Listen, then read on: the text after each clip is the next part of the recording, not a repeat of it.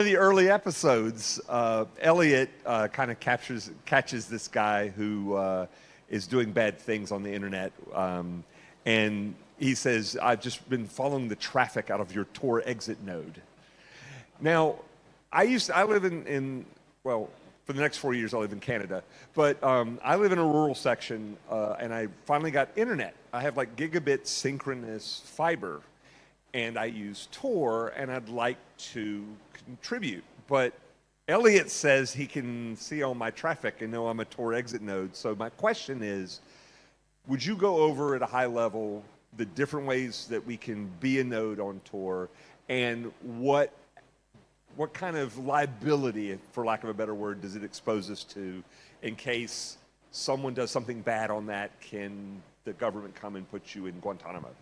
Yes. So the ordinary way that people contribute to the Tor network is they run what's called a Tor relay, and there are about 8,000 of those public relays, and they're all around the world, but they're mostly in North America and Europe. We should have more relays in Singapore and Bangkok and Lagos and so on. So every relay, when you configure it, has an exit policy where you describe what addresses and ports you're willing to let people exit to from you. And about 2/3 of the volunteers choose an exit policy of reject everything.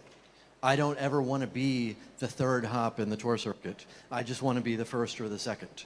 And that means that if there's somebody does something to some website and the IP address of the exit relay ends up in the website's logs, that can potentially produce confusion or get them upset or something. But if you're not an exit relay, you're just going to be moving encrypted traffic from some Tor point to some other Tor point, and you'll never end up in the list of places that get people confused.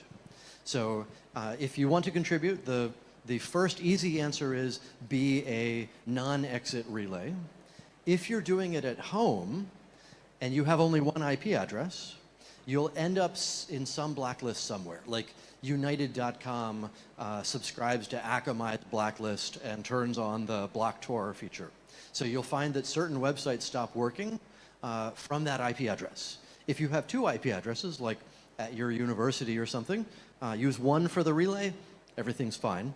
But if you're at home and you have only one, the next option is that you should run what's called a Tor bridge or bridge relay. So these are just the same as the public relays, but they're not in the public list. And the bridges are useful for people who are in censored areas where the public relays have been blocked in some parts of Russia, some parts of Iran, things like that, where their job from inside the censored area is to learn a bridge address that hasn't been found and blocked yet. So the more bridges we have, the more useful that is. And there's a special type of bridge. I don't want to answer this for 10 minutes, but in the censorship arms race, there are different protocols that we've designed to try to make it hard for the governments to block Tor. And one of them is called Snowflake, which transforms the Tor traffic into WebRTC, which makes it look like video chat. So there are two features. One of them is not many places want to block video chat. And the other one is WebRTC is built into browsers natively.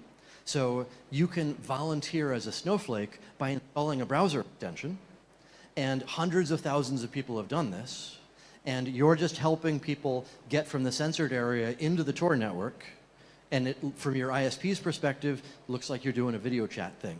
So if you don't want to be a public relay, for example, because you're at home and have only one IP address, be a snowflake, and you're still useful. In terms of your original question, the exit relay stuff,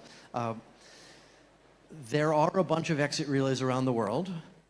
It is increasingly common for hosting providers like Hetzner and so on to be watching their traffic and selling logs, and increasingly common for NSA, Deutsche Telekom, and so on to spy on the internet as best they can.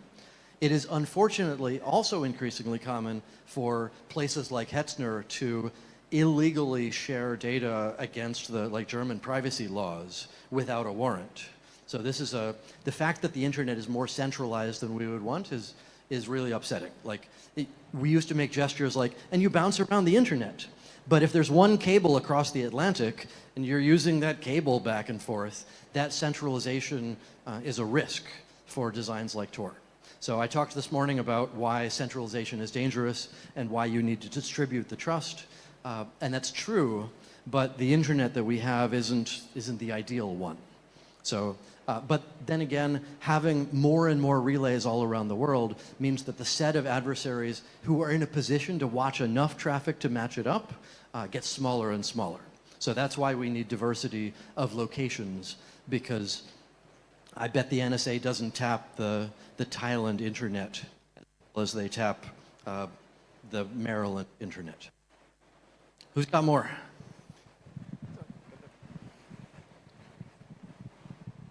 Hi. I have a question somehow related to this one, but here it is. Tor in 2025 is a system that is, I would say, over-abused. And when a system is over-abused and used maliciously so heavily that everyone like blacklists everything that touches it, it starts to like lose its usefulness. And when you are using Tor just for common browsing, when you at least try to do that, you find out that all of the Tor exit nodes are blacklisted everywhere. So is there any, and solutions like Bridges and Snowflake, I understand that they help you to get into the Tor network. Do you see any way in front of the Tor as a project to somehow relate to this problem, to somehow solve, because yeah, you can use OpenVPN over Tor so that your IP would not be one of the exit node, but it is so slow. So yeah, here's the question. Do you see any way around it as in general?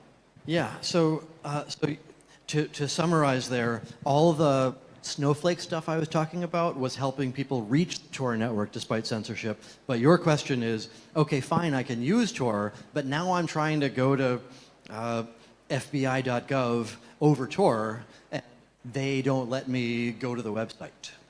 So that we've had some luck in the past few years talking to places like Cloudflare and teaching them the importance of privacy. And Cloudflare actually whitelists Tor browsers' browser fingerprint when you're coming over Tor addresses. So it used to be that they give you unending CAPTCHAs, and now they mostly don't. So that there's some progress there, but other companies like Akamai don't block Tor exits by default, but they give you a huge dashboard, and I'm told that when the Akamai salespeople go to the company, they say, and you've already paid for all of these checkboxes, so you should check all of them, including the block Tor and block Vietnam and block Thailand and all the buttons that they have for users that you surely don't want. So that's one answer. We need to talk to the big web providers and convince them. There have been some technical ideas that we haven't tried that maybe we should. There's a research project a few years ago called Privacy Pass, where you solve a few CAPTCHAs or do some proof of work, and they give you cryptographic tokens that you can use in a blinded way to show the website, I've done some work, you should allow me in. And the goal of that is somebody who's trying to crawl a website can't get that many tokens, so they won't show up as much. And the end goal of that is maybe websites would be more willing to accept these things. The Privacy Pass design involves giving the tokens to the websites, and that involves infrastructure everywhere understanding the tokens. But we could also do it where you present the token to the exit relay, who doesn't let you exit unless you have the token. And that doesn't have to scale as much. And you could imagine a world where the fellow back here from Canada would say, I don't want to run an open exit relay, but I'll run an exit relay for people who have these Privacy Pass tokens, because maybe the abuse would be more limited in that way. So this is an open research area in terms of how to solve it well. Part of the problem is there's so many different types of abuse on the internet. There's, I want to go to tripadvisor.com and pull down their whole database. There's, I want to go to some government website and submit some angry thing at them, and I only want to do that once. It's not a bulk thing. It's an, I'm going to write an angry blog post. So there are so many different categories of abuse, and solving them requires different approaches for each one. But yeah, it's, the VPN companies are facing the same sort of thing where they sort of hop around different IP addresses to try to stay clean, and they're slowly ruining the internet as they're doing it. So this is not just a Tor problem. How do we, like a few years ago, Cloudflare blocked all of Vietnam for like a day because they're like, nobody there is buying televisions. Why should we serve web content to them? So this is it's not just a Tor thing, it's an internet question. How do we abuse? This is all very reminiscent of email abuse 20 years ago. A lot of similar problems. Lots. Sorry. So, did you ever run into trouble with the media audiovisual content lobby? Because one of the uses of Tor, especially in the Western countries, to bypass block against like illegal streaming of football matches, and the relays are often hosted on onion websites. Or Yeah, so you're talking DMCA, Hollywood, that sort of thing? Yeah, so originally EFF, Electronic Frontier Foundation, they wanted to support Tor. They actually funded Tor for a year because we were the example of a good use case for being able to move content on the internet privately and safely. And they were hoping that, so the phrase at the time was substantial non-infringing use. And we were the example of being able to share documents from a pharmaceutical company that knew they were corrupt in a way that was safe to do and kept people's privacy. That was a bigger deal back in 2005 than it is right now. I think the shift to monetizing content in the way that the new Apple Store does and so on has made the BitTorrent file sharing world less relevant than it used to be. At least in the US and Europe, there are specific legal safe harbors for Tor relays. You have the same protections that internet providers do, like ISPs, like AT&T. As long as you don't try to look at the content coming out of your relay and modify it, then you're a neutral carrier in the same way. So that particular legal question is an easy one compared to the broader questions. I have 3 gigabit fiber internets at home.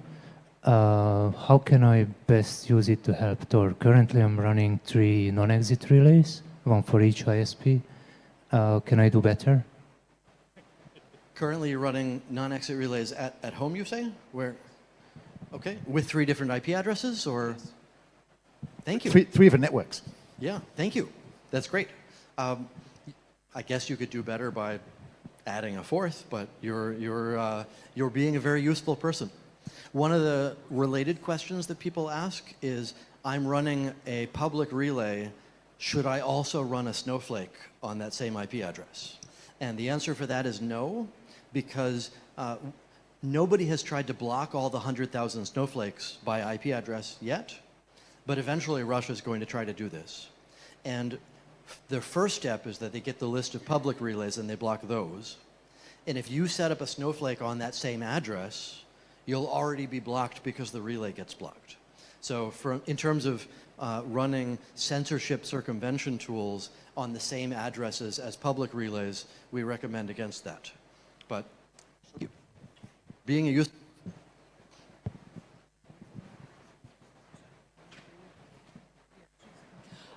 How are you thinking about the trade-off between performance versus robust anonymity?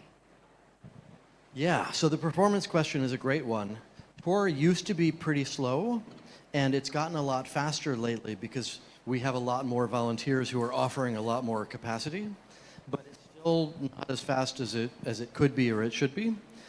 A lot of people look at the Tor performance question as you're bouncing around the world, the speed of light is only so fast, and that's why it's slow. That's actually not why Tor is slow. We have 8,000 public relays and 8 million daily users. Tor is slow because of congestion. Tor is slow because somebody else is downloading their Facebook page at the same time you want to download your Facebook page. So the one answer to the congestion, to the performance issue is we need more capacity so that there can be enough extra resources. There are some research projects that we're working on. A recent one is called Conflux, which is multipath inside the Tor network. So your Tor client builds 2 different circuits to the same exit relay, and now you've got 2 different paths that you could send the traffic down, And if you look at the round trip time on each of them, you can choose the one that doesn't have the hotspots right now. Because the problem with the congestion, it's not like that relay is slow for the next hour. That relay is slow for the next 2.5 seconds until the Facebook page is finished going through it. So there's no way that we can map hotspots and tell the clients to avoid them and so on. But if you can do multipath where right as things slow down, you switch to using the other one, in theory, it could be a lot better. In practice, it's not yet become a lot better. Maybe we need to tune it more or something. But that's one future answer. Just realised I've only been looking at the right-hand side of the room. Were there any questions over here? There are several. I think we'll jump. Sorry, guys. Hi, I have a question about the cybersecurity arms race. How do you actually know, maybe from the technical side, what to defend against? For example, if you want to fight against censorship, you have to know the kind of methods that are being used for censoring so that you can come up with a suitable defense strategy, right? Yeah, so that's a great question. And in the censorship case, it's actually the easy one, because we have people in all these countries who are using Tor, and suddenly using Tor stops working, and they know how their country is supposed to work, so they debug things and they say, I changed it so it works like this, and now it works again. So in that case, we have a lot of users around the world who can help us understand what's going on. The censorship arms race has a pretty good feedback loop, where you try to use Tor and it doesn't work, and you change it and now it does work, so that you know whether you fixed it. The surveillance arms race, that's the frustrating one.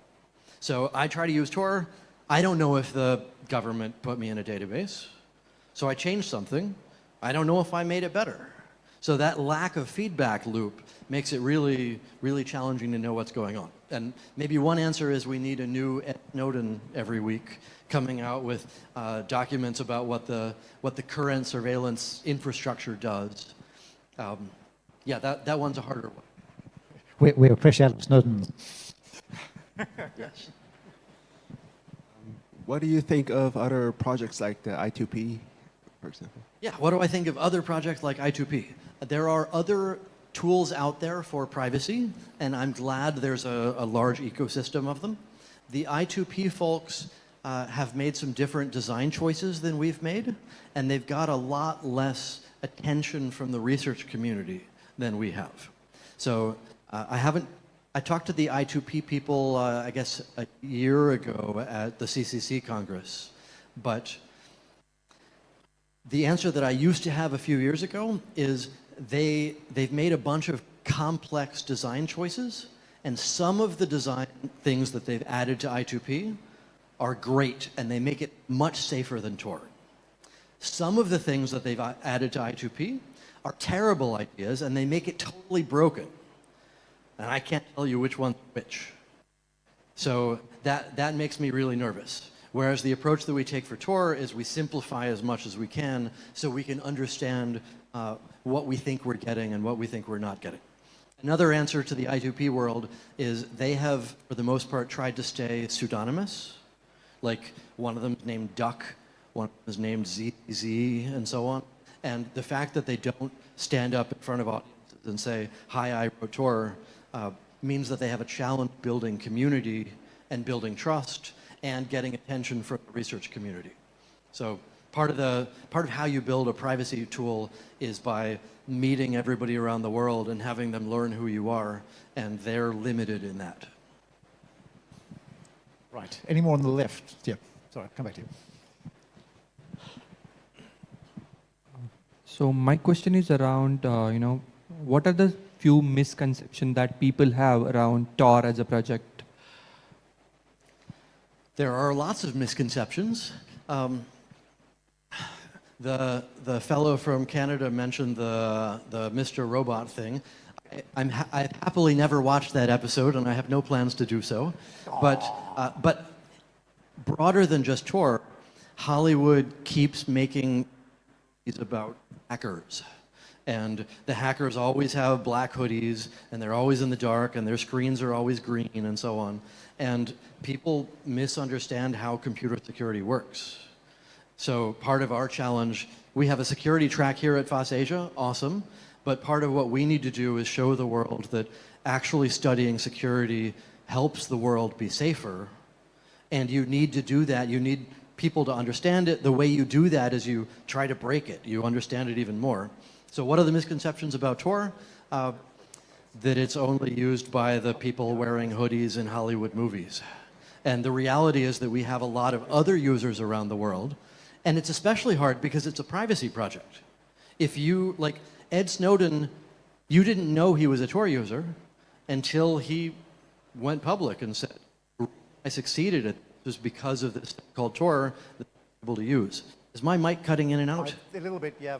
I think it's just a standing wave. Means you've got to stand still. I don't know where the Okay. I'll swap if you can swap.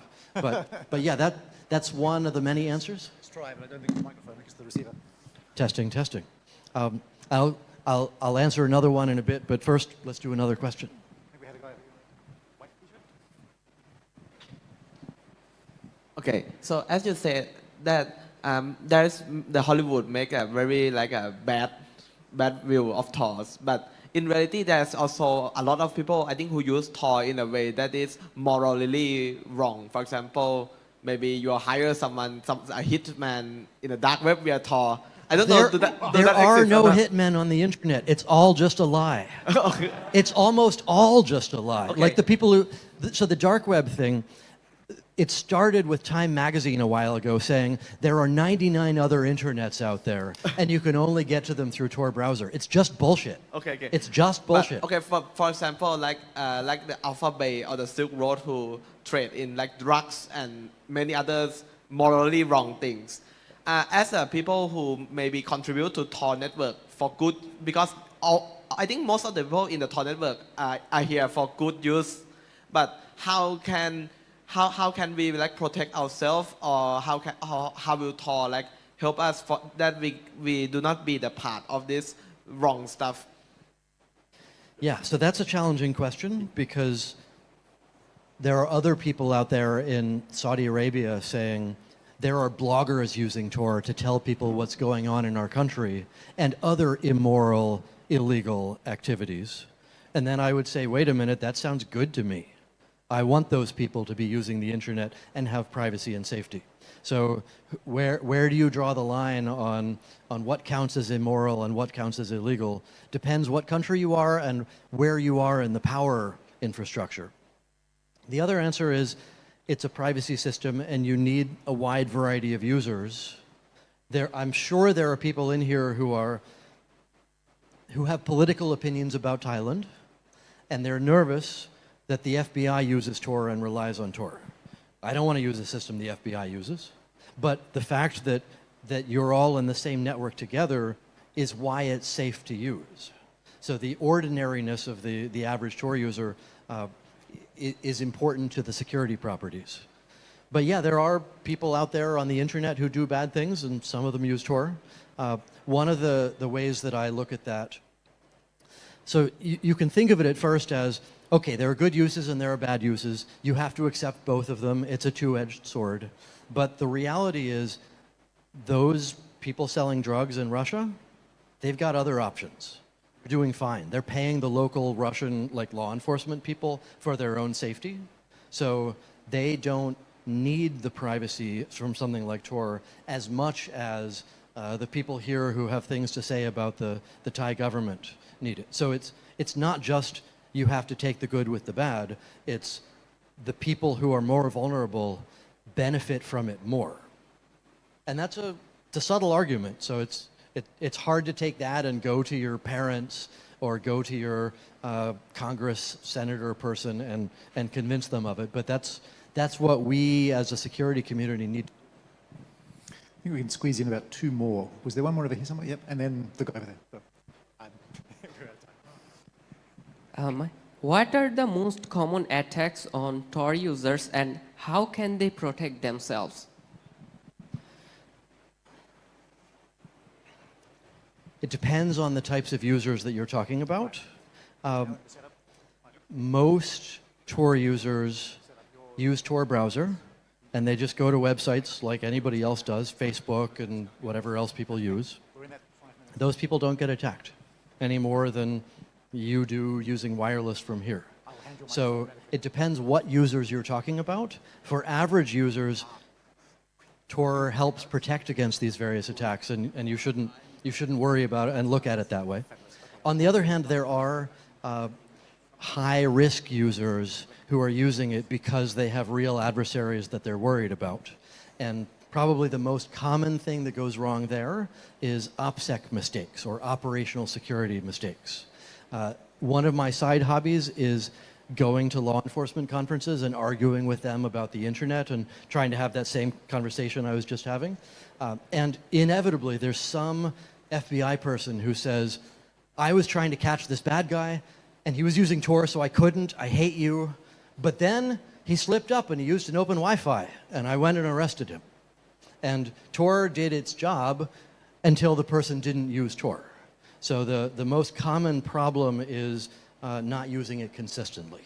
And if you want the good version of that story, speaking of good versions, I was talking to a woman from Moscow who had a very high-profile event where she pissed off Putin, and her whole group used Tor inside Moscow for 2.5 weeks, and Putin was searching everywhere for them and could not find them until one of them didn't use Tor one day, and then they got found. So there's that story happens a lot. Okay, we have about 2.5 minutes left, so briefly, please. I'll be quick. To your earlier point on having Tor relays across the globe in multiple locations, I'm curious to know if you've spoken to any of the commercial cloud providers who already have footprint across the globe, if they would lend their idle compute capacity to run Tor relays so that it becomes more powerful. If you know the right people, please introduce us, because you're right, that should totally happen. There are, like in my world, bandwidth is free because everybody already has a lot of it. So put a Tor relay in a place that already has a lot of bandwidth that's free, and nobody's even going to care that it's there. So speaking of that, as the last thought, I mentioned this morning EFF is running a campaign to get Tor relays in universities, and come up here afterwards and look at this amazing shiny coin that they will send you. It has 3 cute little child onions jumping rope. So do it for the shiny coin or do it for the human rights. Either way, help us have more Tor relays, especially around here. If you've got connections to universities, we have one university in Asia, University of Philippines, that is participating in that campaign, and no others. So you'd think that like Taipei would have some universities, or Tokyo, or Bangkok, who could help contribute. And with that, that's great. A round of applause, please. Thank you, Roger. Great, thank you. And I'll be around to answer more Tor questions. That was not the end of your chance to ask me everything. That was just the end with a microphone and a recorder. So you can do it offline too. Yes, that is encouraged, the lobby track. Next up, we have, I'm going to try, Georg Grieve, who's the co-founder and CEO of Verein AG, who's going to talk to us about applying authenticity to Swiss healthcare. Please welcome him. Thank you.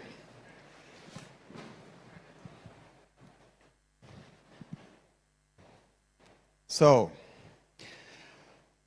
I have been in this community for a very long time. In fact, I've been a GNU project contributor since 1995, and I've been doing quite a few things on the internet policy side, as well as the free software and open source side.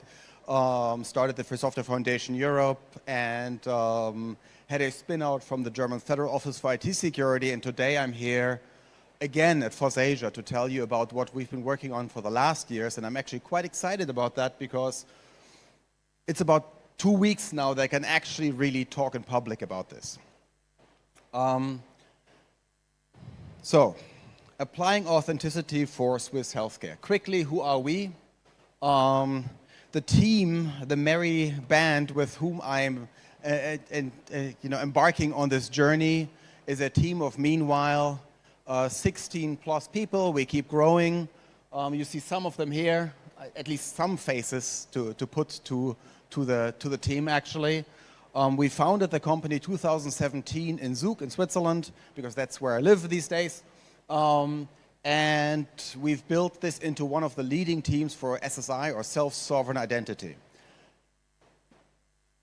Among other things, we actually did contribute the stack of SSI that you find in the Eclipse Foundation. My team built that initially, and we've done a couple of other things that I'm going to be talking about, but I really want to focus on what we're doing now in order to address some of the biggest challenges that we have in terms of privacy, security, control, which are all the topics, centralization, which are all the topics that ultimately affect all of us very much right now, and Swiss healthcare finds itself in the center of all of this.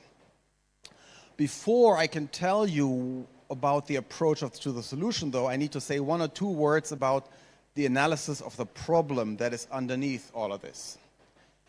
So I have to actually say a few words about the web itself.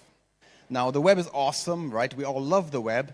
And in fact, I still remember how we were all really hopeful and positive and thought open knowledge sharing would solve all problems of the world, right? We thought people would be perfectly informed, they would make fantastic decisions, democracy would work so much better now that we have all the information, and nobody would ever make a stupid election ever again.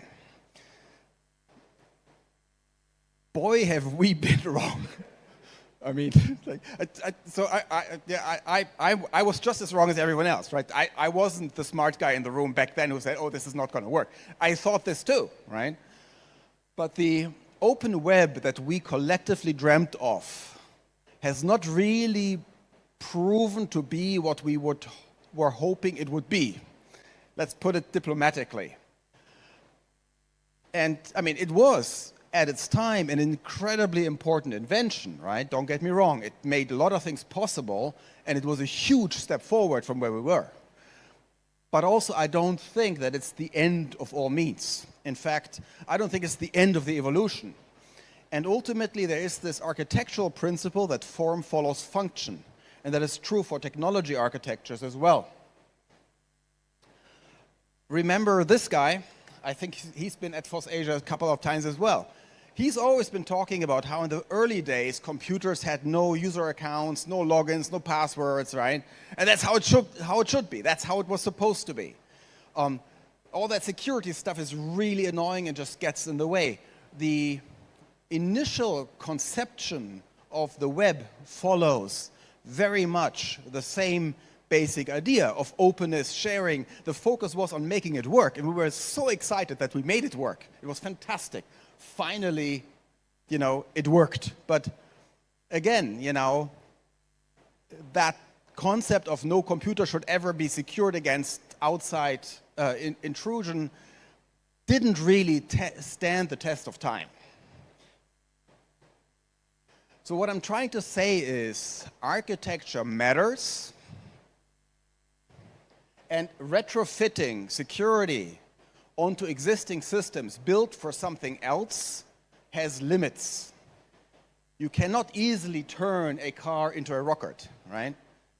If you want to have a rocket, you build a rocket, not a car. And there's consequences, and sometimes unintended consequences, to the technical, architectural choices we make. When we realized the open web must have security, we tried to build security for it. And the best approach we found were trust service providers. So places that would issue certificates that we could use to encrypt things. And they now issued basically certificates that had identity, organizational or personal, attached to them in terms of trying to secure the traffic, right? TLS, later also we realized, well, we also need to secure DNS because it's another vulnerability of the system. And so we kept applying layer after layer after layer to this. But the security need drove centralization, right? The TSPs ultimately became the bottleneck, the choke point for the web, until we got so upset by the rent seeking that we said we need to fix this, and so a bunch of companies came together and they said let's encrypt. And suddenly with Let's Encrypt, now everybody has certificates, but they're all from Let's Encrypt. So now Let's Encrypt is de facto today the single point of failure for all security on the internet, because they issue like 60% of the certificates. If they ever get compromised, and I'm not saying that they're doing a bad job, don't get me wrong. It was good that they exist, they were necessary. But again, it's a single point of failure, right? Architecturally, that should worry us. That is not a healthy design, that if one organization gets compromised, the entire internet fails. That's not great. It also has unintended consequences. The entire web architecture, I'm going to say 1-2 words about that in a moment, actually gravitates towards a platform and the surveillance industry. It's like a built-in slippery slope. If we ran the same experiment 100 times, we would arrive at the same point 100 times. Because when you take the architecture of the web as a federated approach, and you combine that with economies of scale and networking effects, you have a tendency to centralize. Things gravitate towards certain points. And the impact, I'm pretty sure I don't have to explain to anyone. I think we all, in this room at least, are fully aware of that.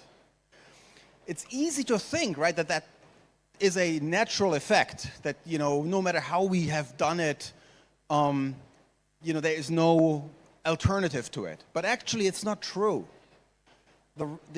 This is a system-inherent architectural decision that we made, right? Kind of like if you want to build a house on that slope, you need to make a slope that your house is straight, otherwise everything falls off the table. But if we leave the lower slope away, suddenly, the architectural picture looks very, very, very different.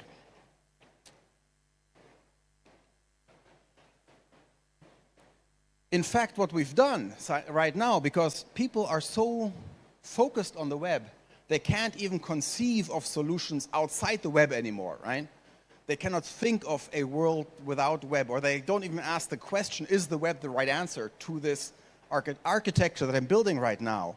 So we add layer on layer on layer, right? But more layers create more problems. Yet we keep adding layers. That is unfortunately what is happening right now. And we do that including for some of the most personal data we have. Can anybody tell me whose health records that might be behind that URL? Exactly, right? Doesn't take a genius. Yet, it demonstrates exactly the problem. In a federated web approach, the URL always contains the identity of the party on the other side in the DNS name in some shape or form. Of course, I can turn on DNSSEC, I can do all sorts of stuff.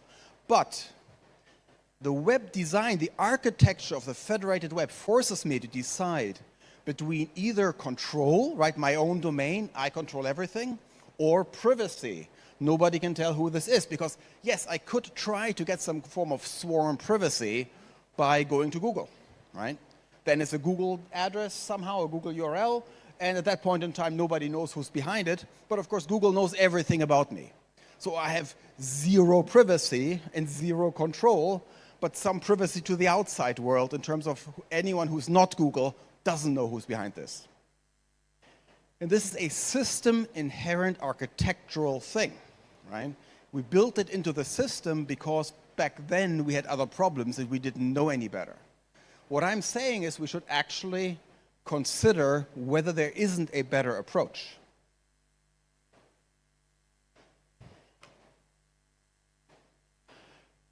I was at the DICE conference last week, and one of the speakers said something very insightful, which is that paper is peer-to-peer.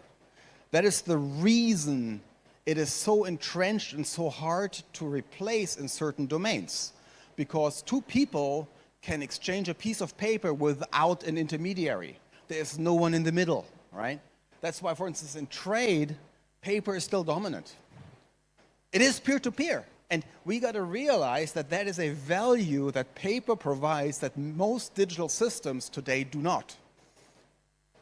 Right? People are trying to push the trade onto platforms, but the companies in the trade ecosystem are smart enough to realize that once they are in the platform, they're fully dependent on the platform, and they don't want that. Because they know there's going to be rent seeking, they know they're going to be squeezed. So paper persists for that reason. So I think we should actually conceptually build systems that are more like paper in that regard. We want systems that have a primitive layer underneath that is built on security, privacy, authenticity, right? Basically cryptography underneath the systems we built, the architectures we built. And this, it's not my like big idea, insofar as others have had that idea as well, right? That's the whole premise behind SSI. And of course, I'm not the only one that has these ideas, right? Gaia X actually, we were involved in that to some extent, had this very same idea, right? It said, we can't just rebuild what is there because that's not a race we can win, right? Don't enter a race that's already decided. There's no point to appear at the starting line an hour after the whole race is finished.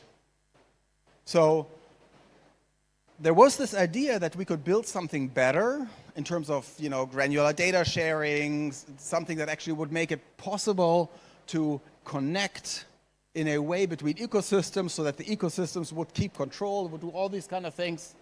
So there's been that idea, and that idea I thought was pretty good. It was a pretty interesting idea. There was a lot of people who criticized it because they didn't understand the idea, right? They thought, oh, they're just going to build a data center and a web thing and whatever, and that's it, right? But they were just expecting to see old architecture. They did not understand why people would try to build a new one. And in the end, they can feel like they were right because it all failed, but it failed for different reasons, right? The reasons why Gaia X failed, and I think by this point in time we can say that, has more to do with death by committee, too many lobbyists, too much technology policy in there, and even some corruption. It's been a very interesting tale. But it did allow us to understand some principles. There is some code and some systemic understanding, including in industry, that came out of this, which is very useful. And I do know that SSI is not widely known in the open source community yet, which I think is a mistake. So let me quickly try to do the minimum introduction layer here. SSI, self-sovereign identity, is the term under which it is most well known. Personally, I really do not like that term for the simple reason that I think it's distracting from the actual value behind it. When you think about SSI, the moment where it made click for me was when I understood that it is actually a peer-to-peer, decentralized, self-verifying PKI infrastructure that allows me to build architectures on top. Right? The value is not in the identity. You can use it for identity. You can also use it for EID systems and stuff like this. It has the right properties for those use cases. But the actual value of this is much, much deeper and much wider. So the self actually it's built for interactions, for creating the key for solving the key management problem in a peer-to-peer fashion. The sovereign is really about control and privacy, right? We want control and privacy over our own data. And identity is actually, we're talking about data and applications across the entire board. So SSI is actually a horrible term for this because people focus on the identity bit and completely get sidetracked, right? the architecture by which it works, basically you have three roles, right? You have the holder that holds credentials, you have the issuer that issues them, and the verifier that verifies them. It doesn't seem super different from what we're doing in the web, insofar as, you still have someone who issues credentials and so on. But in this case, the verifier, so the party to which you want to authenticate, does not need to connect to the issuer at the time they check the certificate. And you do not need the issuer at the time that you want to present a certificate. Which means the holder, which is you or your device or an organization, right? Anyone and anything can be a holder in this mental model, holds the certificate and can use it with whomever they choose, and that party, the verifier, can verify that certificate to whichever level they need to without needing to directly contact the issuer at the time. Usually there's underneath some layer of a trust ecosystem which can be in different systems, that can be ledgers, it can be trust infrastructures, it can be lists of certificates, it can be all sorts of things, but you need some kind of anchor against which you can check it. But there's multiple designs for that allow you to be privacy friendly and actually make sure that there is no phone home built into the system, right? So suddenly, when you do it this way, Google is no longer at the table when you do something online.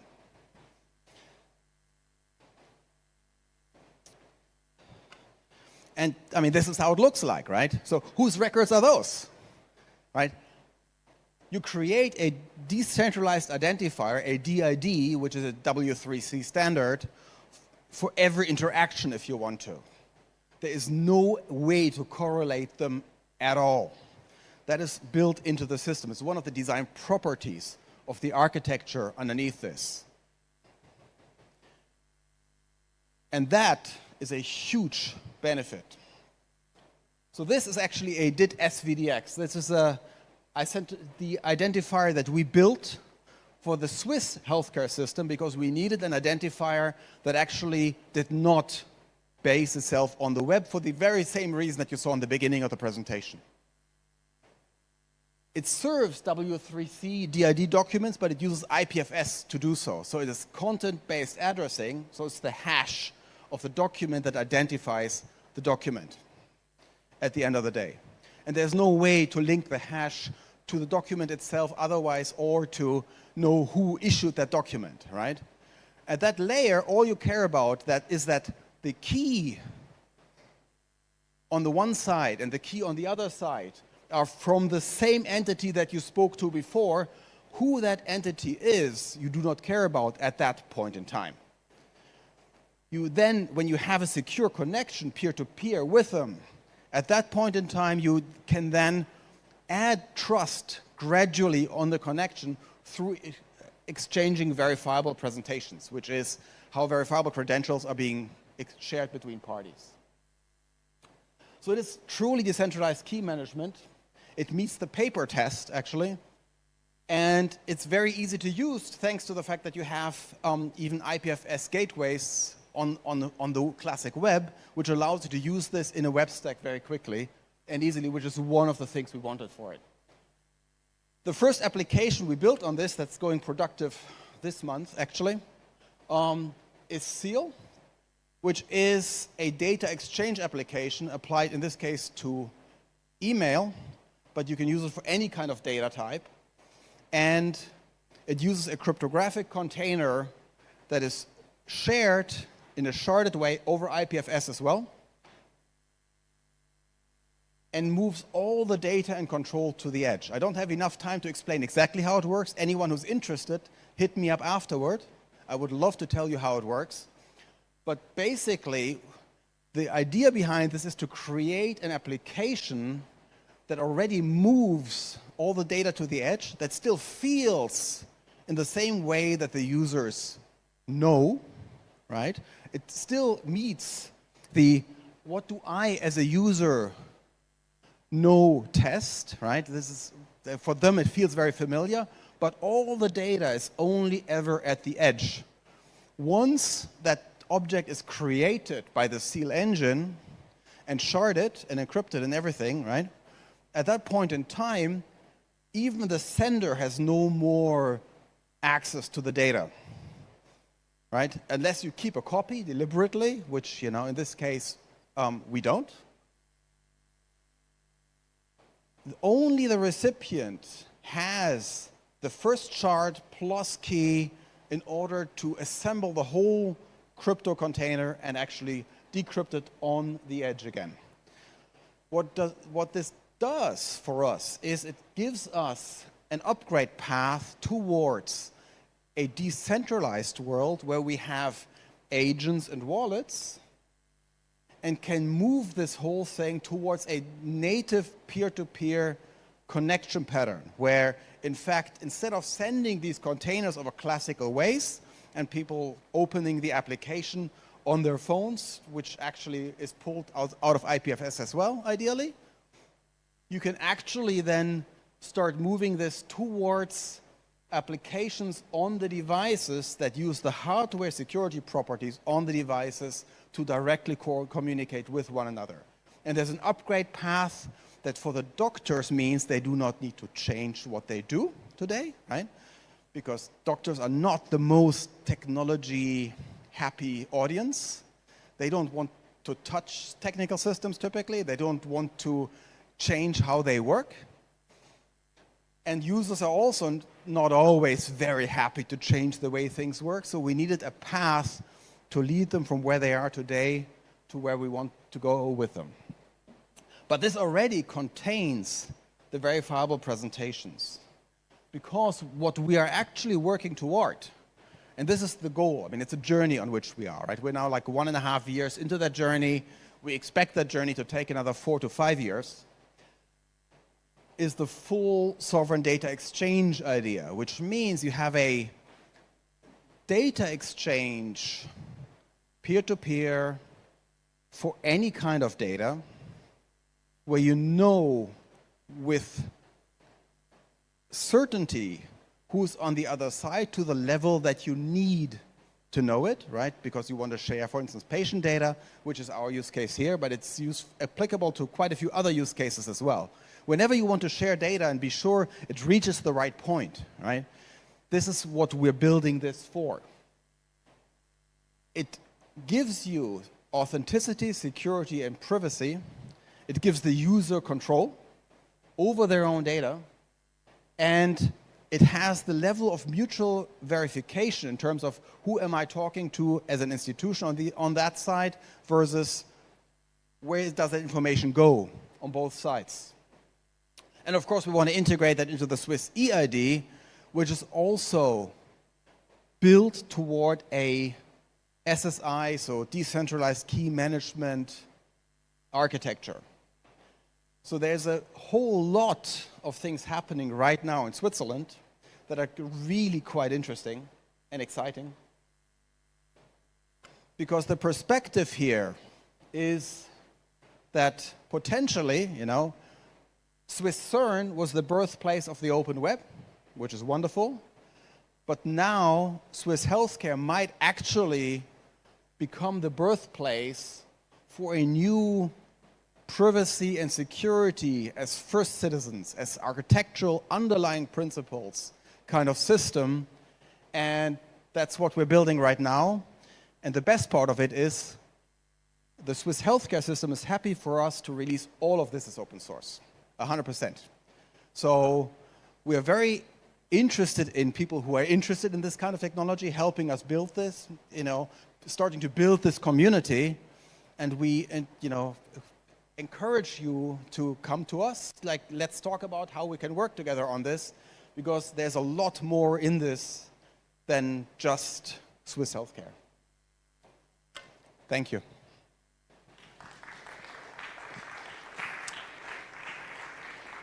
Thank you very much. By a strange coincidence, I'm on a similar system myself at the moment for a completely different application. I have further to discuss. Stand in just the right place for the microphone to work. Before we get into Q&A, is our next speaker, Dinesh. Are you in the room? Can you please talk to these gentlemen about your slides? Thank you. We've got about 6 minutes before Dinesh is on, and I'm happy to occupy that with Q&A. Any questions? Stunned silence. Excellent. Then I have one. You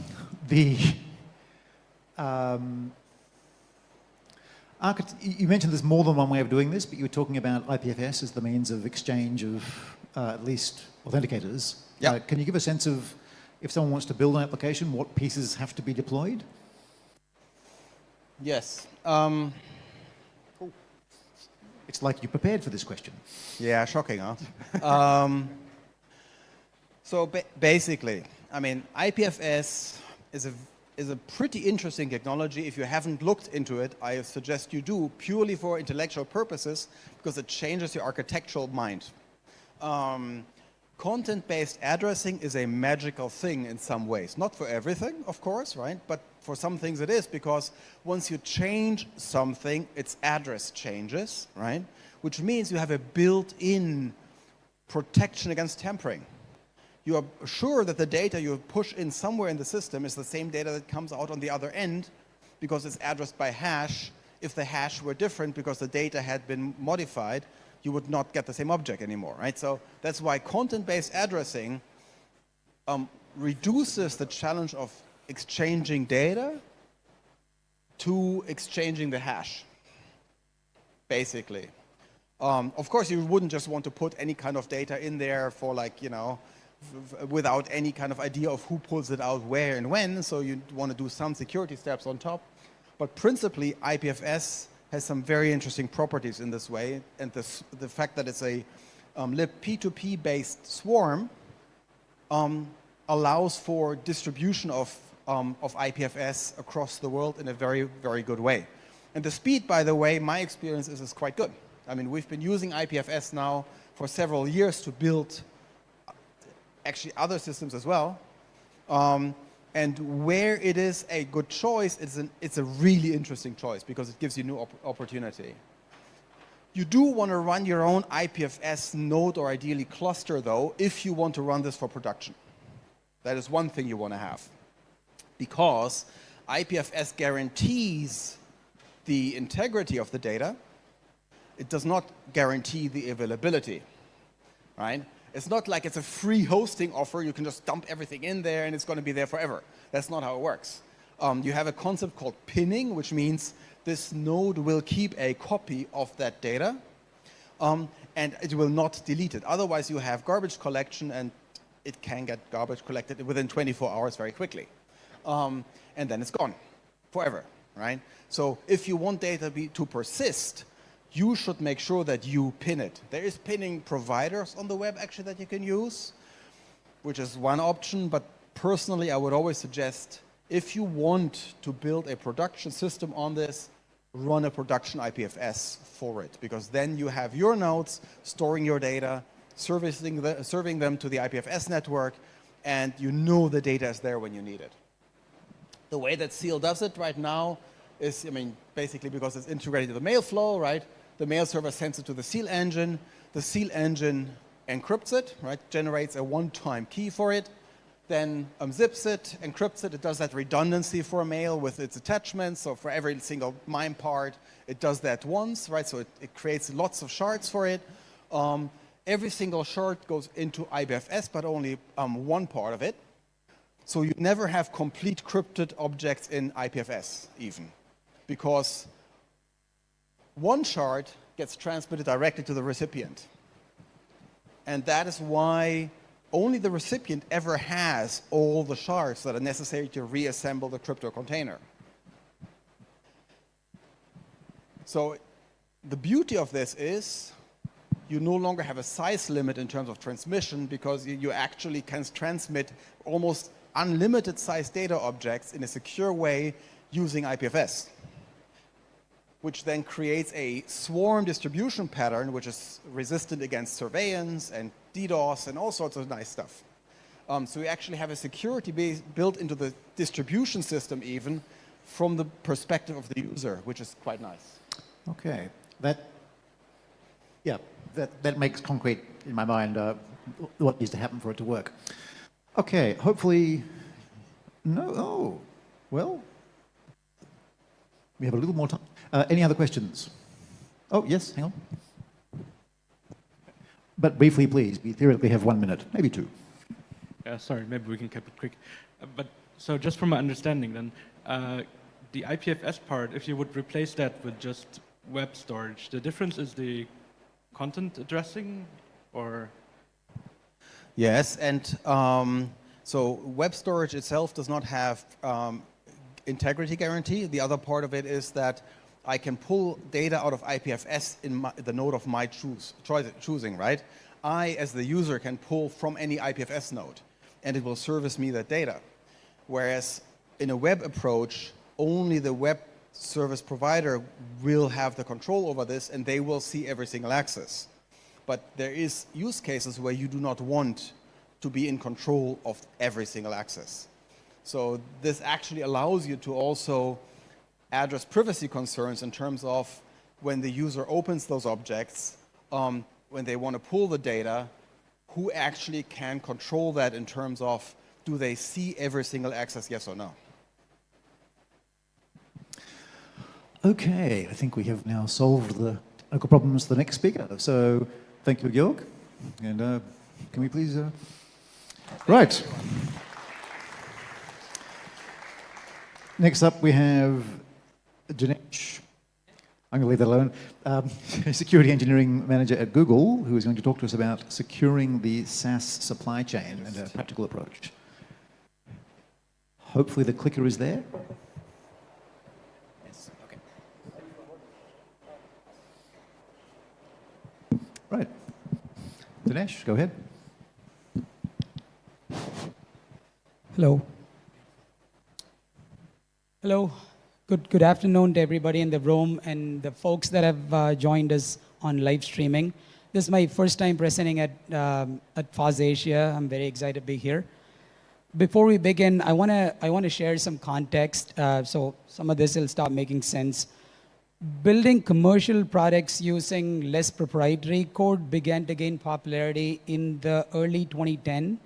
So prior to this time, from a security perspective, protecting code and products I built was relatively easy because I control all aspects of the development process.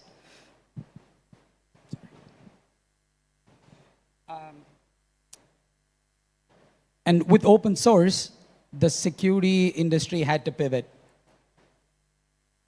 Hosting the products in first-party data centers have been the gold standard for many years, until the advent of cloud. Prior to this time, from a security perspective, protecting the underlying infrastructure was relatively easy because I control all aspects of the deployment process. With cloud, the security industry again had to pivot. For a few years now, the mass adoption of software as a solution for core business operations is picking up more rapidly than ever before, and that demands the security industry to pivot again. So let's talk about SaaS security. Quick introduction. My name is Dinesh. I lead a team called 3P SaaS Security at Google. I've been with Google for about 5 years. I've been doing security for over 15 years. Prior to Google, I was at Microsoft and a company called Box in very similar roles. In the interest of time, I'm going to keep moving forward. Okay, what's on the menu? I'm going to discuss why we are in this situation today, describe the problem statement. I'm going to share some lessons from my program journey at Google and Microsoft, my picks for top security risks, SaaS security risks, discuss some of the controls that have worked for me, what are some of the current challenges, how can we do this at scale, and some key takeaways. Okay, so before I start, please note that all the views, opinions shared in this presentation are solely my own. Please do not attribute this to Google or any of my previous employers. And the second blurb, all it says is some of the ideas I share in this presentation is not a magic drug that will fix everything. At the least, they'll help you take some steps in the right direction.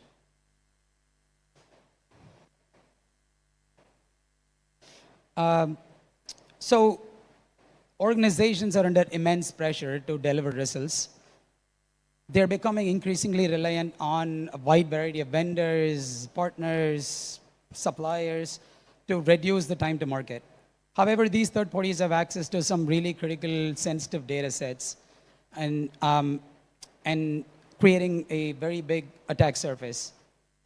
Any weak security practices among these partners may allow attackers to compromise them even if the organization's own security or own systems are secure.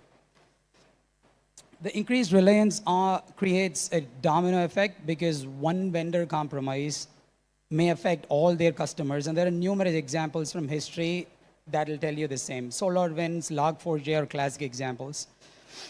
Implementing supply chain security program is very challenging because of a variety of reasons. Budget, resource constraints, there is no standardization, best practices that are available, talent shortage. Lastly, there is unclear ownership between the SaaS provider and the consumer. So today, I want to share some best practices and things that worked for me. So I'm going to try and address number 2 a little bit. So a quick word on the supply chain universe. Third-party vendors may provide code, open source, SaaS, which is what we're going to be talking about today, which is software, infrastructure, commercial cloud, GCP, AWS, Azure, you name it, hardware, contract manufacturing, human resources. These all fall under the supply chain. Today, we're going to be talking about the SaaS program. The business data that used to live within our own walls, under our own direct control, is now with somebody else that we know very less about. These 3P systems have integrations into 1P systems, making lateral movement possible. So from an attacker's perspective, a small SaaS provider becomes a far more attractive target to compromise larger companies than to target the larger companies directly. Am I making this up? Is this real? Yes. Here is some data to show that security breaches related to 3P systems are becoming very, very common. Unfortunately, they're on the rise too. Between 2023 and 2024, the industry has seen an uptick in the number of events. At the top there, you see it's quite shocking to see some big names there. And given that they're major players, hundreds of their customers would have been impacted. That makes supply chain risks more dangerous. So some of the prediction gurus, this is not coming from me, some of the prediction gurus say that the numbers are going to continue to increase as more companies adopt SaaS. I'm not going to go through each of these numbers, but the fact is the adoption of SaaS is going to increase over time.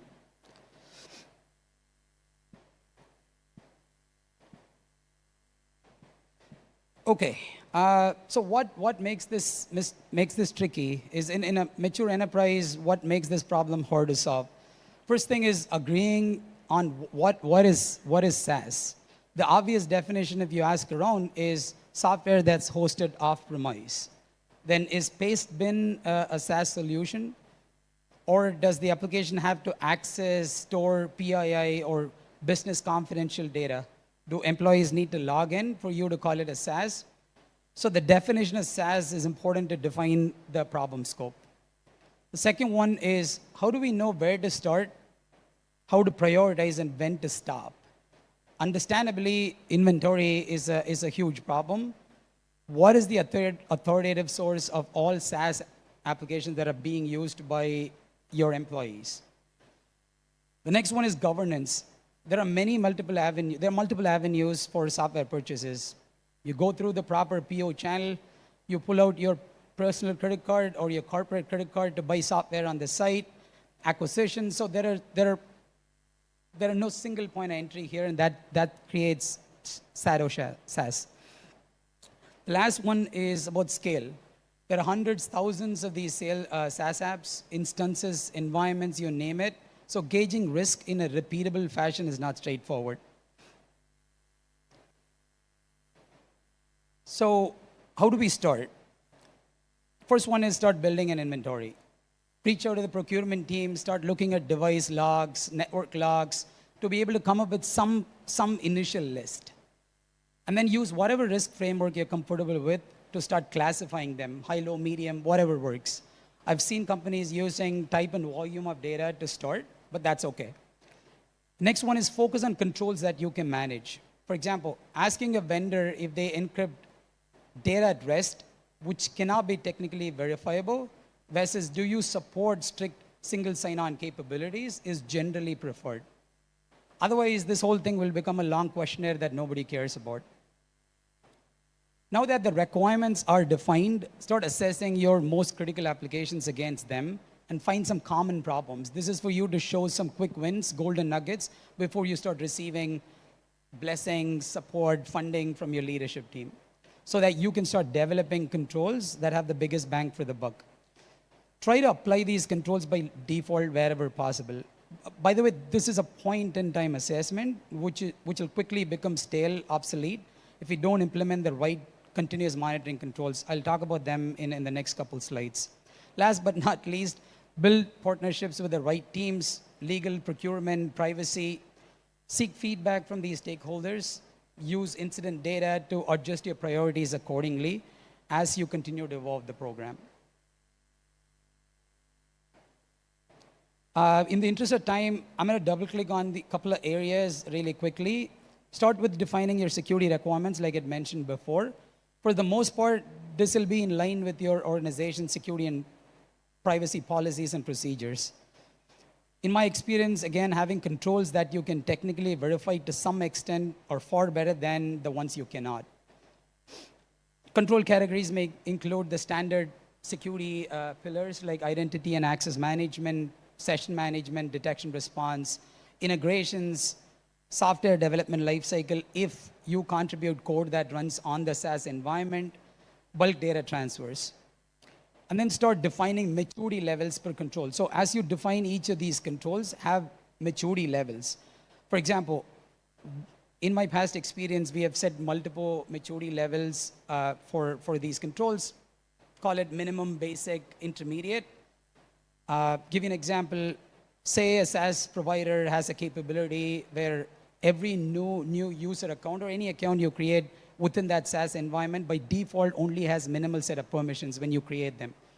If a SaaS provider meets that control, I would call it minimum.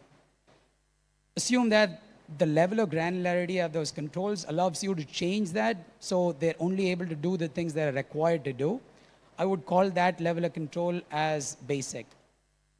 If the SaaS provider gives you a capability where certain permissions can be automatically revoked if they're unused, then I would call it intermediate. That's the highest level.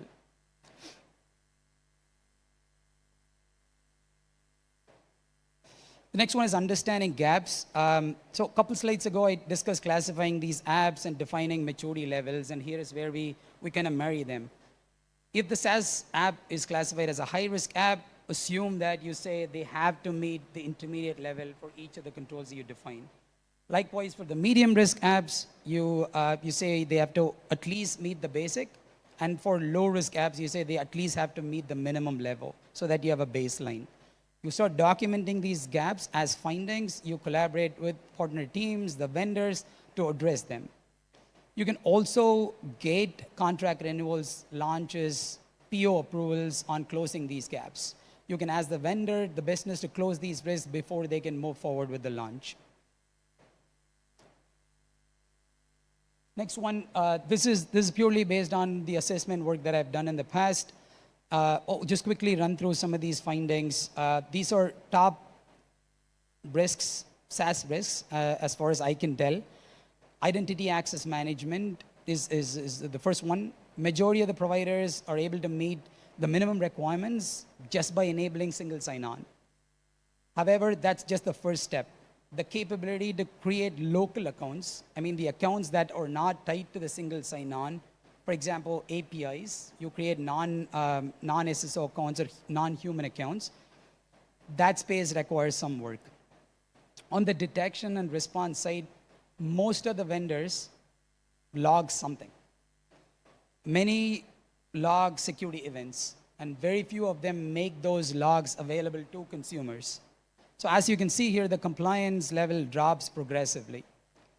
On the integrations, think of app stores, out-of-the-box integrations, custom integrations with a fourth party that makes data leaks to those fourth parties a reality. Surprisingly, many of the vendors have a good handle on the attack vector, at least via administrative controls. Application architecture. It's an interesting observation because almost all of the SaaS apps are hosted on commercial cloud, GCP, Amazon, AWS, Azure, and the providers are turning on security and privacy controls by default across all their services. So this is actually getting to a good place, and that's why you see the compliance numbers are very high. The last but not the least is the application misconfiguration. This is the new kid on the block. While cloud providers have ratified their infrastructure, business data is still at risk. For example, a cloud admin accidentally or intentionally opening up an S3 bucket or a Google Cloud Storage bucket without proper access control to the internet. What do you do there unless you do proper detection or you do proper monitoring? So we have to start embracing continuous monitoring to get the coverage we need in this space. Again, in the interest of time, I'm going to double click on the security controls that will come in handy. I'm going to talk about one preventive control and one detective control. Not network anymore, but identity is the new control plane. The industry terminology is zero trust architecture. Beyond corp, so let me explain. So typically, access to corporate resources are available only to manage endpoints because the assumption is only manage endpoints have the VPN software, and you use the network as the gateway to enter into the corp network. How do you extend this capability to SaaS apps? Just curious, show of hands, how many of your enterprise SaaS applications are actually accessible from your personal laptops also, as long as you're able to log in?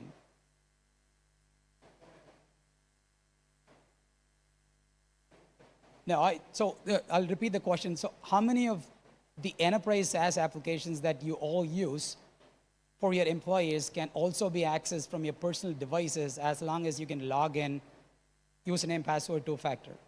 So which is a pretty common use case. So at least as far as I can tell, this is a control that we invest heavily in some of the previous employers, and even at Google, is we use technology like context-aware access.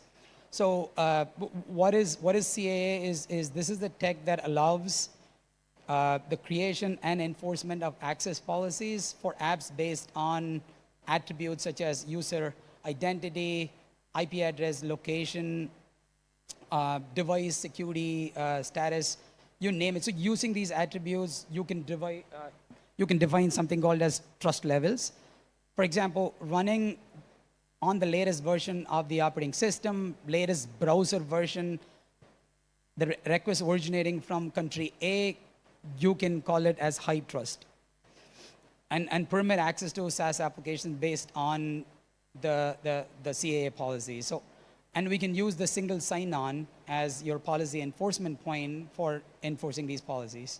I'm not an expert, but I'm sure major identity providers like Azure AD, I think they call it conditional access, Okta, they should all have something similar. But what this will do is prevent accessing those enterprise SaaS applications from any device, but only enterprise managed applications, enterprise managed endpoints, as long as you can prove that they are in a secure state. However, context-aware access has a downside. It is a login time protection only, because we're hooking into the single sign-on process. How many times you sign in a day? You sign once, and then you get access to all the applications. And we enforce policies at SSO, at single sign-on point, which means throughout the session this is not applied. Meaning once you authenticate to the SaaS provider, you take the cookies from your hard disk, go to your personal device, pass the cookies to the SaaS provider, and you authenticate it. What you do is, this is where you can use commercial outbound web proxies, which kind of enforces these policies throughout the session. Quickly covering posture management. Like I said before, we all have to begin embracing continuous monitoring if we want to scale. security engineers cannot have eyes everywhere. So we use commercial custom posture management solutions to continuously monitor these SaaS applications for misconfigurations and take corrective actions.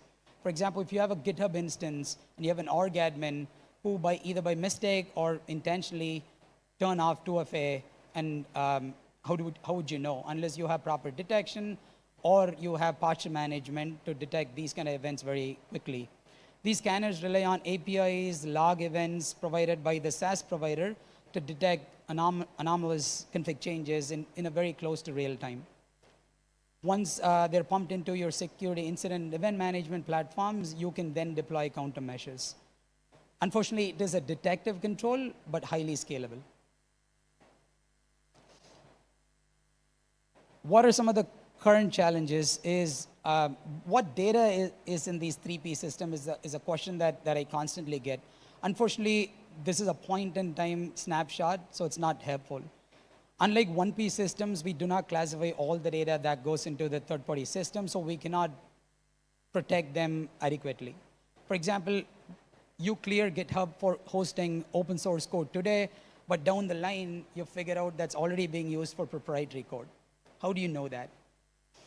Many SaaS providers offer a single sign-on integration and creation of non-single sign-on accounts at the same time. Kind of makes sense because you want to use the latter for any sort of API access. But unfortunately, humans also use those accounts, which we call it OAuth tokens, API tokens, you name it. These are long-lived, and if the account holder leaves the company, they will continue to have access to these applications and eventually the business data. Many SaaS providers, unfortunately, do not log relevant security events, and even if they do, it is for some parts of the application, like the account activity, but not everywhere, which makes detecting events harder and slower. With the usage of apps growing exponentially, SaaS apps growing exponentially, here is some food for thought. Is how do we do risk management of these SaaS applications at scale? Is with the classify apps based on risk, like I previously mentioned, so we can divide and conquer. Defining high, medium, low is based on your risk appetite. You could look at type of data, volume of data, geopolitics. I don't want my employees accessing this SaaS solution from this location. I want them to only access it from office, not any remote sites. These kind of access policies, you could define. And then determining the right action ranges from easy to scale to hard to do that doesn't. So what I mean by that is let's start from the top.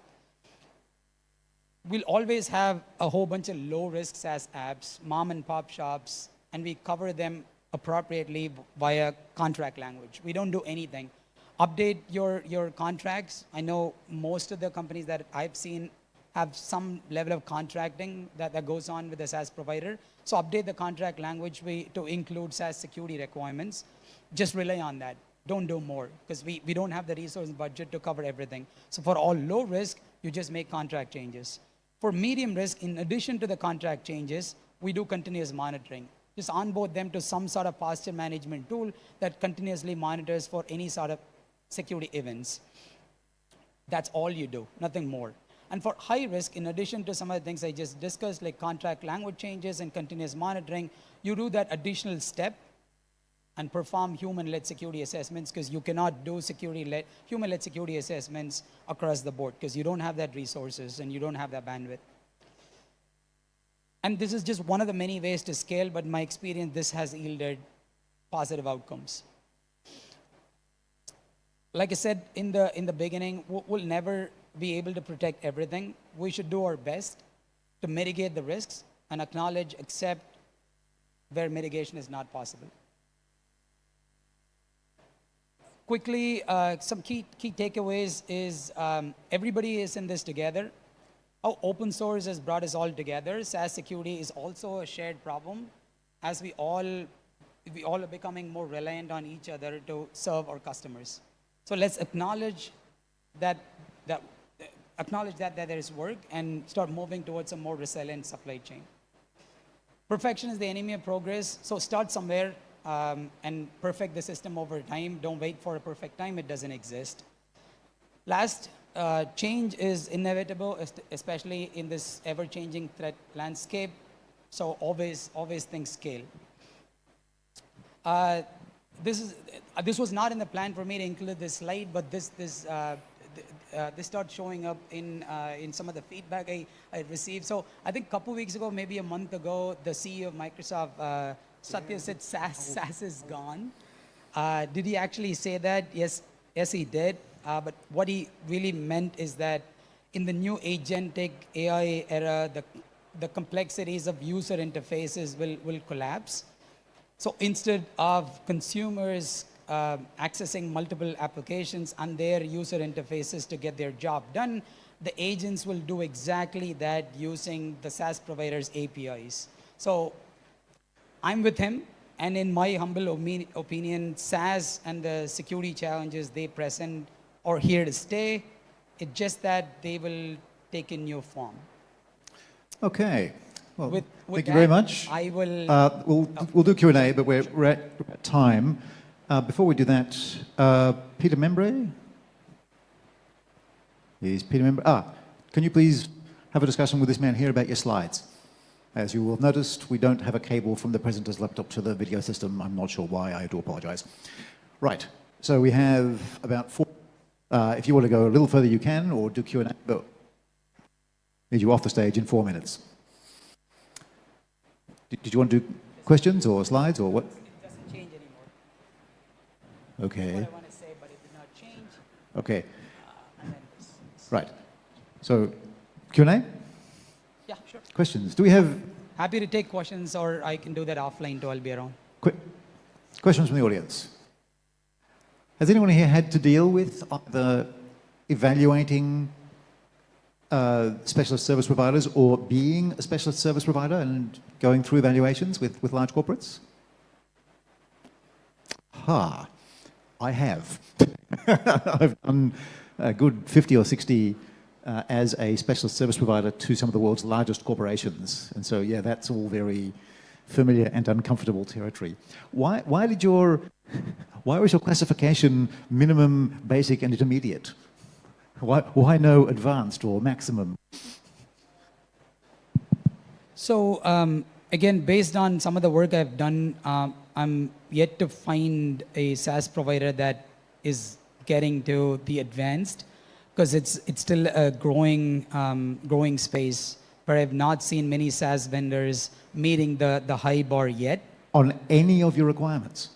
No, that's not true. In certain spaces, yes, they do. Right. But it doesn't make sense to have a whole new category for advanced, because there is only a very minimum, a small set of vendors that actually meet some level of advanced controls in certain categories. Okay. So it doesn't make sense to create a separate. So it's a program scale issue. That's interesting. The company I was working for was processing moderately sensitive data.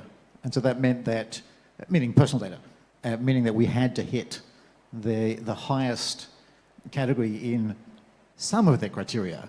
But for the other, like 80%, it was like, as long as you've got some protection, we're fine. Interesting. All right. Any other questions, thoughts, comments? Okay. Stunned silence. Many thanks. Thank you. Given that we have a large online audience, I will run to time, so stand by for about 2 minutes.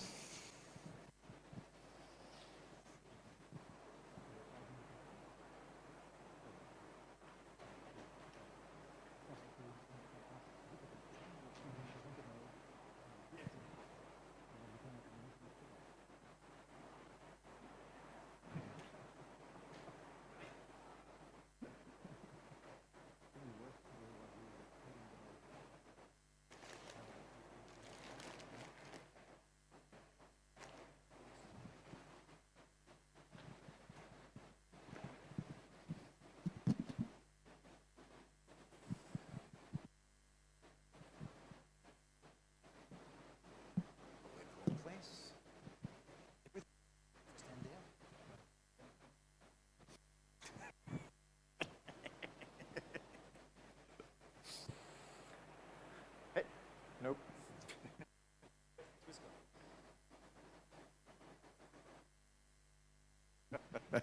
All right.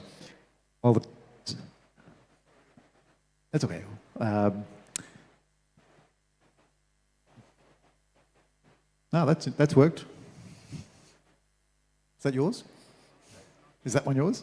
Hooray!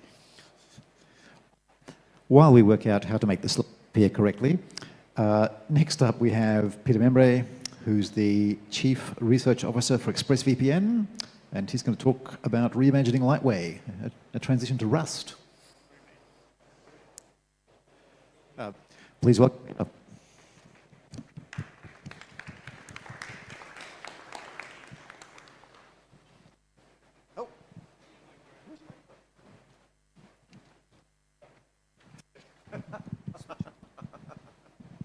How's that? Okay.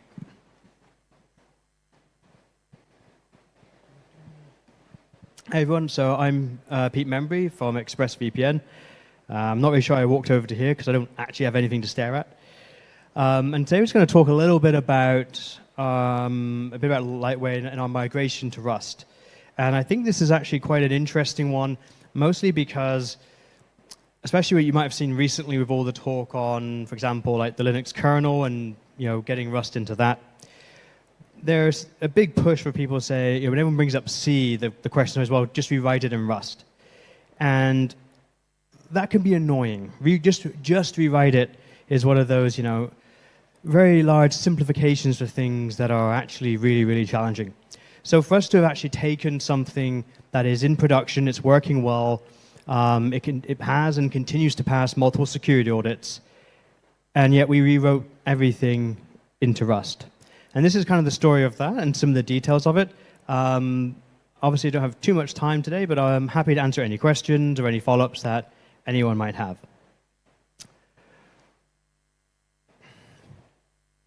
And let me see if I can make the clicker work. Cool. No clicker. Okay. Yep. There we go. So of course, we'll start off with what Lightway actually is. I need another slide. Good.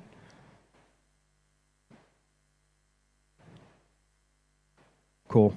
So Lightway is ExpressVPN's proprietary protocol. I say proprietary, but it is open source. And it was very much developed to solve the problems that we were seeing creating a large consumer VPN platform at scale. And when we were looking at the space, there really wasn't anything there that would actually do what we wanted. Now again, this is one of the great things about open source. If there isn't something that does what you need, you can potentially create it.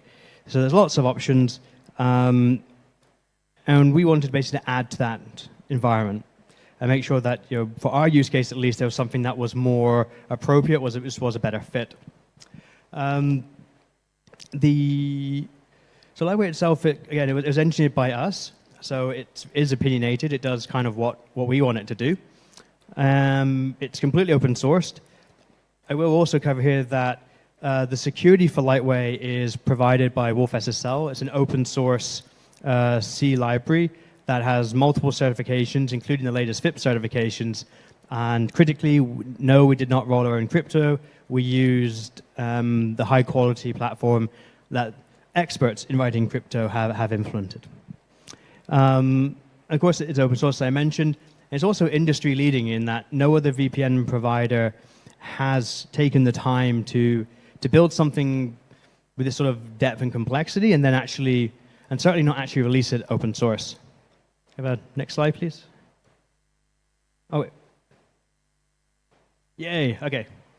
So this is a very brief part. I'm not going to read all of these out, but really what I want to kind of highlight here is just how much this has been developed from. So we've released it here, but we've never stopped doing things like security audits, in fact, multiple audits.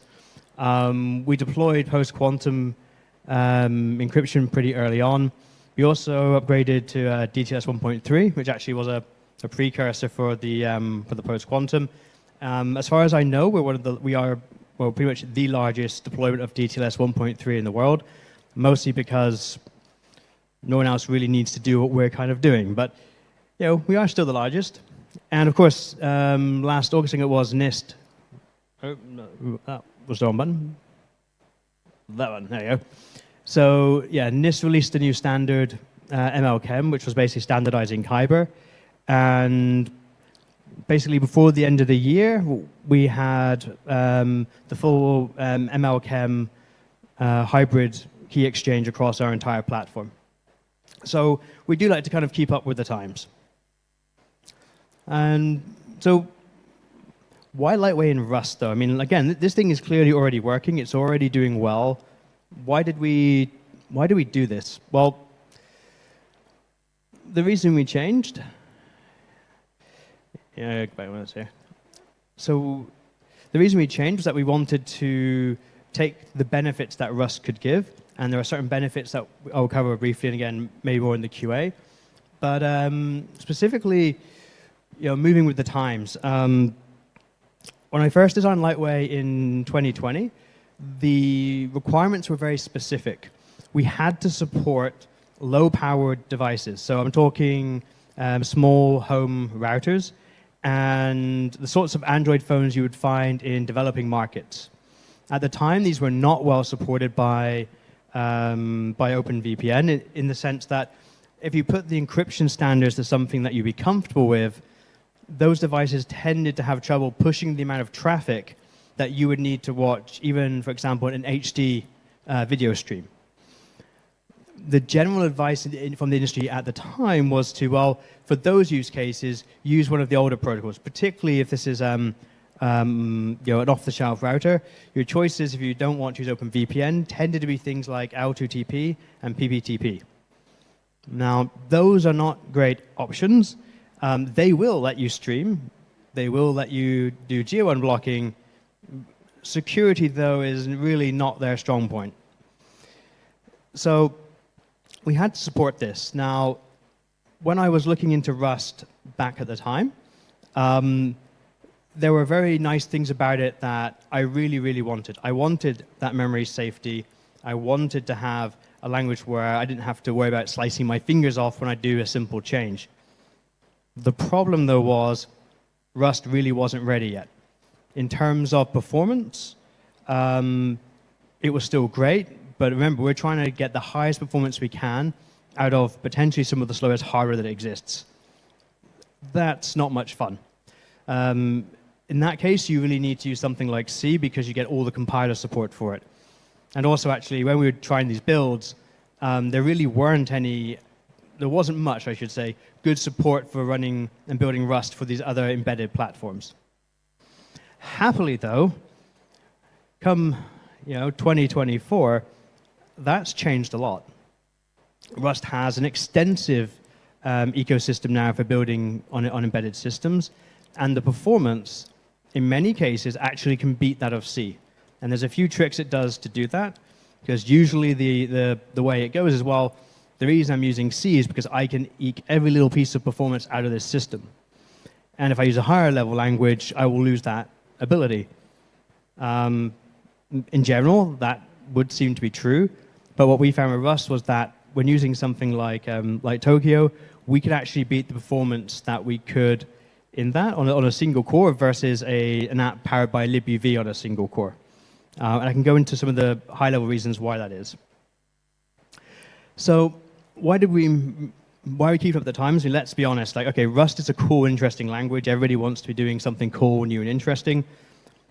But it's not that we made a mistake implementing in C and now we're rewriting it. It is C was the correct language at the time because the tool which would have been better wasn't yet ready. That tool is now ready, and so it was time for us to look at doing this migration because the benefits that Rust could give us, which we'll now cover, were just too good to leave on the table. The main one, security. One of the biggest attack surface you're likely to find in any sort of networking app, particularly when your focus is security and privacy, are things like buffer overflows and stuff like that. Now, Microsoft released a paper, I keep saying it's about 6 years ago, but I've probably been saying that for a couple of years, so I should probably go check when that actually came out. But they actually state that 78% of the massive security bugs that they deal with stem from memory-related issues, bad memory handling, buffer overflows, all that sort of thing. Now, the nice thing if you're using Rust, particularly using safe Rust, and assuming you're not deliberately going out of your way to shoot yourself in the foot, this whole class of problems does not exist here. Now, this is a really key thing. It's not that it is harder to make a terrible mistake. It's not that it's easier to protect yourself. It's that a whole class of attacks cannot happen. This is really cool for us because obviously we want software that's safe and secure. It does drive security auditors kind of nuts though, because the go-to thing is attack the memory.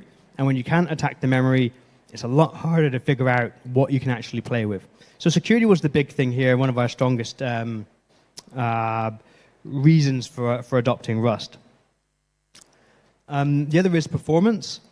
If you're trying to do things that are secure and you want to get the best performance out, particularly on networking, with people now having 1 gig or 10 gig internet connections, I actually got an upgraded connection just a few weeks ago in Hong Kong. So my internet connection is actually rated at 50 gig.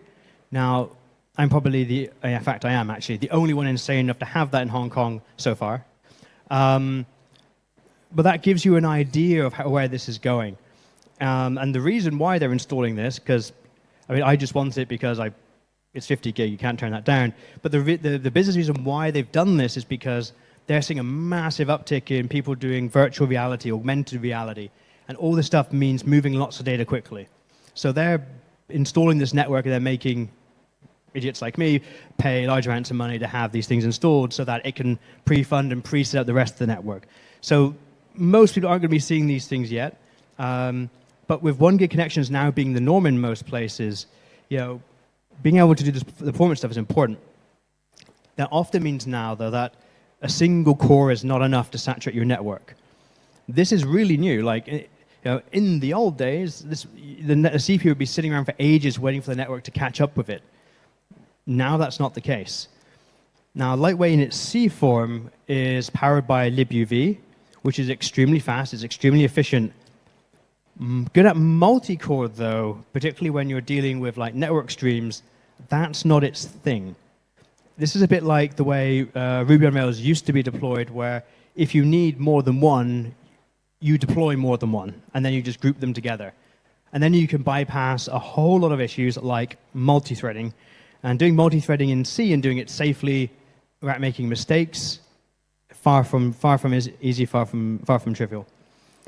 Rust, however, again, tying in the performance with the security, guarantees that you won't get undefined behavior across threads.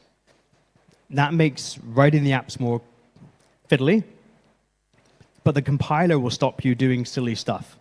And again, you can work around that to some extent to make it do silly stuff, but you're not going to footgun yourself like you could so easily in C, where a change in one thread 25 minutes later causes another one to crash.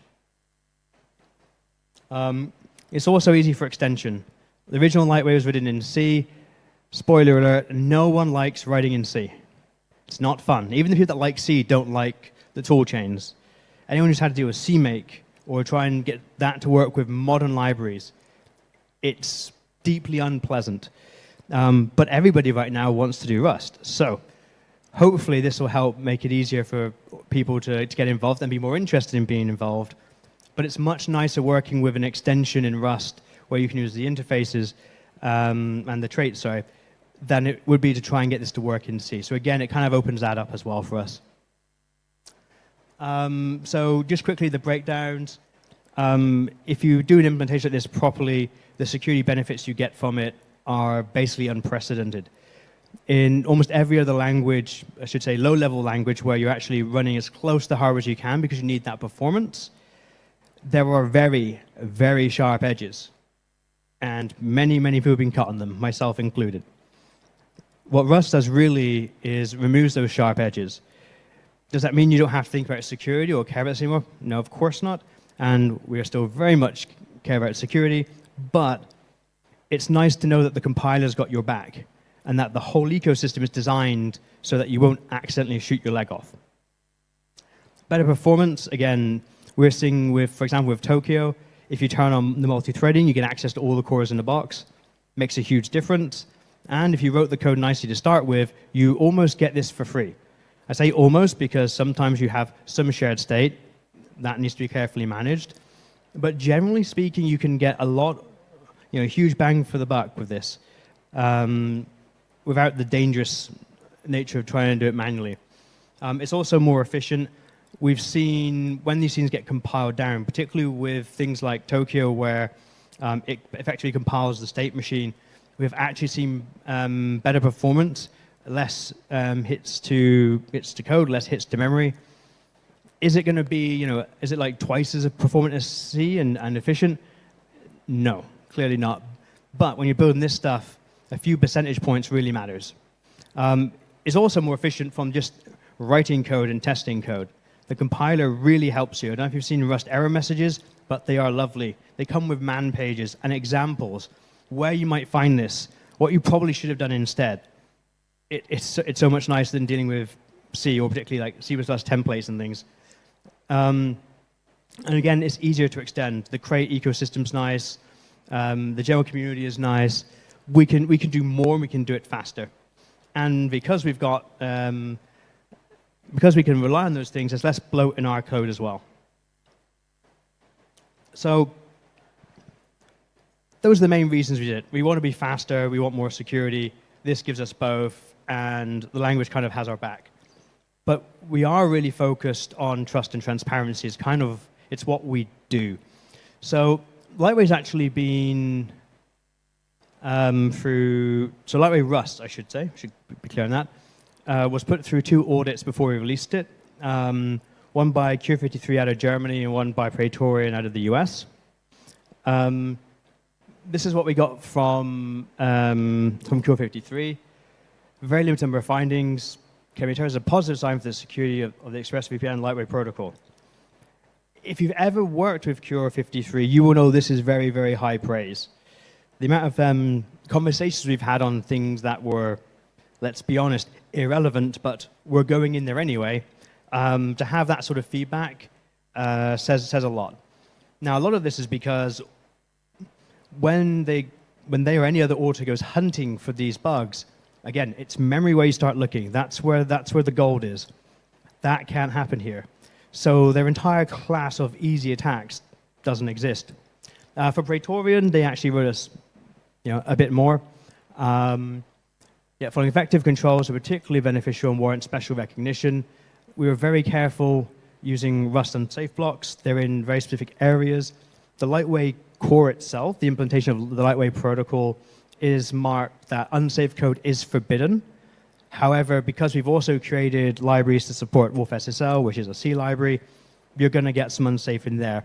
But it's very well documented. It's very clear where everything is, and great care has been taken with it. We use the strongest cryptographic primitives that currently exist, and we have a very responsive security team. They're not wrong. We have a great security team.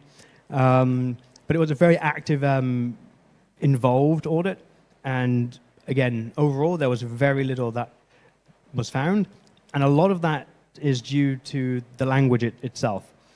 The nice thing is when you give this to an auditor and say, I want to make sure there's no undefined behavior in here, by the way, it's set to forbid unsafe code, they can effectively just compile it and go, you're good, because the compiler will ensure that this is the case. And that is a huge win.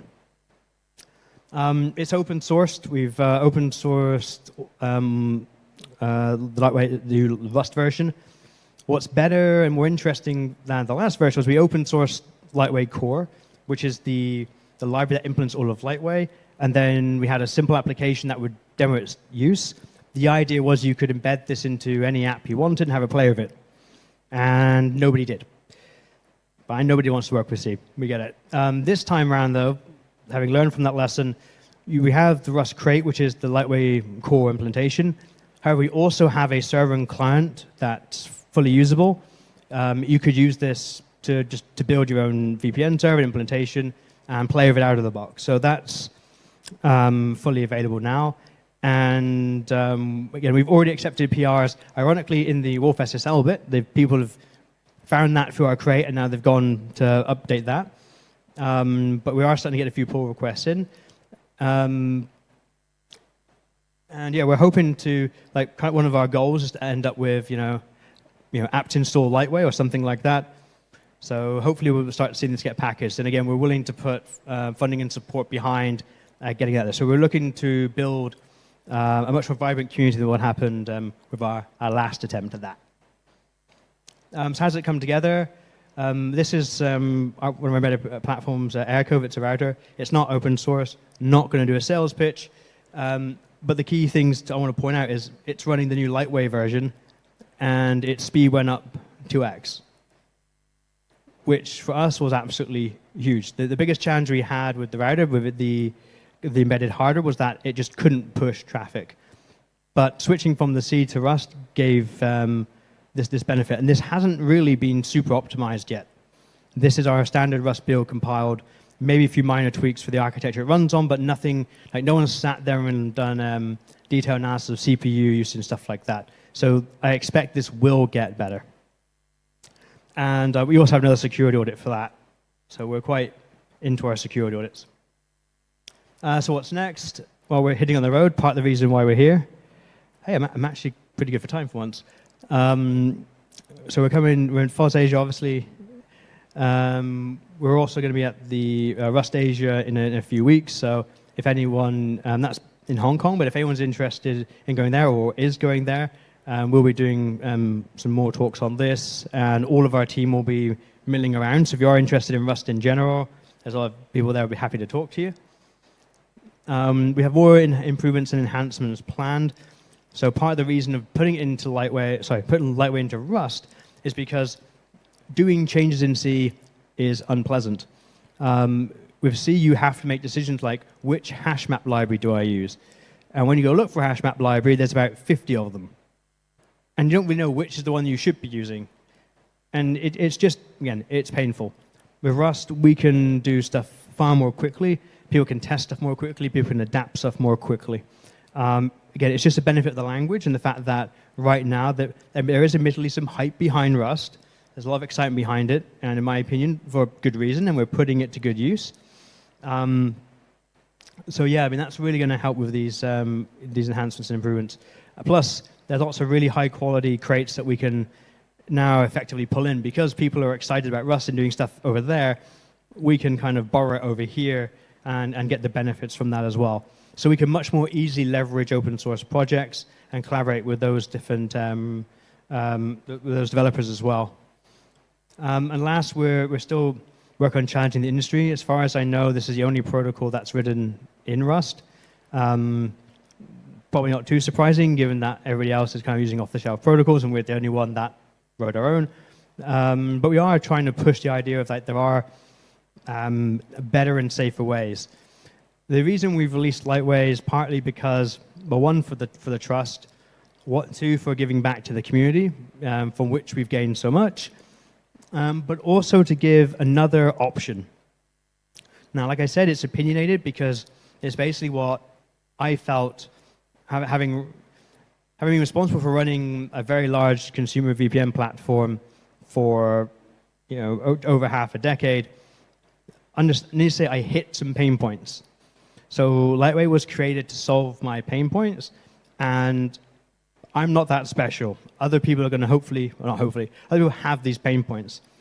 And so for that reason, I think Lightway is also a useful tool to have in your pocket. Even if you use other protocols, there may very well be cases where this is a useful thing for you.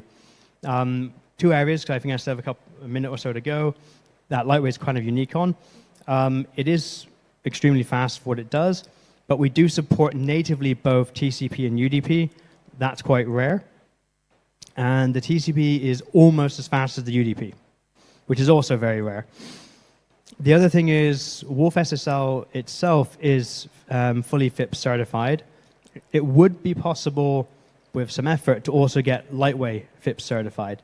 So if someone wanted this for more, to use and say, oh yeah, I like government use cases, Lightway is well staged for it. It's also post-quantum secure in the sense that we've taken the best post-quantum tech that's currently available and we've applied it. So we're following all the NIST standards.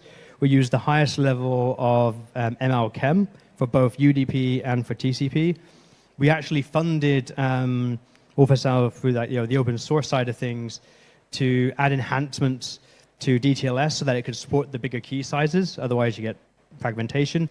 So even with that side, we're still putting back out there. We're still making this stronger for other people. And that's it with, I think, 60 seconds to go. I'm going to experiment with standing on this side of the room so I'm not in the way of the microphone receiver. Maybe that works better. Awesome. I have many questions, but audience first. Questions, anyone? Go ahead. Any guess on the developer productivity improvement roughly? Probably the closest I can put that is, so for me personally, if I needed performance, I wrote in C. If I needed to just do something, probably Python. Now I just reach for Rust for both.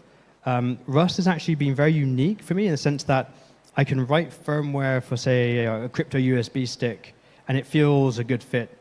But I can also write a web service in Rust, and it feels a good fit. And I've never seen that for any other language. We haven't touched on it here, but we do have, obviously, in our apps themselves, they call APIs, they do authentication, stuff like that. The library that's built into the apps is written in Rust, and has all the cross-platform bindings. The web service it talks to is also written in Rust, and the same people that are writing the client SDK are writing the web services, and they're absolutely loving it. To the point where all new web services that this team will create will be in Rust. So Go had effectively been our standard, but all new stuff, at least for this part of the team, will now be in Rust. So far, the feedback has been good, especially from people who are new to programming. They love it. And people who are more experienced are really enjoying the more modern tool chain and stuff that's available. One of my questions is related. I forgot before starting Q&A. Sachin, are you in the room? Sachin Bakar? Could you please speak to these gentlemen here about your slides? Thank you. Right. Next question. Anyone?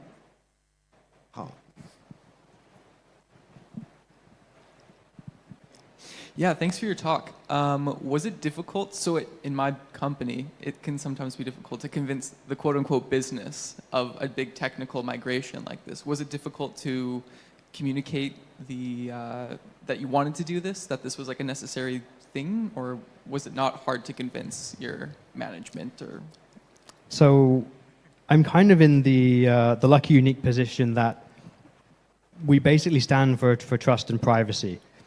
So we're always looking for new ways to do that better.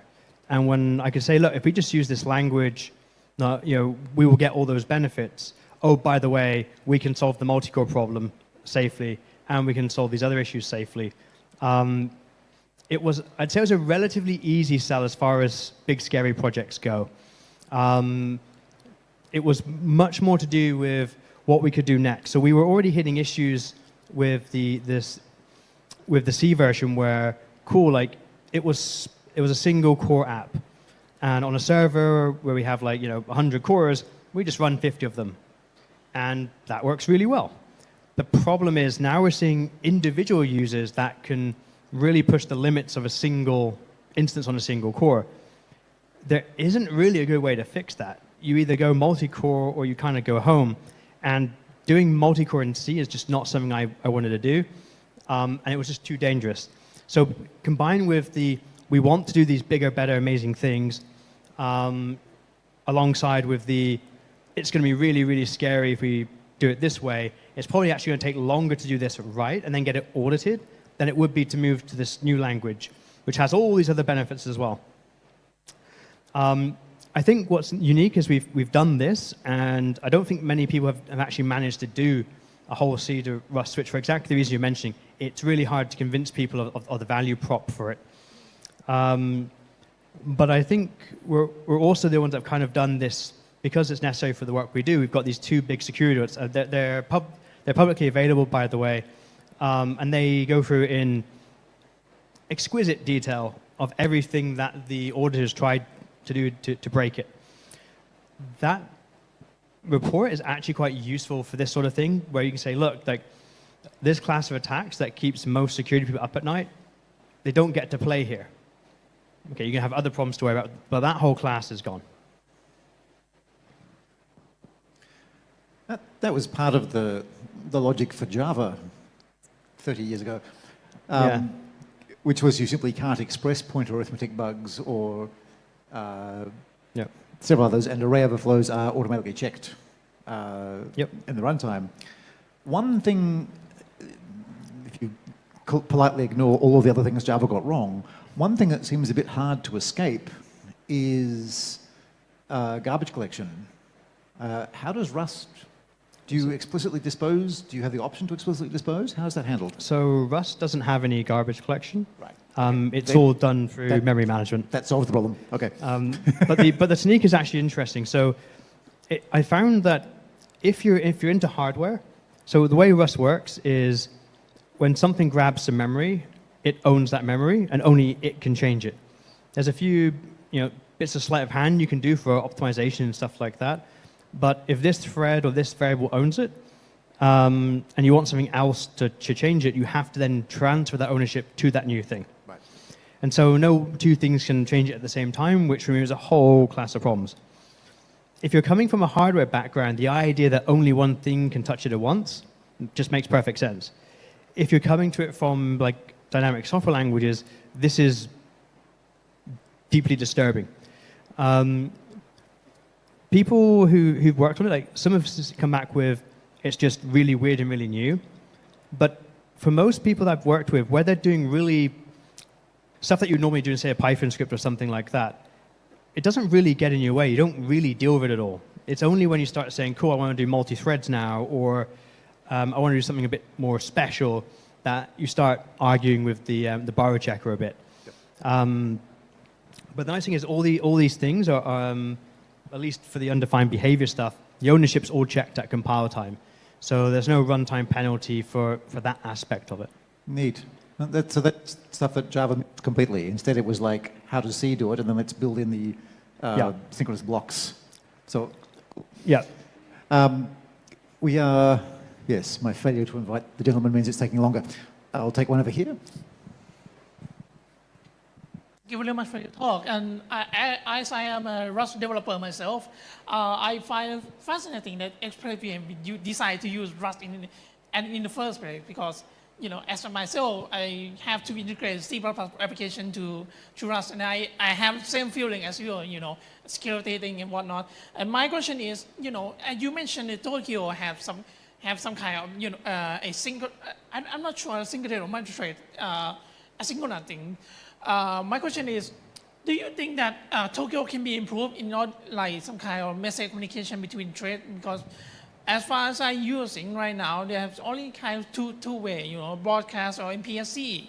And should it have more some kind of more schema in order to communicate between threads, something like that? Okay, so you're thinking more of like the Elixir Erlang message passing models? Yeah, something like that. Between threads, especially when it comes to Tokyo. Okay, so I mean, I've always been one of those people that tries to pick the right tool for the job.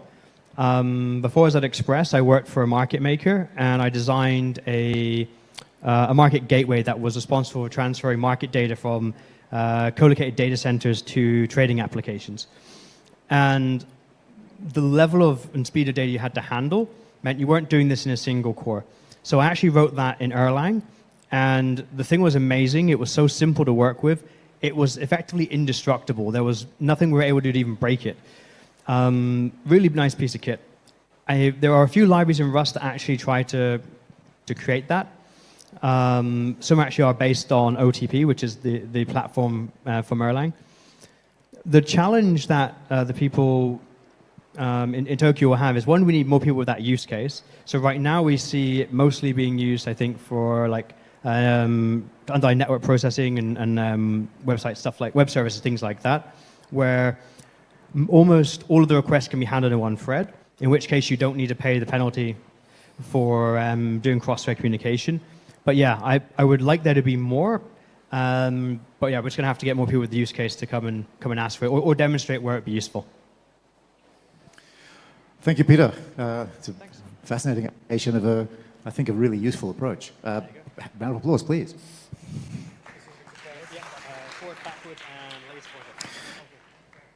Next up, and my apologies for messing up the timing, We have Sachin Bakar, who's going to talk to us about using standards and policies for open source security by design. We have an issue. You are scheduled for 25 minutes, and we have a speaker behind you. We may have to trim Q&A, but if you can... I'll keep it short. If you can accelerate a little bit. Sure. Not a lot. Sure. With some flex, but a little bit. Sure, okay. sure. Thanks. Go ahead. Thank you. Thanks a lot for everyone for coming. I'm Sachin Bhakar. I work for an energy company. And I'm going to talk about a not so interesting topic. It's more about governance, how to come up with policies, how to come up with processes, how fragile or agile they should be, and from there, where they should take the inspiration. A standard disclaimer, most of the opinions that I'm sharing here are personal and does not represent views of my company. Today is Holi in India, so happy Holi, everyone. That's just a picture I took last year. This year, I'm not playing Holi. But anyway, happy Holi, everyone. Okay, so what do I mean when I say open source security by design? It means implementing structures that have been validated, implementing processes that have been validated by a big group, has come into an existence, make the process so structural that the chances of failing, or I would say shipping something which is not so secure are less. It does not eliminate, it just reduces and mitigate. So what happens is that whenever a new standard is created, organizations can just implement it and come up with new policies and processes. So it can be said that the standards are the missing piece that every company should implement because they have been thoroughly tested for a wide application for a specific subject. And a company can tailor the standard as per their appetite, as per their market, if they're into B2B, into B2C, how they are deploying their project. Based on those characteristics, a company can trim down the standard. They do not need to adhere or conform to the entire standard. Of course, that would lead to lack in terms of that they won't be able to say that they are conforming to a certain standard because they have met guidelines that meet their appetite. So that's where I'll be talking about. I'll be talking about two standards that have been published by OpenChain. They help any company who's consuming or leveraging open source to reduce risk in terms of security and in terms of compliance. Once a standard is achieved, it will reduce certain activities and efforts that are recurring because there will be a systematic flow around it. The releases will be faster and there will be more consistency because everything is measured, everything is defined, and everything is supposed to be executed in a certain way. So yeah, this slides talk about the broader vision. Why standards? Why there is a need to have standards, why there is a need to have policies, and why processes. So first I'll start with the standards because that's where every company should start with, but it does not always work in this way. There are certain times when a company will be having a policy and process in place, and they will adhere to the standard at a later point of time after doing a gap assessment. So what I mean by that is that if a company is consuming open source repositories or open source code, and they don't know how to do the compliance part or how to do the security part, they can have certain goals or certain objectives of their own that any repository which is being included, the license will be studied and will be complied with. Same goes for security. Whenever a component or a library is introduced for a product, it needs to, the risk should be measured and it should be under the defined risk appetite of the security policy. So for standards, it will be more of, let's say, produced by a body which is primarily focused to create standards, and it is made publicly available for everyone. And then the tech companies or any other company can implement those and can come up with a policy. So standards, they come into existence via a thorough discussion and research. The technical community will give up their guidance to the management board. The management board will send it to the council. And this is more of like a rough structure, which is followed by ISO. Other standard companies or other standard organizations can follow a different structure. So yeah, policies are based on risk appetite and goals. So if a company who is more, let's say, into cloud deployment, their risk appetite when it comes to open source security or open source compliance is relatively less as as to a company which is actually supplying the entire code base to the end customer. And processes are, I would say, is the most flexible bit. A single company can have different processes to implement the policy that has been deployed over the broader organization. Processes, I believe, in terms of effort, takes the maximum amount of time or efforts because it's more of like an iterative process. It's flexible. It keeps evolving. A standard is more of, let's say, an annual exercise or even more than that. Policies are revised somewhere between 6 months to 2 years. But processes can evolve monthly, quarterly, weekly, depending upon the requirement. But out of all the three, processes are the most, I would say, agile and iterative document. So, okay, I've talked about policies, I've talked about standards, and this may sound confusing to some people who are not really excited about the governance part because governance is the mandatory act that no one wants to do, but it is enforced by the government, it is enforced by the legislation. There are certain ISO standards which are enforced by governments that one should follow. For now, I believe in software, there have been certain standards which have been enforced by CISA, that in what format the SBOM should be supplied. So, and I would say in the software industry, the implementation of standards, introduction of standards will increase with time. So how to reduce or how to make it, how to simplify it? So this is an open standard for security assurance published by OpenChain. Now, as you can see, there are different control mechanisms that are listed. To someone who is going through this particular security standard, it may be complicated. And that's where I've somewhat simplified. So the key requirements that you see, just a second. The key requirements that you see here are the requirements that can help you to achieve OpenChain security assurance program. But these are the bare minimum, so where you can help or you can reduce your company's security risk exposure, but it will not eliminate it. And at the same time, until you achieve all the 24 controls, you cannot say that you're OpenChain conformant. So yeah, the key requirement around a little more deep dive into OpenChain assurance program. So this is more of like a deep dive done by a focused entity that how a company or how an organization can reduce their exposure when it's come to security. And it is around certain principles is that the code should be scanned every now and then whenever it is supplied. One major part which I've forgot to share is that this is only applicable for the software that is supplied. It is primarily focused on supplied software, which means the software that has been distributed to the end user. If it is consumed within the company, then this particular standard is not applicable. Of course, user or development team can still apply it, but it will not generate the output that it's supposed to. There are 24 controls that have been listed in the OpenChain assurance document. Once a company or an organization achieve those, they can call them as conformant. But if they really don't want to go through all the 24 and they believe the resources are not well utilized, they can actually tailor it down to the last 5, which is to document the entire process, that how any library or how any product will be deployed. There should be a structure around it about the team members or program participants. So program participants are people who are more of like driving the open assurance program. It can be equivalent to OSPO. Though for those who are not familiar, OSPO is Open Source Program Office in any company, which helps the company to leverage, contribute back to, and let open source thrive within the company. And then there are certain requirements to assess, identify the vulnerabilities, mitigate those. If the vulnerabilities are not mitigated, then communicate to the end user that there are certain vulnerabilities which were not eliminated.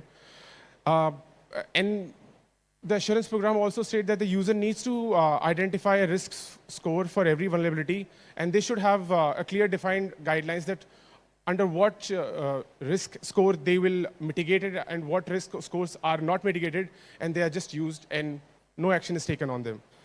If a company is able to implement these requirements, it will reduce the risk exposure significantly. The next one on the slide is open chain compliance. So compliance is more around I would say, around licenses.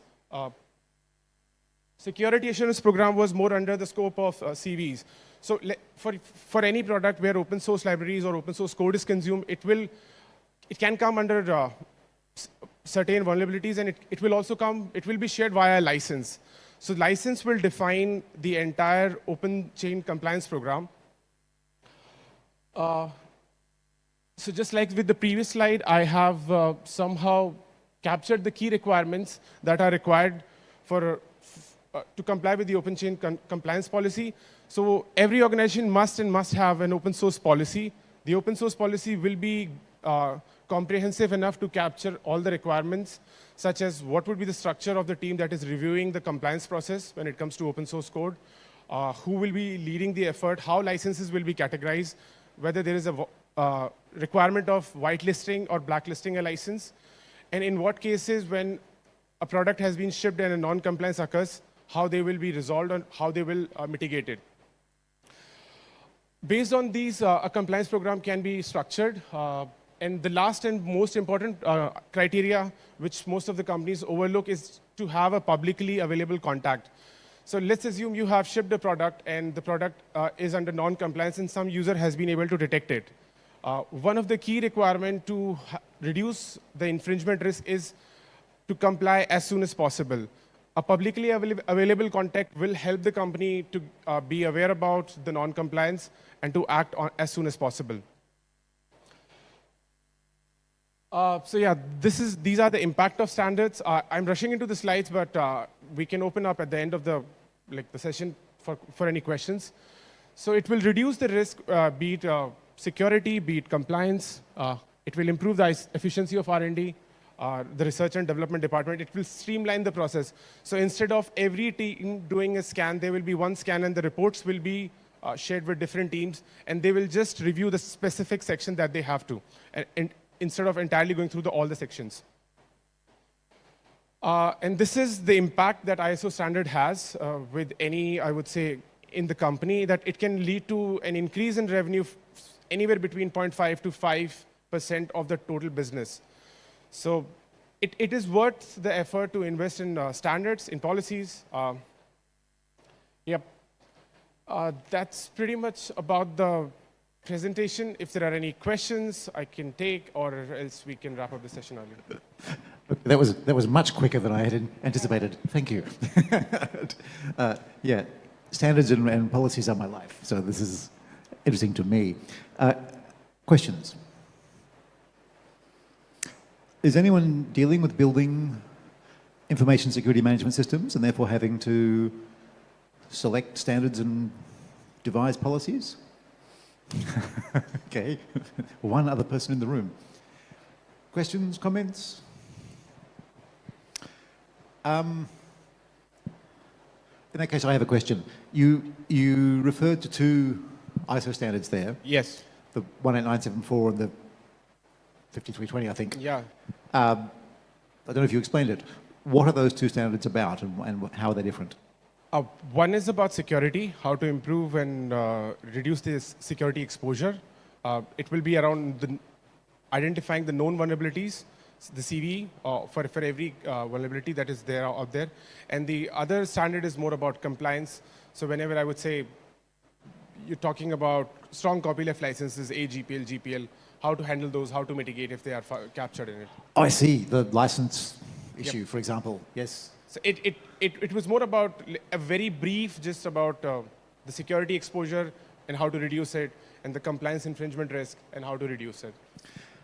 It sometimes seems ridiculous, but the work to build those standards is a long, complicated debate. Yes. To sort of tease out the essence of what it is that people keep forgetting, and for exactly the reason that you raise. You avoid redundancy, you avoid blind spots. It's like, okay, at least get that stuff done. Yes.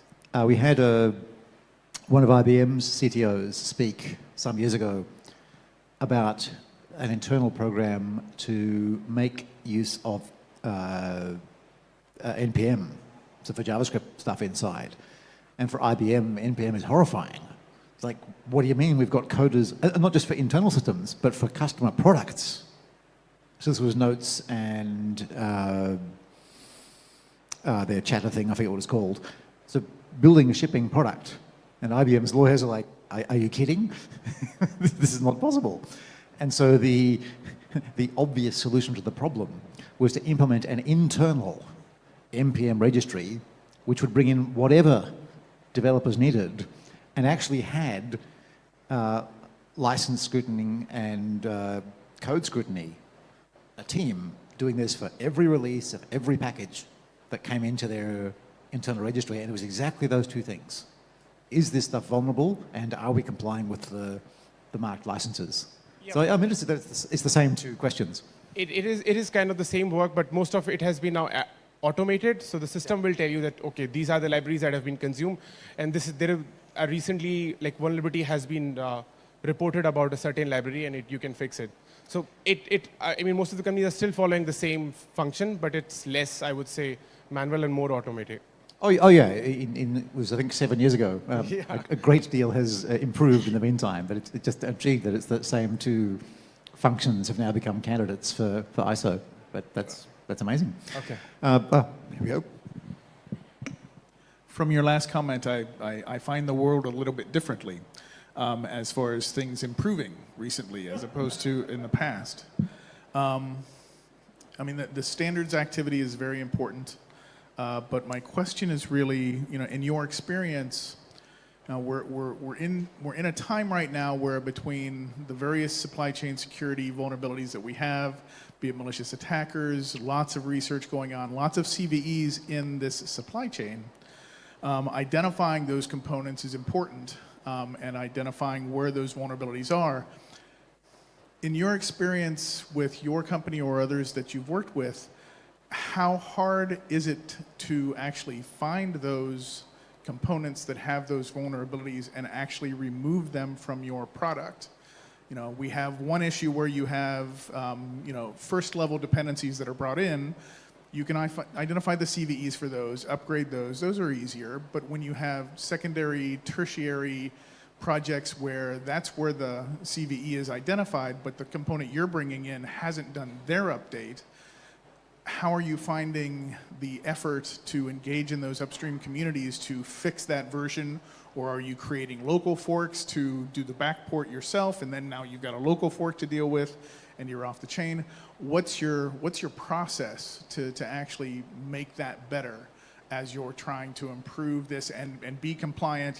Because beyond being compliant with OpenChain and knowing where your vulnerabilities are is actually fixing them and keeping up to date with the freshness of your components.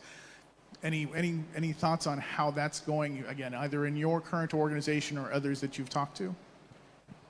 So usually I ask teams to follow one thumb rule, is that whatever is being supplied, be sure that all the vulnerabilities that are reported should be mitigated. So if, let's say, if there are libraries that are consumed like interior within the four walls of the company, or I would say it's not exposed to the outside environment, those should be fixed. It's a no-brainer. But I would say when we go to the multi-level dependencies, maybe second level, third level, it becomes difficult sometimes. But so does the risk. So I would always say that the first level dependency carries a higher risk as compared to which is like a fourth level dependency, because the code involvement will reduces as we further reduces the dependency. And again, the thumb rule. So if it is not being supplied, the risk is somewhat less as compared to something that is being exposed to the external world. So that's something that I convey to most of the teams. And then again, it's more about efforts. If a company can throw 100 resources, they can go down to the fourth level dependency. But if company has 5 resources, they really have to just balance it with the limited number of resources they have. It's always like difficult to do 100% compliance or 100% risk removal. Some risk will always be there. Some non-compliance will always be there. I get the concern. You're thinking about stuff like the OpenSSL case where it's 4 or 5 layers down, but it turns out that it's catastrophic.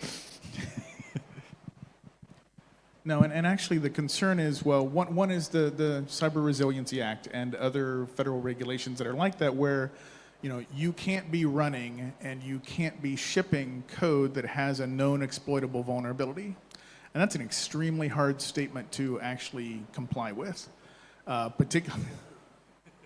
Well, and that's just and that's just just take the simple case of it's a publicly identified CVE.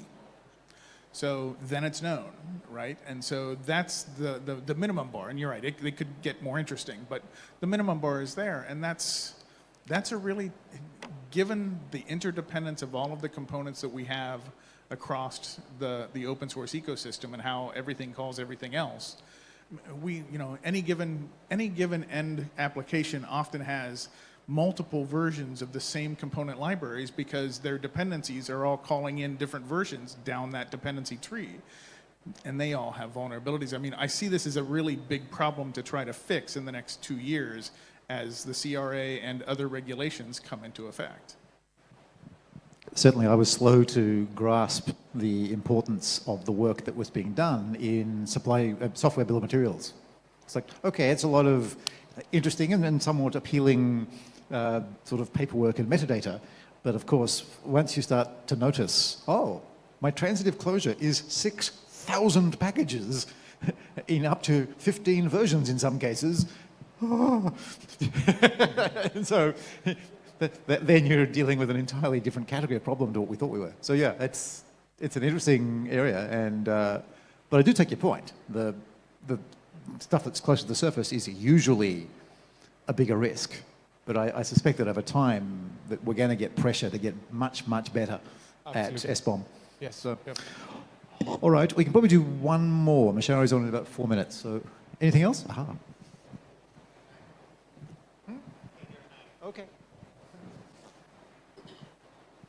So I get that you're mostly talking about policies, but like in your experience, how is the tooling in this space, and like do you feel that to do this compliance work and security posture work, do you think the tools that are existing today automate this work enough? Because of course there's a lot of scale in this and a lot of dependency involved. So what do you think are the challenges in this space to automate all of this work so people can access and do it more easily? So tooling is still evolving in this space. At least I would say for the security aspect, it is more mature, but for compliance, it's still not that mature. For security, we can quantify the risk score, and on the basis of that risk score, we can either mitigate it or either we can just let it go without working on it. But for compliance, there are times when the license is not properly identified. Even if it is identified, there are multi-license, like it is multiple license. It can be dual license, tri-license. So in those cases, someone needs to manually intervene. Again, a system can be trained to pick the most permissive license out of all, but then again, there are times when the most permissive licenses also will not work with the project. So if I have to say for security, it is far mature, because whenever a new library is being introduced, the vulnerabilities are fetched up, but the same does not go with compliance. So that's why you'll see that for compliance, the process will be somewhat slower as compared to security. So I don't know if that answers your question, or I can stretch on. Okay. All right, thank you. Much appreciated. Thanks, Joe.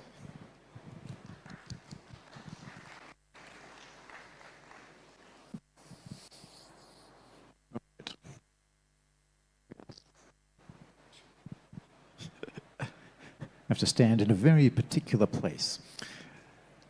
So, actually, I'm a little bit early. So I might pause for a moment.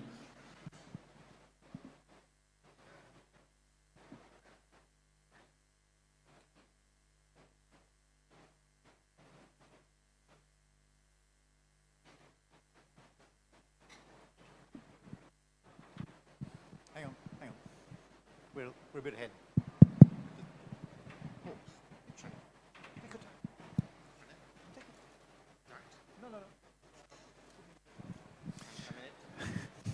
Maybe 75 seconds.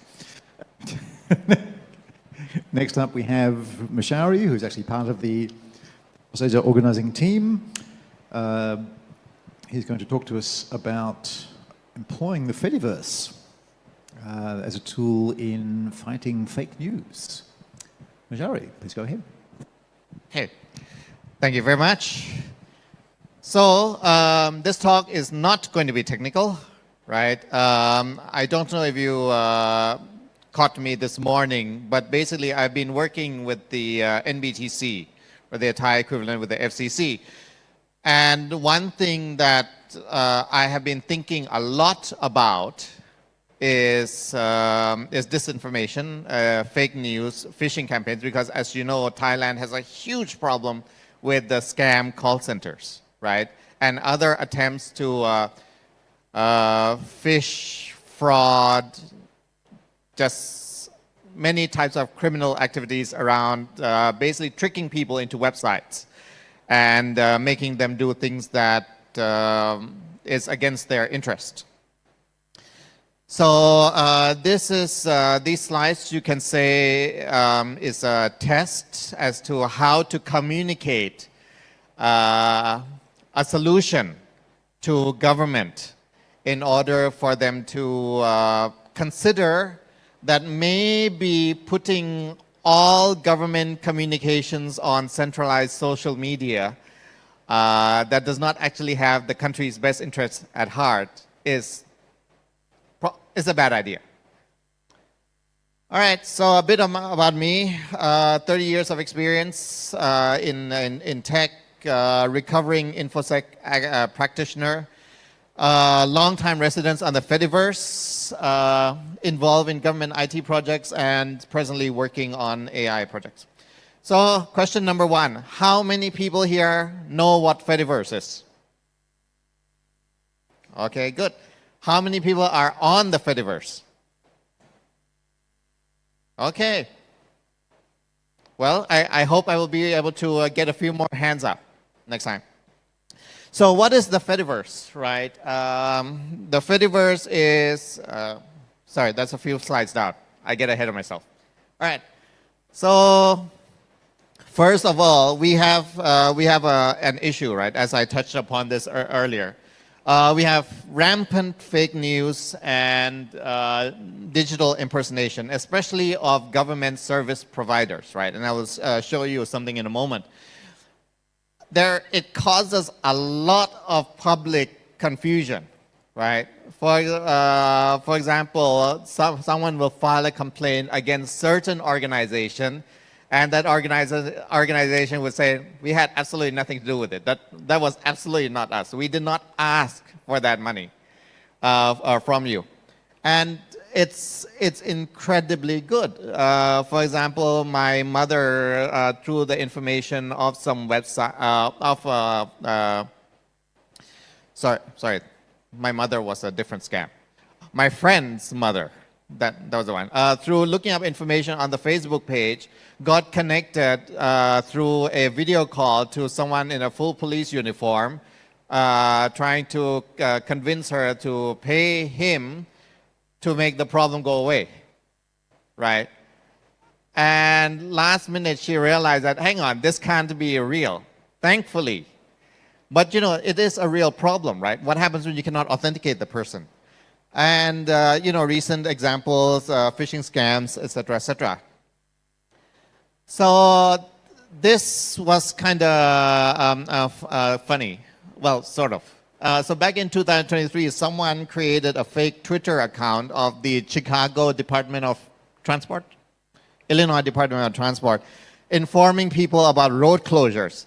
That created complete chaos because, well, people kept forwarding, well, first of all, people believed it. Then people took screen capture and continued forwarding it long after the information has disappeared, right, from the original website. During COVID, right, in times of crisis, there were a whole bunch of these websites up that ask you to enter all your information so you can get COVID tests, vaccines, relief, etc., etc. Huge problem. Thailand, we have the Thai government official infographic telling people that this is the genuine page of the government, right? Now the question is, how do you know the infographics is real? It is a problem, right? And especially if you're not sort of trained this, right? So which one of the above page is the real one to receive your 10,000 baht government handout scheme, right? Again, by the Anti-Fake News Center Thailand, right? This is a problem, right? From a user experience perspective, UI perspective, I mean, how are you supposed to, how is a regular person supposed to know which is the real place to get information about your handout, especially if your entire life is, or your entire online experience is centered around Facebook, right? Or one of the major social medias, right? Now, so now the way that I propose that we solve this problem is that the citizens need a single verifiable source of truth. There should be a page, like we have government websites, right, where you go to and this is the single source of truth. However, the Thai government websites often contain profile of the minister and the senior civil servants and all the ribbons they've cut recently. Not so much the actual information that the useful information which they post on Facebook and other social medias, right? So we have a problem with that. We have the problem with sovereignty. So for example, if there is an emergency announcement and the algorithms decide that that should not go out, what happens? Right, it is a issue. Misinformation undermines public confidence and stability because of the rampant fake news, right? Officers getting accused. I mean, of course, they're not perfect, but it doesn't help to actually attribute to them malice which they are not responsible for. So the Fediverse. The Fediverse is a decentralized network of interconnected platforms. It's like how we use email, how we use the World Wide Web, right, HTTP. So the Fediverse is a set of protocols and they can interoperable, right, and it is entirely open standards.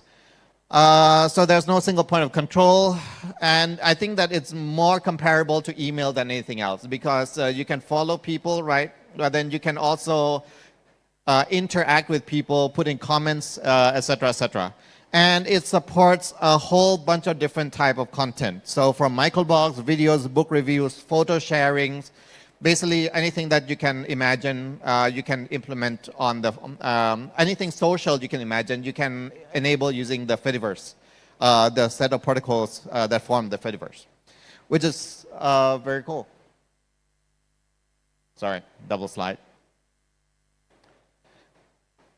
So what this actually enables, and which is what I propose to the Thai government, is that they should have a post one syndicate everywhere policy, which means that there should be a central light. For example, there should be a fediverse.go.th or information.go.th and there should be a standardized naming scheme for all the Thai government offices, and they should all be forced to post in this place all their news before they post anywhere else. Because in the very least, people should be able to, in the very least savvy people, those are like, if my mother asks me, right, is this for real? I don't want to have to sift through Facebook and try to do forensics on the background image to see if this is a genuine Facebook page of the department, right? There should be a place that I can go to just instantly in order to check that, okay, this is a genuine information that has been posted, right? It should be verifiable. So why we're doing this? One is sovereignty, right? If it's government announcement, it's usually pretty important, and so it should be actually be controlled not by a third party, but then through the user, the consumer, for example, or other mechanisms, but certainly not a third party that doesn't really have skin in the game in all of this. Domain-based verification. So as an example I cited earlier, right? Information.go.th. You go there, everything is there, and there are layers of security with the Fediverse. Yes, we can improve upon it. We can improve upon the ways that information is verifiable, but I think it's still better than what we have earlier. chronological, non-algorithmic timeline, right? Because sometimes you can imagine a case where an emergency has been announced, but then it has been rescinded, but then one has gone out, the other one has not, right? This is a problem, right? Especially when there's an emergency, so for example, a flood or even a shooter incident or something like that. You want the latest information that's guaranteed. And it should be able to reach multiple platforms.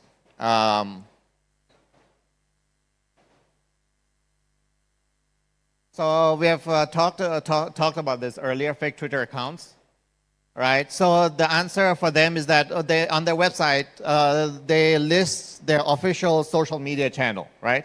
But it's still kind of confusing, right? /company /City of Chicago /Chicago's mayor /Major Johnson /Chicago mayor's office. You know, it is confusing, right?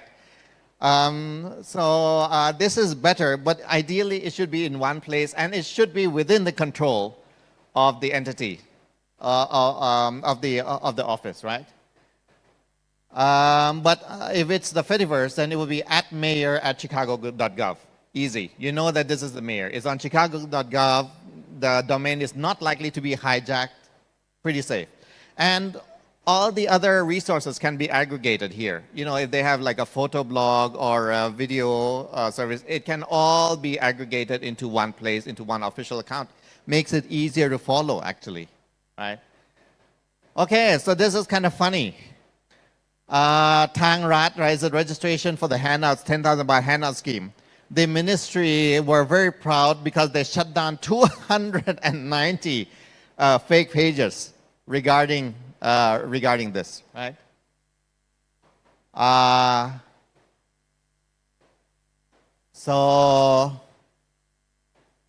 Yeah.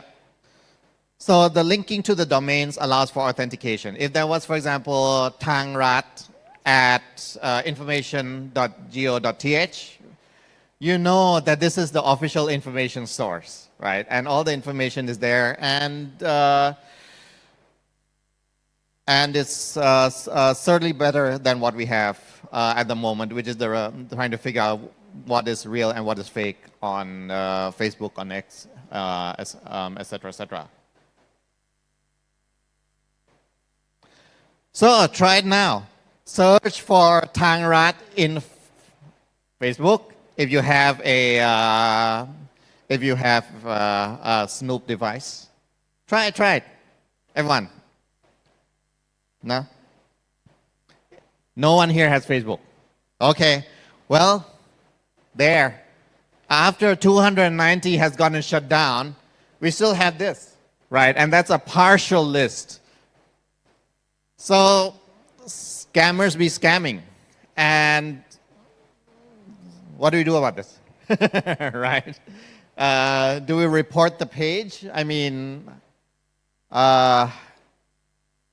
that one has 105,000 members. So I don't think that this is actually sustainable, nor the way we should be handling this. I think that the best way to do it is to bring control back to the hands of the information provider and take control of the relationship between the information provider and the information consumers. The other alternative that is worth thinking about is to have something similar to the verified badge system. So official government websites are certified by the centralized social network company, but I feel that that is not a sustainable and long-term solution, right? Because politics can change, circumstances can change, and I think that again, with important information like this, it should be within the hands of the information creator, right? And the entire stack should be. So basically, it should be reliable. We don't want, even in this volatile day, right? Supposing Thailand, let's say, suddenly goes on the unfriend list of the entities that own the social media provider, and there's an order down to issue a sanction, or something to that effect. You know, it's getting murkier and murkier, and it's getting riskier as well. So, which is why, lastly, the social media, bringing social media back into our hands is a good idea. So again, it's better than what we have now, right? Using the Fediverse. So real-world examples, there are a few. So this is the bun.de, if I pronounce that right. They have a social media server on Mastodon, right? The Overheid for the Netherlands. Pardon? The supervisor. Okay. They have a social media server as well, right? They publish on Mastodon. Right. Amsterdam.nl, I can pronounce that. They also have a Mastodon server. So these are examples of Mastodon servers that have been set up and hosted by various government entities. So my implementation proposal is government control Fediverse compatible servers, right? Standardized naming schemes for government departments.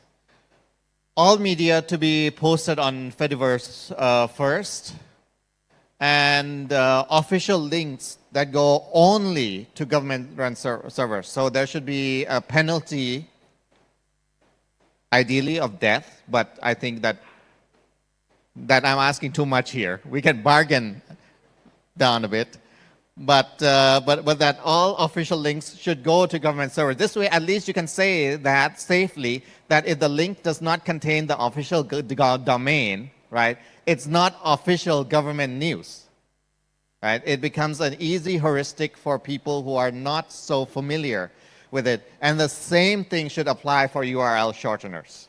I propose that there has to be a standard way of shortening URLs.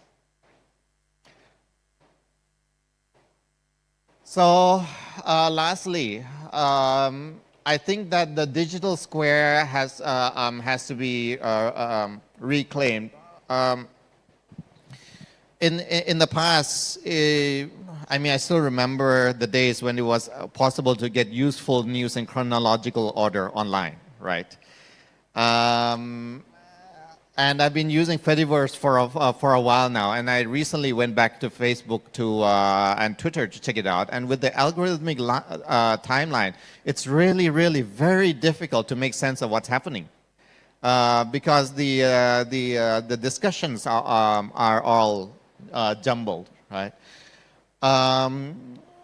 We had actually our experience with Twitter when Thailand got on it. When Thailand got on it in a big way was back in 2010, where we had riots on the streets, right? And it was a place where you could share information, you could exchange information with each other, find out where the safe places is, figure out whether is the government really going to cut electricity supply to the neighborhood or not, what supplies are being sent, has a shooting started. You know, this was all very useful information. It was done in chronological order, and you could exchange information with other people who are in the same predicament as you. Now, without the algorithmic timeline, this has sort of become a bit of a problem because the information flow is interrupted. All right. Second, we build a single source of truth. So if you're following officially the government servers, right, you know that it's a single source of truth, but it can be also other entities that hopefully will take this lead and join in. Right? Have and foster informed citizenry and transparency, because again, when there's a lot of fake news going around, this becomes a problem for the informed citizenry. So, for example, we see often with the handout schemes, right? You can get this handout schemes, but you have to go to this website and you have to submit your ID card and phone number before you can get your 10,000 baht, right? But that website turns out to be a scammer website where you submit it.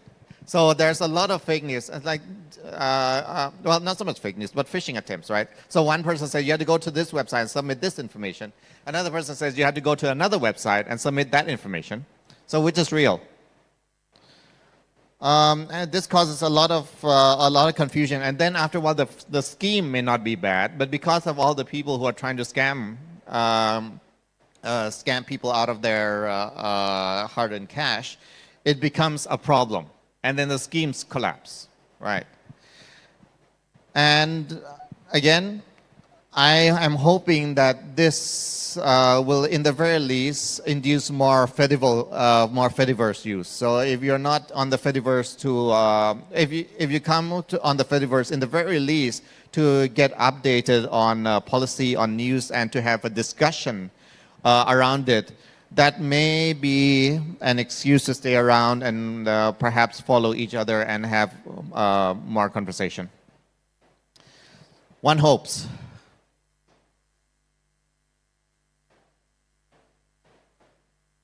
Okay. I did not put in a closing slide. But, that is it. And again, this is ideally, well, this is the process that I'm using in order to communicate the advantages of Fediverse to government agency. I have not gotten any response yet, but of course I can keep trying. As my friend Palm says, that's all we can do. Right? One day we will hopefully succeed, but in the very least, if anyone else here has any ideas and inspirations, and if they would like to take some of what I've mentioned and take it back to their respective governments and talk to them about it, maybe it will loop around and come back to Thailand maybe in the next 10 years or so.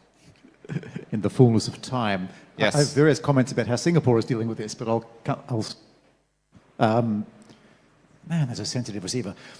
Firstly, questions from anyone else in the audience? Yes, questions. Comments? Okay, we've got two. Thanks for the presentation, and I think I agree with everything you say, and I've worked with governments in the region, and this issue of you know, the truth and a credible public square is important. But my question is, how do you drive engagement on Fediverse-related platforms? Because, you know, the existing social media platforms where people get their news, you mentioned the issues with algorithmic feeds, they're maximized for engagement. And yeah, how do you incentivize, or how might a government incentivize people to get their information from the Fediverse? Because I think normally when people look for a particular piece of information or a policy or a scheme, they would go direct to the website rather than using social media. So how do you build a platform that actually engages people but also has the truth embedded in it? Right. So I think that the problem is where you say that people will go to the websites, right? They don't go to the websites, number one. They don't go to the websites. Two, the website actually does not contain anything useful, right? As I said, much of it is ribbon cutting, and much of it was ribbons cut 5 years ago, right? The websites are neglected because many of the people who handle public relations for government services say, why do we maintain a website? We can just go post stuff on Facebook or Instagram or X or whatever, right? How do I go back? There's no back button. So let's see the anti-fake news, right? So we have the antifakenewscenter.com, and who is going to type that, right? Then we have Anti-Fake News Center Thailand, Anti-Fake News Center, Anti-Fake News AFNC_Thailand, and then AFNC Thailand, right? Different identities across the board, right? And it gets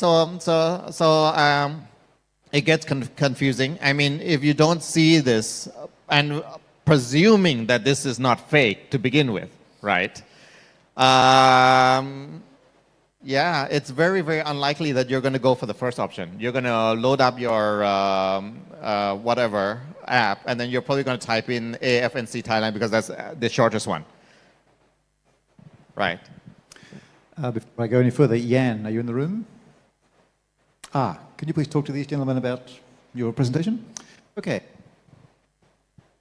Sorry, did I answer your question? Yeah.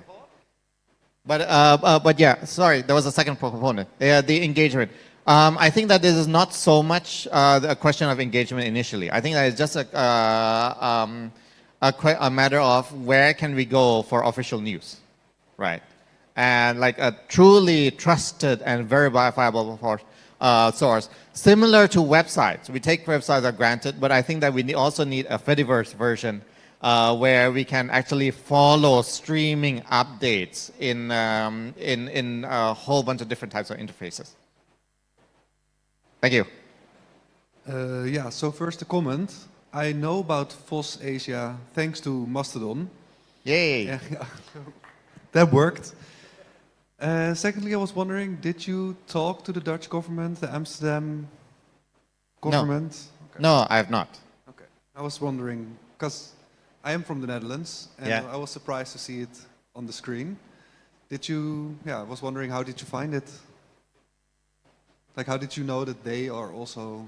I think that there was I think I came across a blog post that featured a few government entities using the Fediverse. So these are the ones that have survived, and there are several that did not, right? There was an experiment, and the funding was discontinued.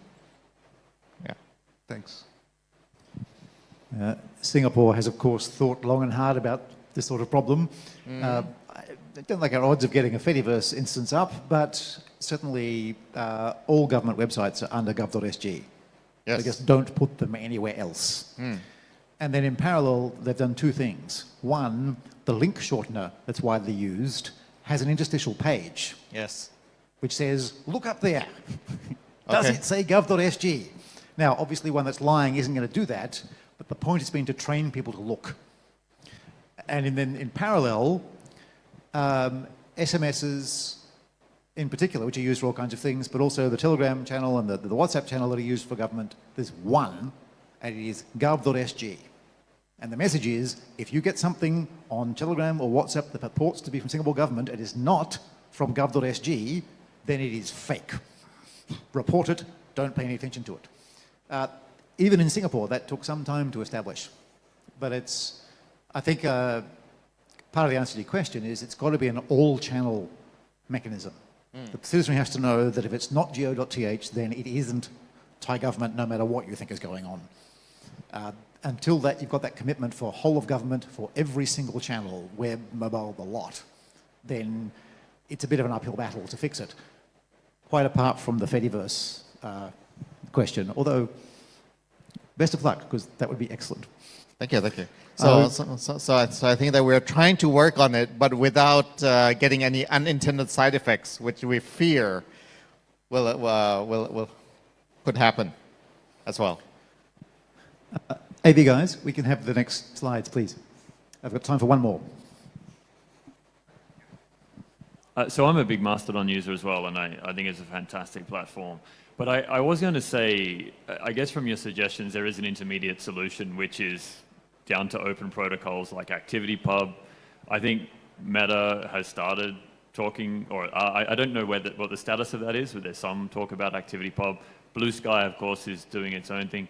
Do you see a world where you could have these sort of authoritative sources in the Fediverse that consumers can access via existing platforms? It is the natural solution, right? And again, I brought up the sovereignty argument pretty often. And I think that from the government perspective, that is a very, very strong argument because, well, they're serious about that kind of thing, right?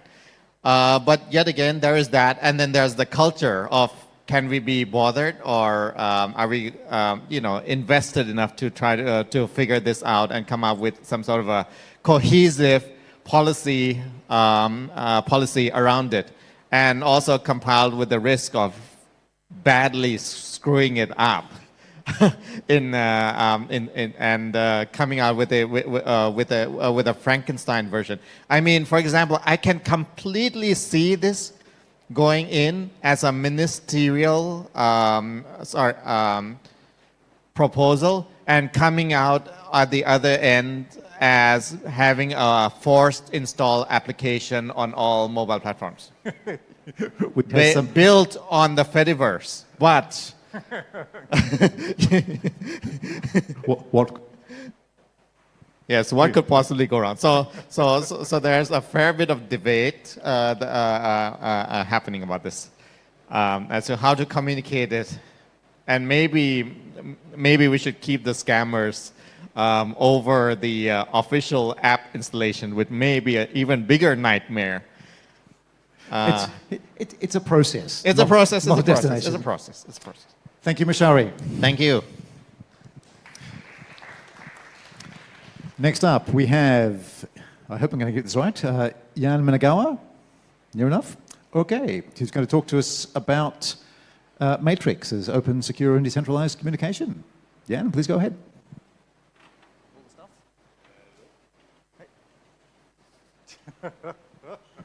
Switching on works. Hello, everyone. I highly recommend to come to the first rows because they have tables, and if you want to take most out of a talk, then you maybe want to use a table and your laptop. So just don't be shy. Just come here, take the seats over there.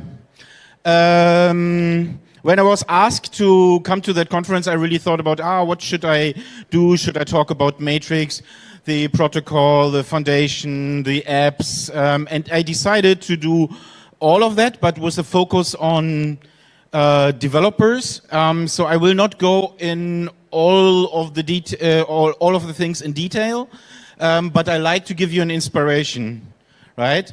So let's see. We're starting with the first slide, and then I have this little thing here. This, wow, looks funny. Maybe this gives us the next slide. Very good. First, I want to learn something from you. You can learn something from me. I want to learn from you first. Who of you knows someone who has already a Matrix ID? Please, hands up. Okay, it's something like maybe 30%. Who of you has actually a Matrix account? Okay, it's not same. It's more like 15%. Don't know. And who of you is already running a home server? 1, 2. I know the guy over there also runs a home server, so 3 people. All right. Okay, so maybe while I'm talking, you can change these numbers. So what you could do while we are talking, take out your laptop or take out your phone and check out the matrix.org website, how you can enter the Matrix, so how you get the red pill. Download a client. Start running a home server. This is a bit experienced, but there is Matrix, Docker, Ansible deploy, or Debian packages, or something like that. So it's not that hard to run a home server. If you can manage this while the talk, and we increase the number of people running a home server in that room, I will definitely buy you a beer. But you can use an existing mail server, like the one on existing home server like the one on matrix.org, register a user, and then you can join that room, which is not here. Then maybe we are not completely up to date. Oh, we are. You can join that room. And also if you follow that URL, but matrix.to, and then this URL or the barcode, that helps you a bit with that quest. Okay, but we go forward. So Matrix is a decentralized communication system, and Element is our flagship client. So this is a client which is on every platform, and it has most of the features which are on Matrix specification, and also some features which not on the specification yet, but they are quite useful. So It's more or less as you maybe know from other clients like Slack or Discord or Teams or Skype, something like that. It's a modern chat client. It is end-to-end encrypted, and it is decentralized, and it is open source. So this is how most of the people know about Matrix. But I want to look a bit behind the curtain, and therefore we look on the architecture of the Matrix. So the basic components in the Matrix ecosystem are these blue dots here. They are the home servers. Home servers are servers which serve as a home for the users. So I run my own home server. Maybe you have seen when I showed you the room where you should go. It's on datanautin.org.de, which is my home server. I run it myself. And when I have a client, like on my laptop or on my mobile phone, this is this green thing here, then I connect to the home server and get all the messages from the people I'm communicating with. And they are maybe on different home servers. That's all the other blue bubbles. Maybe they are on matrix.org or on FOSSDEM, what is it also, FOSSDEM.org or whatever. There are more than 10,000 home servers already out there in the Open Matrix Federation. And then there is another component, the yellow thing here. This is an application service. So it is not just a client or just the home server. It is some application which is doing something with the Matrix. And the Matrix is also a distributed database, so you can store data on it and it's replicated all over the interested parties in the system. And an application service is, or application server is something which interacts with that data. And then there's identity service. This is a useful thing to find people. So we have something like Matrix IDs. I will come later to it, but maybe you already know a phone number or an email, what is it, address? Then you can use an identity server to find someone in the Matrix. And this is a bit more complicated. So while you are registering your Matrix account and setting up your home server, have a look on this. Oh, damn. This, now you see what I mean by a little bit more complicated. So you see more or less the same structure in here. So the blue dots still the home servers, the greens are the clients. But now we have here these application services in bright blue, and we see specific application services, so-called bridges. That's the application services into other systems like Line or XMPP or ATAC, or also sometimes you could use bridge in other systems, and you first want to control the flow of your data. Then you can do it with such a border gateway, which sits in the Federation API. And here you can see a different matrix network. So this is a controlled federation between these two. Or here you also have isolated matrix networks. So matrix gives you the fabric to build all these different communication networks as we know it, and also to bridge between them. I already said something about identifiers. There are different important identifiers within the matrix system. So the most important is the one for rooms. Rooms are the containers for events. So everything in the matrix universe is an event. Every message, every picture, every if you join a room or if you leave a room or if you change behavior of a room, it is an event. And these events live in so-called rooms, and they always start with an exclamation mark. But sometimes you want to memorize rooms, then we use aliases, and they start with the dash there.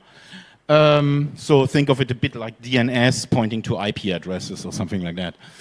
Here you can see how an event looks like. Events always start with a $sign, and mostly important, if people communicate, is about users or identities, so-called matrix identities. They always start with an @sign, then your username, and then the server name. So when you successfully have set up your home server, then you control the domain, and then you can give users on that home server. And by the way, are you already on the way? Who is currently in the process of setting up a matrix ID? Oh, yeah, 1, 2, 3. Oh, come on, it's not that hard. Come on. Oh, yeah, 4, 5. Okay. Maybe we will see what comes by the end. I talked already about events. Let's go even there a bit bigger. For those of you which are familiar with JSON, you can see this is how such a matrix event looks like. So this is a simple message. It is from the type message. Every event has a type. There's a sender, which is a user. You already learned about user IDs. This is how a user ID looks in that specific case. And it has content. So here is just a body of a hello world. And there's a different version. It's a HTML representation of this event, which is a strong hello world. Then it is some metadata from the home server, which is a timestamp. And it also has an event ID and, as I said earlier on, a room ID. So this event belongs to a room on that server. But as we learned in the beginning, we have multiple home servers. So it can also be on a different server, because if multiple home servers share the same event, it needs to be replicated. And so all these events are coming each after another, but there are also a bit more special events, that's state events. This is data which persists, like a room name. I think this is an example of a room name. So you can see the type is a room name, and then you see here the content of that room name is FOSSASIA 2025. So if you go with a matrix client into that room, then it picks up that state event and is giving you the title in the room overview. The beauty of Matrix is all these different servers can post events, and that can be completely chaotic. And then maybe a server is going down and another one is coming up, and all this can be crazy. But Matrix gives you the beauty of resolving that for you. And this is done to the DAG, to the DAG, the directed acyclic graph. This is solving this mess for you. So you as a developer or as a user, you don't need to take care of that. Matrix is doing that for you. Then another important part in the Matrix ecosystem is the power levels. So within every room, every user can have different power levels, and you can put capabilities on that. So this is a normal scheme which is used on most of the server, but it can be completely different if you need it to. So this is like on power level 0, when a user just joins the room, gets power level 0, and they can maybe send messages or invite other people into the room. And then we say for power level 50, we call them moderators, and they can kick people from a room or ban them or redact messages or notify the whole room of whatever they want. And the power level 100, we call them admins. They can, for example, change the primary address of a room. As I said earlier on, everything in Matrix can be end-to-end encrypted. So the data you put in on your client can be only decrypted on the other side, and therefore some key exchange needs to be done between the users. Actually not between the users, between the devices. So Matrix is per se multi-device capable. The algorithm is called the double redshift algorithm, is created by Signal, and the Matrix team has adopted it and changed it also in the way that it works in decentralized systems. Talking about the Matrix team, I'd like to talk a bit about the Matrix specification. And how is my time, by the way? No, halfway through, okay. The Matrix specification, it is not one specification, to be honest. It is a multiple specifications. You can check it out here, spec.matrix.org. There's everything in there. It consists of the client to server specification. So everything your client is doing with the server, but then the server needs to communicate to other servers or the federation. This is the server to server API. Then I already said about the application or bridges. They talk the application API. And then we have smaller parts of the specification, like for push messages or for the identity and for something like widgets. Yeah, so if you're familiar with HTTP REST APIs, then you maybe already get an idea how the API will look like, but look in the specification to get more idea about it. And also the server-to-server API is HTTP. So this is how different jobs are done between the servers.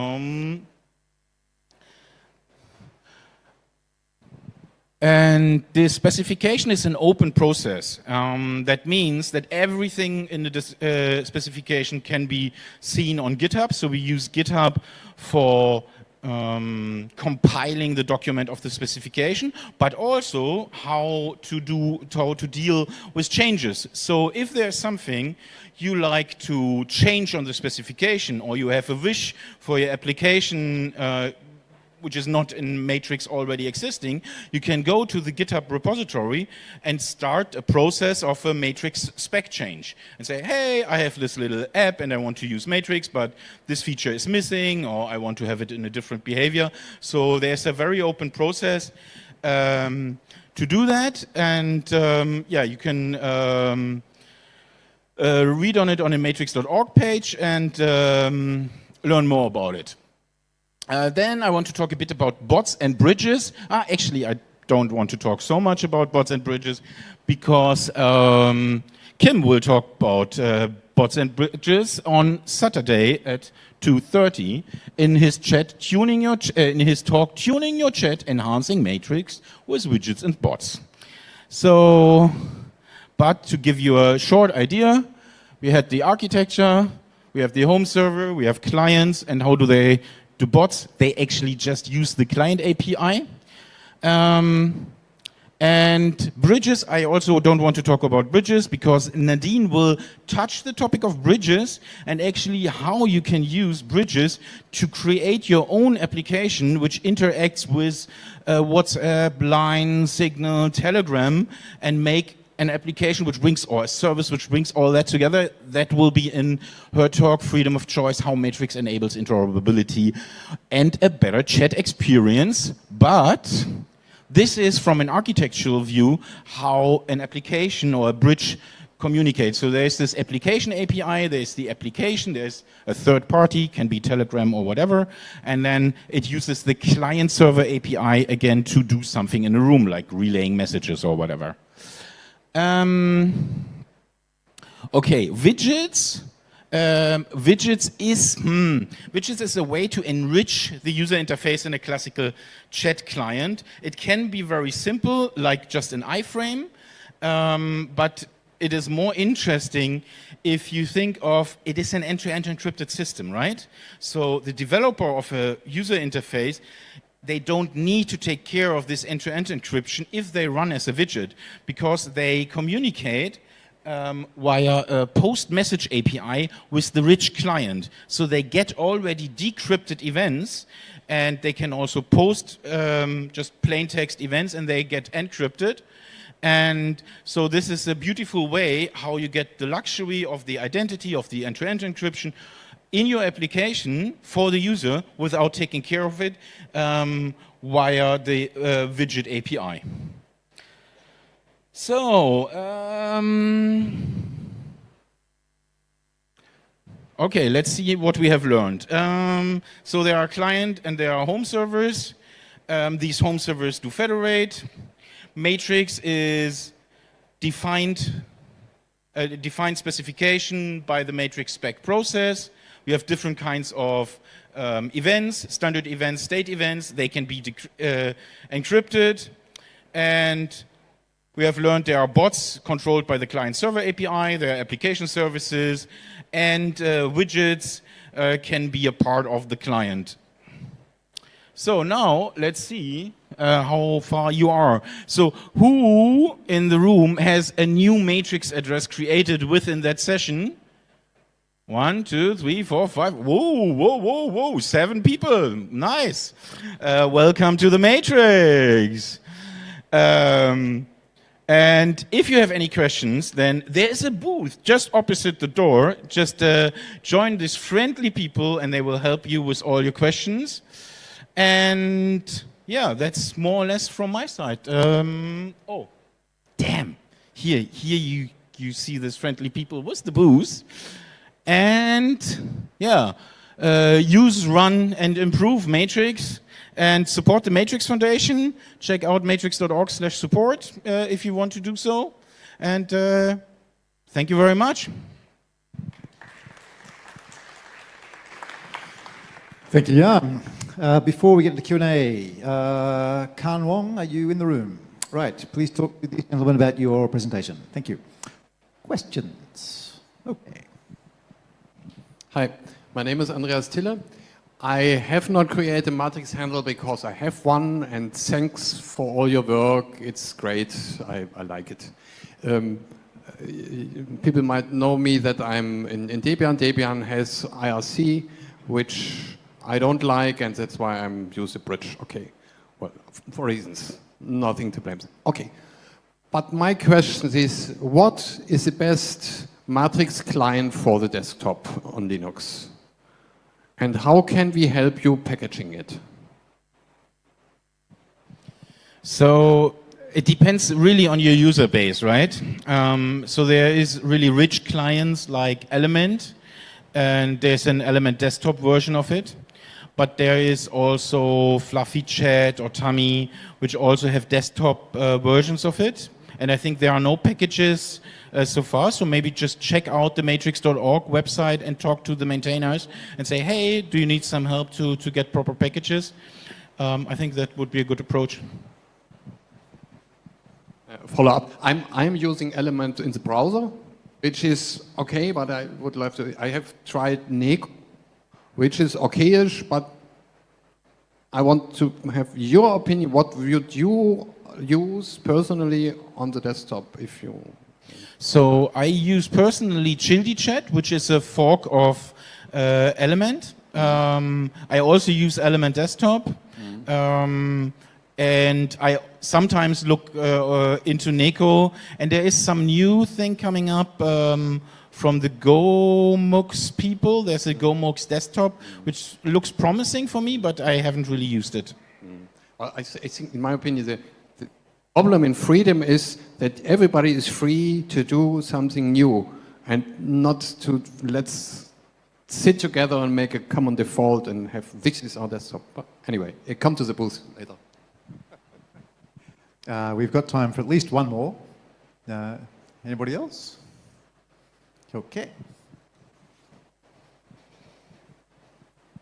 This is maybe a question for the booth, really, but it might be something that people run into. I've just installed Element again here, and it's asking me to verify with another device, but it's been like a couple of years since I logged in. So now it's asking me, do I want to wipe everything and start again? Is that my only option? Can I recover? Can I get back in? So this is like every time with, if you lock something with the key, when you have the key, you can unlock it. If you don't have the key, then there is no way to unlock it. So it's a chat system. Maybe your messages from 6 years ago are not that important anymore. Maybe they're not even encrypted. So if you don't have the key, you don't need the encryption session anymore because you cannot unlock it. It could offer to unlock via my associated email account, for example. Say it again. It could also offer recovery via my associated email account instead of just another device.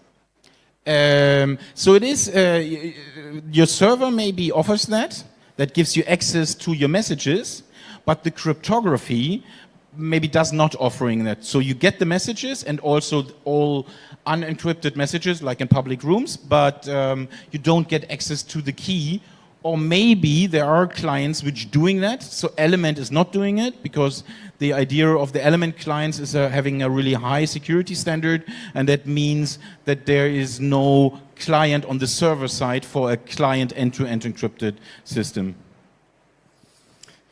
But I know there are clients which offering something like that.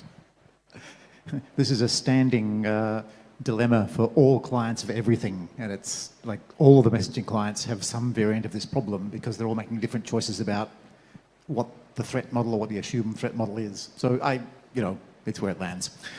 Thank you very much, Jan. It's much appreciated.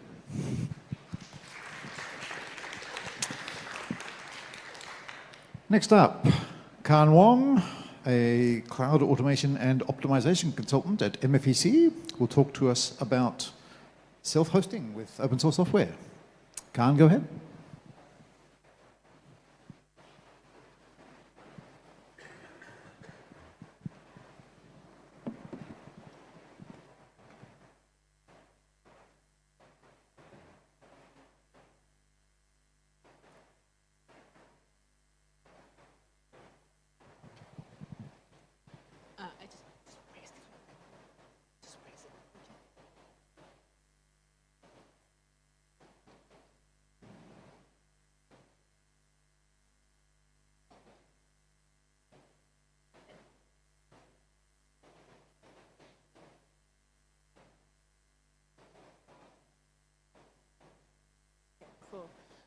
Hi everyone. So today I'll be sharing about how you can take control of your own data via self-hosting. And the good thing about this is that most of these software are open source and free, as in beer. So it's great because we can use the labor of love for many people and pour into something we care about, which is data privacy. So a little bit about myself. My name is Khan. I'm a cloud automation and optimization consultant at MFEC. I love automation. Secure deployment is my thing. I'm also a FOSSASIA and HashiCorp ambassador. I also have a portfolio website at khanwong.me. And then I'm also active on Blue Sky, so feel free to come say hi. So to start with, in this day and age, we rely a lot on online tools and services. This can be anything ranging from previously the chat client, messaging applications, password manager, media streaming services, spreadsheets, note-taking software. As you can see, these are a lot of services. But then it's very convenient because we just have to sign up for the services and then we can use them right away without having to think much about the underlying infrastructure or the maintenance overhead we have to take into account when we spin up and operate these services. But then again, this means that we have to trust someone to maintain and manage our data. This can be anything from picking where the data should be located, back it up if necessary, and restore it, migrate it, which means someone has to have access to our data. It's not a bad thing in itself, but in a way, we don't really know to the full extent of what they do with our data. So for example, if you use a music streaming website, of course, they are going to analyze your listening patterns to serve you personalized recommendations. And that's a good thing because in a way, it makes the service more interesting because it can serve you random music that seem to be fitting the mood you are in today. So it's great in that sense. But then again, the service might be sharing your data with someone else that you may or may not agree to. So if you are conscious about this, you probably have to pick a service where there's more transparency. But then again, if you prefer to have total control over your data, you can probably consider self-hosting, which I'll get into in a bit. So the good thing about some of this is that for some services, they allow you to export your data. So for example, if you heard the name Google, Google has a service known as Google Takeout where you can submit a request to export your data and then it will send you the link in a bit where you can download your data and do anything you want with it. But then again, not all services offer this service because it means developers have to spend more time and resources on developing this feature. But then again, not all services can justify the existence of this feature. So in a way, it's not always bad. It's just that if you care that you have access to the data in a service you are using, you probably have to look for the service where this option is possible for you to take.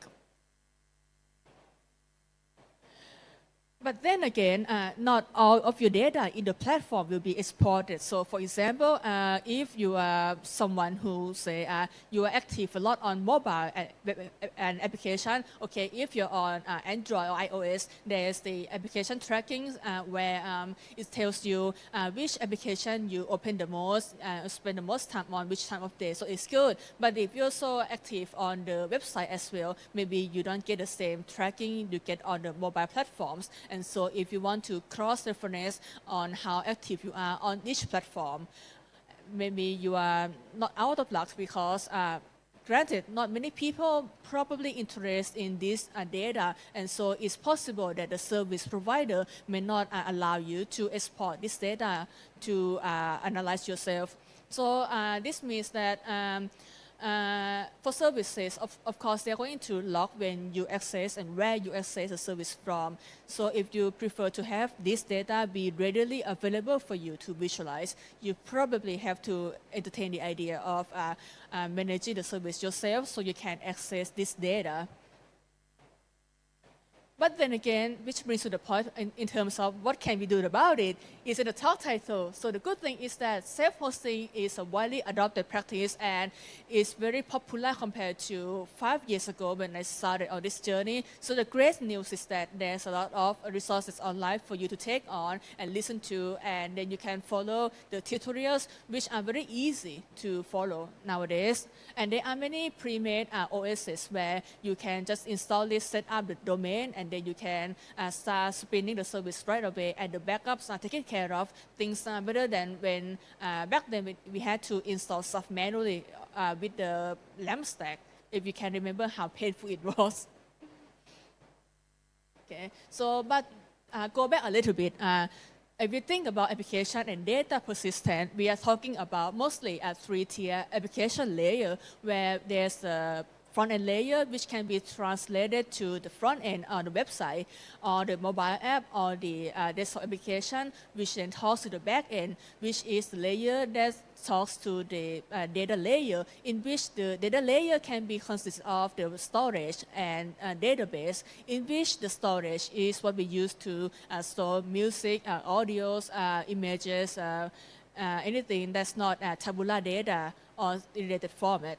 So if we can replicate this setup in our own hardware, then we can have the self-hosting setup, in which if we go to the definition of self-hosting, it essentially means that we are setting up, managing the services on our hardware or infrastructure. It doesn't have to be a physical hardware. It can be a VPS as well, but it has to be something that you own and can control. And then you can choose what to install and what to maintain and manage.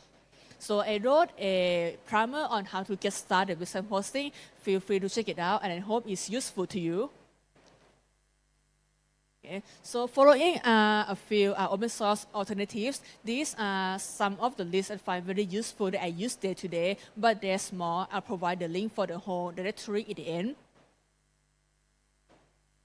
Okay, so firstly, I think we can agree on that this day and age, we have a lot of online accounts. It can be anything from shopping websites, media streaming, social media, and what have you. It's a lot of burden for us to remember everything. And if we use the same password for every account, I think hackers would love you, but I don't think we need that kind of love, okay? So this service, Bitwarden, is an implementation of a Bitwarden protocol. The good thing about this is that you can continue using the existing Bitwarden application from desktop, web browser extensions, and mobile application. And you just have to point the server endpoint to the Bitwarden instance. And the great thing about this is that you can get the paid features for free, namely two-factor authentication and integration with the Have I Been Pawned website to check whether your password was leaked or dumped. The second one is music streaming. The good thing about this is that music streaming has been existed for a long time. Maybe you're familiar with the name Subsonic. Navidrome stands on the Subsonic API, which is a de facto standard for the music streaming protocol in the open source world. So the great thing about this is that you can continue using the existing ecosystem and applications for Subsonic. Anything that's Subsonic compatible, you can use Navidrome with. And the application is written in Golang, which consumes minimal resources, and it's very easy to spin up. Just point the configuration to your music directory, and you're good to go. And it doesn't take long at all to scan your full directory. And we really can't miss the video streaming solution. So maybe you heard the name SBMC. That was pretty ancient by this point. But Jellyfin works online and also supports many formats. And you can also access it from the native web, mobile, and desktop clients. And the great thing about this is that it can also transcode the video on the fly as well if your client doesn't support the format. And it also has the group play feature where you can have multiple users logging at the same time and watch the same video at the same time.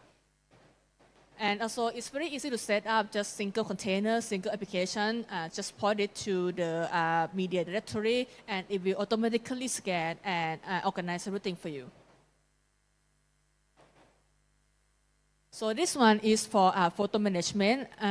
So if you are taking a lot of photos and want to organize them, image is a very great choice because it allows you to manage photos in an album-like format or tag formats. Also has a built-in machine learning system where you tag the faces of persons in the photos so you can easily search for them. You can also set your mobile application, the image one, to auto-upload photos to the service, which means you don't have to manually copy the photos from your phone or tablet to the service. And the great thing about this is that you can also share the album as well, either with or without password protection. So you can share it with friends and family. Okay. And in this day and age, we can all agree that there's many news to consume from. And back then, there's a Google Reader, and I really missed it. But then this one scratched the itch nicely because it's a very light and minimal feed reader. So you just add the RSS feed to the service, and then it will aggregate everything for you. And the good thing about this is that the web page itself is very light, only 100 kilobytes. So it's very easy to load from slow internet. So over time, when you read a lot of news, you may find that something you want to save to read for later because it's a long-form article. Rollerback allows you to save the article, and it will present the article into the clean format for you to download. It also has integrations with the e-reader app, so you can download the article straight away to your e-reader apps. Over time, you may also find that you want to take notes of the services. So this one, think of it as a Google Notes, Google Keep alternatives, but with support to Markdown. And you can also attach photos and files as well. But you can also share the notes as a link to other people as a read-only as well. So I personally use it to scratch first the rough idea and then send it to my friends to validate it before I further work on the idea. And over time, I also use a lot of devices and mobile devices as well. And sometimes I use company machine. I find it easy if I have a single website to take notes of all my bookmarks and manage it. So LinkedIn allows you to add multiple bookmarks to the website, and then you can organize it with tags as well.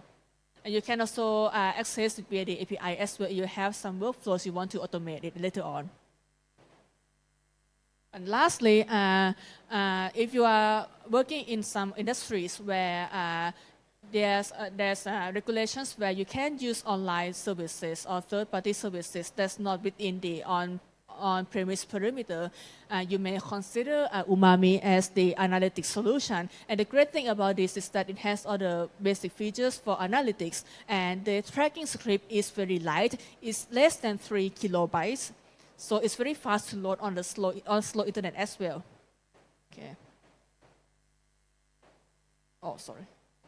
Okay, so these are some, but not the extensive list. So feel free to check out the open source alternative to TO for more lists. The good thing about this website is that it allows you to choose the service that you are familiar with, and then it represents you with the alternative for these services. Okay, so thank you for listening to my talk, and the slides can be downloaded at my website. Thank you. Thank you, Khan. Before I get into Q&A, Augustine, are you in the room? Right, can you please go and talk to these gentlemen over on your right about the screen?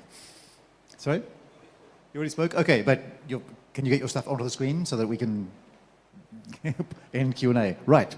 Questions for Khan? Comments? Okay.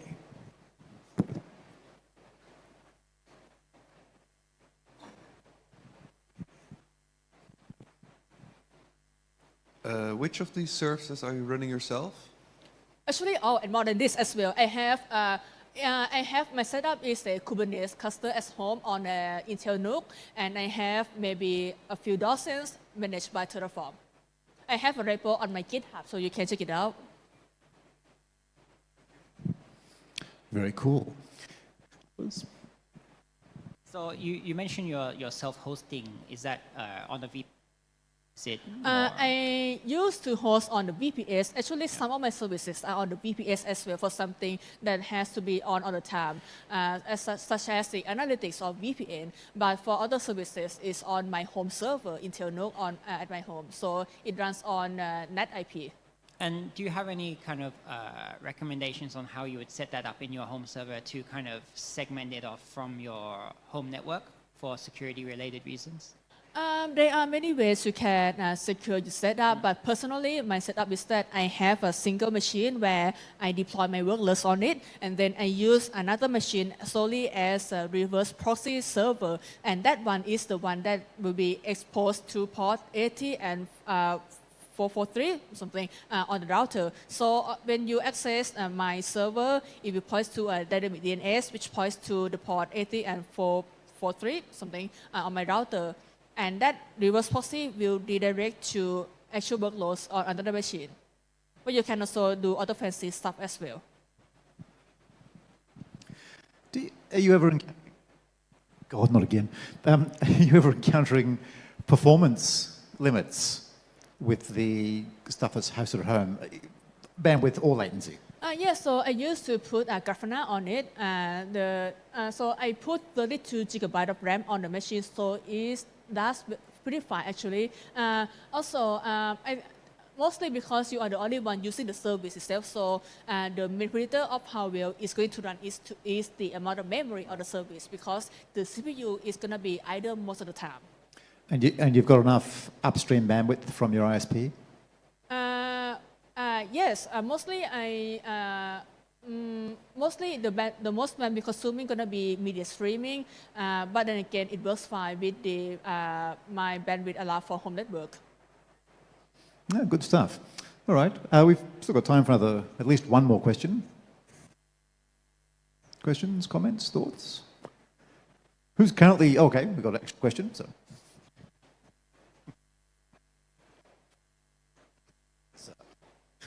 Nice activity. Do you store all those services on one server, or do you have some sort of... It can be any setup you want. So previously I had a multi-node Kubernetes cluster, but then I consolidated into a single cluster. But then again, there are some services I prefer to have it available all the time in case of power outage. So for analytics and VPN, I put it on a VPS, but the rest is on my home server. But it depends on what you prefer to be able to go down if there's power interruption, or what you prefer to be on all the time. Oh, yeah, one more wafer-thin question. Did you ever have any issues integrating one service to another? So, for example, you mentioned about a Jellyfin and a photo organizer, and like when you have your data, you want them to talk to each other. How would you do that? So you mean if I have to migrate the data, right? Migrate between service or migrate data for the same service but different hardware? I mean, you may have the same data let's say you have a Nextcloud installed. Okay, cool. So you have a folder with videos, but now Uh-huh. you wanted the videos to be visible in Jellyfin. Oh, And okay, so, okay, so okay. you have Okay, a lot of integration between cool. services. So in this case, if you have your data in Nextcloud or this media, what I would do is I would mount the path in Nextcloud that match the video path to the video path on Jellyfin, so they can access the same data. So, but utilizing volume multi, but your data has to be on the same machine or has to be on the same member volume, so both services can access. No. Okay, that's about time. Thank you, Khan. Appreciate the talk. We could have some thanks. When I've got a microphone in one hand and a phone in the other. Next up, Augustine Korea from Hackerspace Mumbai will talk to us about identity and authorization for cloud native OSS. Thank you. Hello. Oh, cool. So, who are you? This is not supposed to be a rhetorical question, right, for you guys out. Who am I? This is a really talk intrinsic to cloud security just in general, okay? Now, why am I here on this stage? So, as you can see top, I'm the Microsoft MVP for developer technology and AI platform. I'm also the Auth0 ambassador that was there, that program till last year. And I'm also the GitHub community leader in Bombay. Cool? Now, essentially, in a nutshell, the intent is all this, right?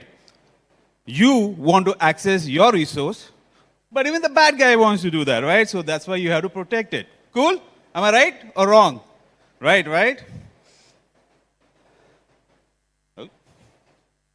Okay. So let's get a few essential in case, okay? So this is a talk not to make sure that I know my security talk, is to make to ensure you can secure and understand the basics of what's actually happening out here. So now let's get a few things. What is an entity out here in the security landscape? Is the thing that is an individual unit, right? Anything, right? And this happens in this exam, me, myself.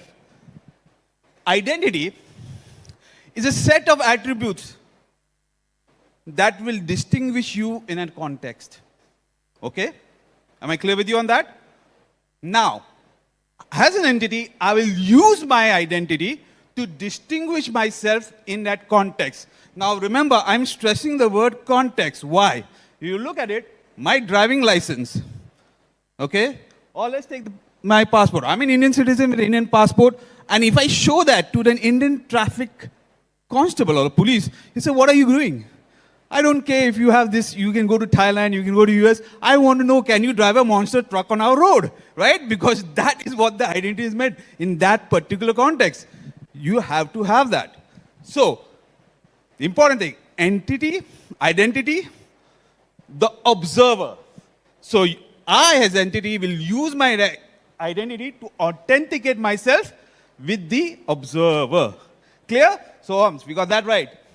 Now, let me take you a whirlwind tour of what actually how we have already progressed from here. First, we have our own ubiquitous password channel mechanism, right? You think this is old? No, still our majority system use this. I'm not saying anything because it's same like jellyfish. There are 500 million jellyfish and 1 billion, right, humans, because it's very simple and easy to understand. So how do we progress? Hey, some of us in a long time got a coaxial together, plug all the computers, and hey, we got a network. Now we have multiple computers, each app, and what? Each app have their own authentication system. So now I had to add a whole lot of passwords to remember, right? If Khan was talking about Vault Warden, think about that. I had to now remember. There were no vaults on our time. It was all in my head to remember all the passwords. So this to do that.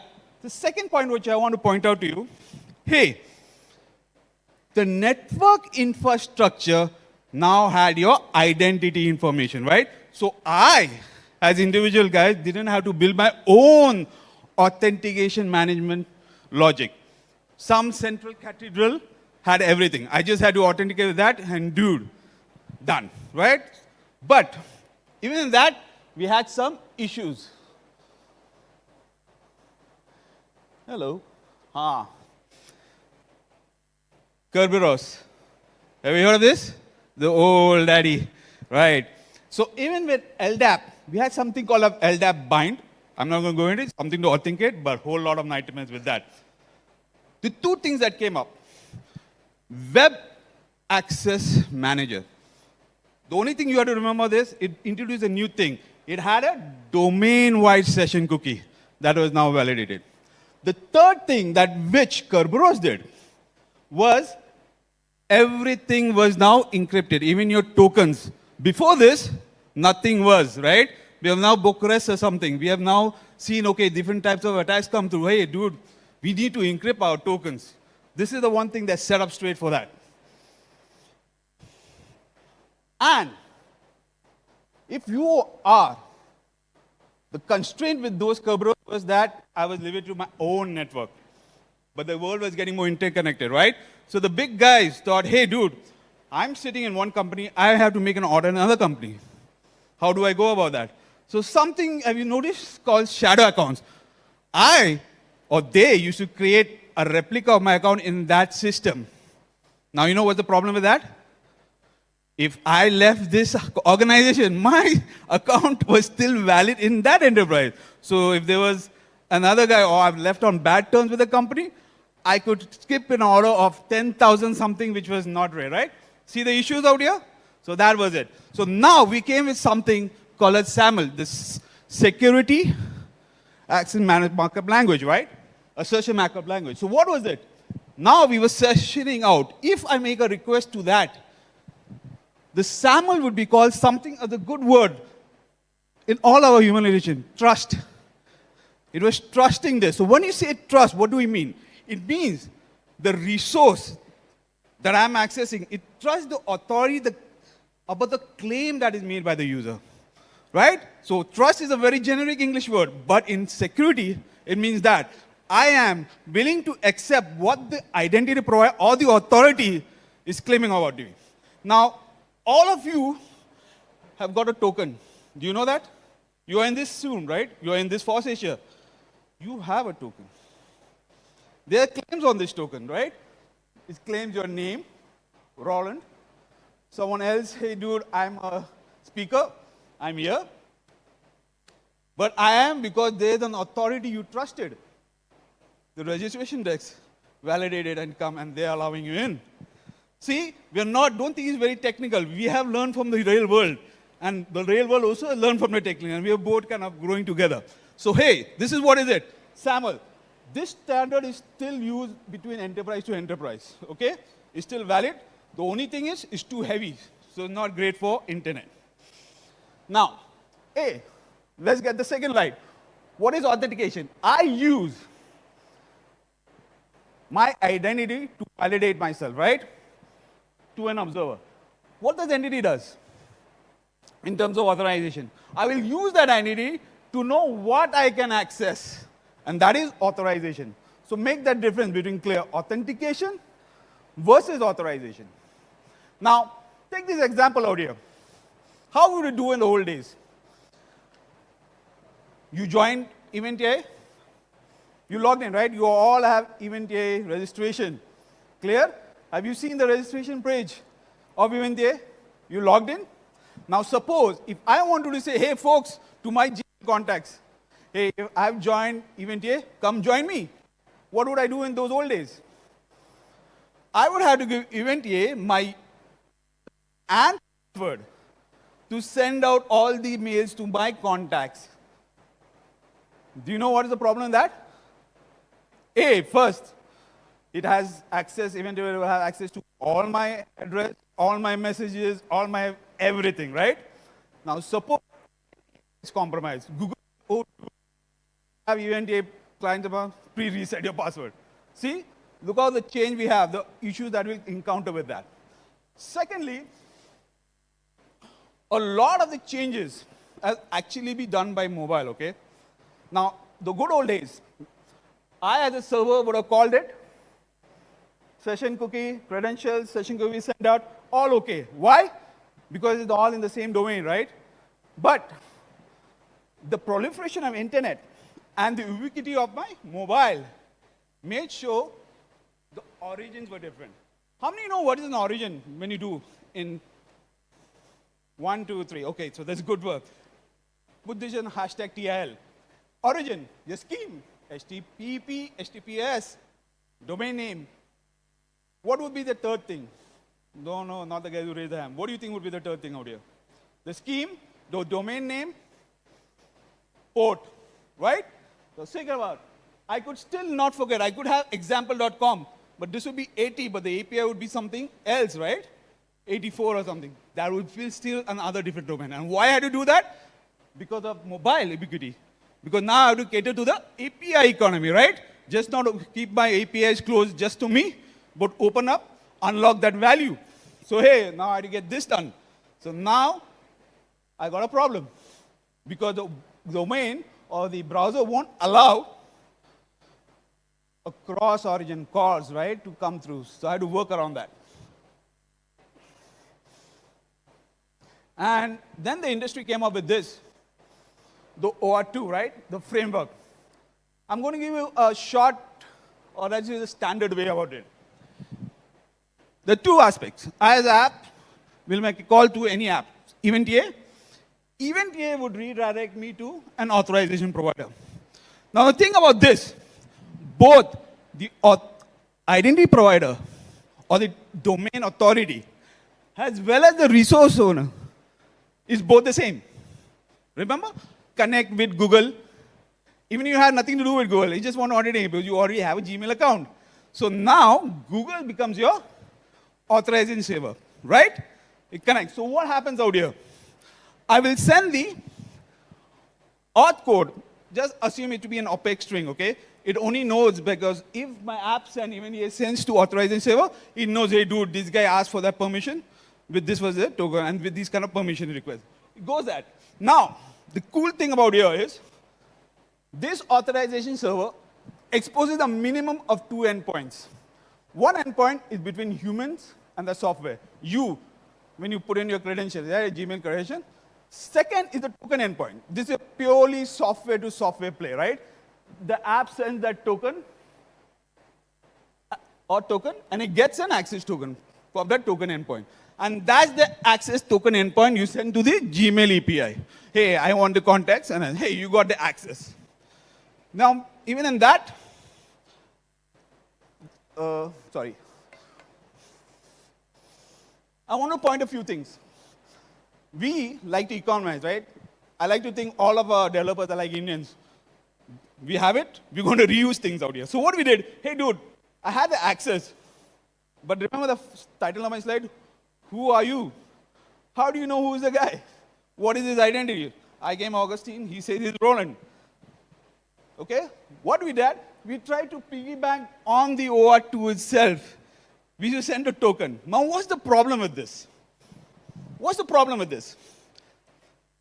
Here, identity guys, LDAP, okay, there was a new brief of professionals started with directors now, identity administrators. You know the guy, you have a problem, oh, you need to format your machine. These kind of guys, right? So, hey, who are you? Hey, this guy is Augustine Korea.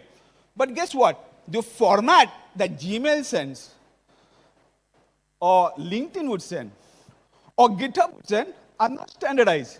So you had to have a three-way kind of work between the authorization, the app, and the API.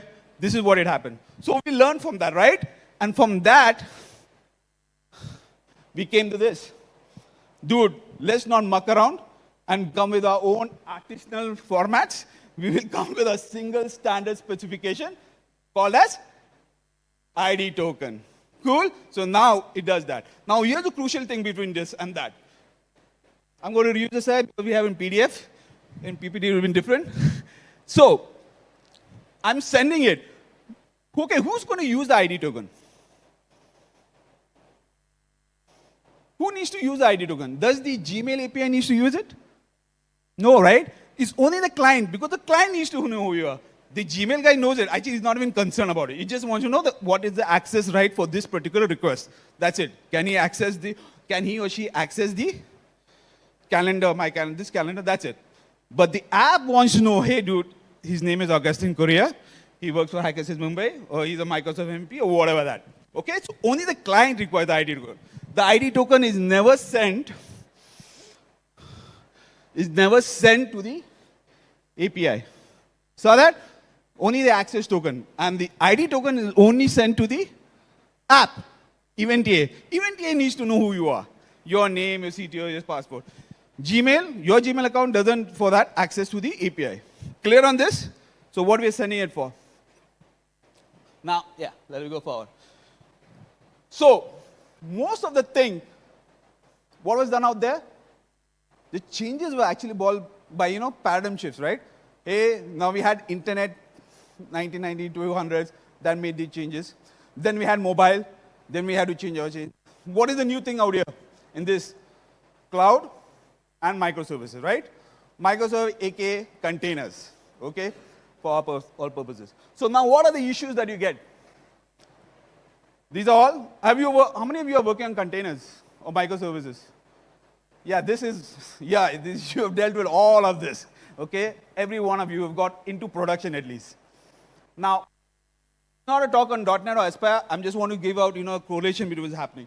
So Aspire is basically an orchestration for the local loop. If you have ever done local development for microservice, it's a nightmare. Forget about production. On the local, you just cannot pinpoint what's happening wrong, right? It still brings up to it works on my machine, but that doesn't care for a lot. Now, what we have done, we are using the same paradigm that we choose for our stuff, cloud native, right? So the key cloud is also another container that acts in it, because you need to secure the app at the end of the day. So, for a guide of attendees of FOSSASIA, these are important, right? Is it open source? Yeah. Does it do what it needs to do on the tin?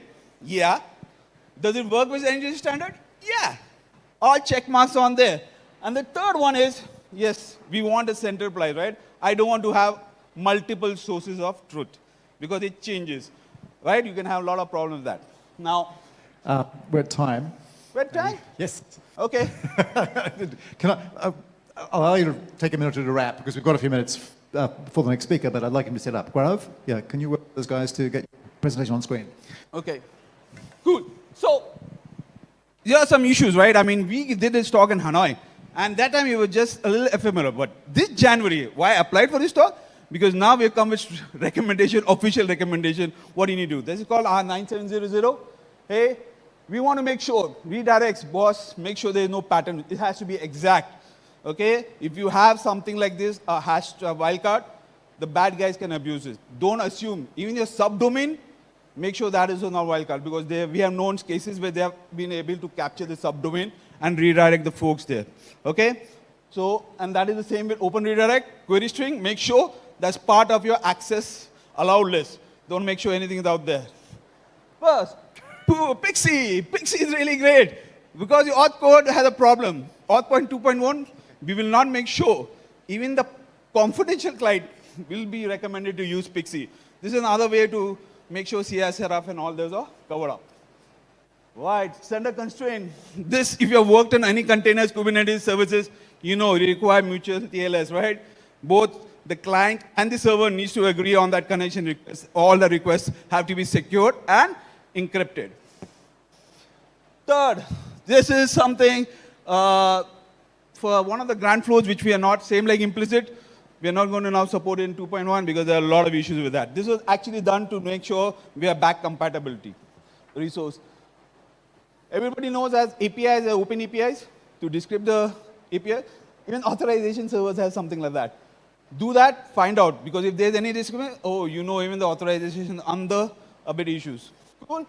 And last, this talk is because Vittorio, he's a great guy. I worked with him.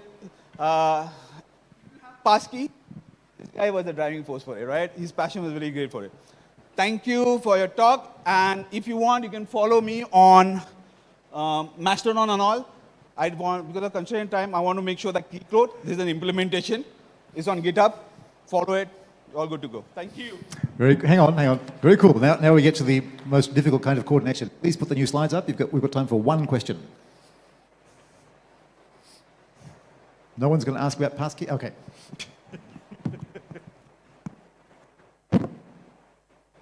Very brief.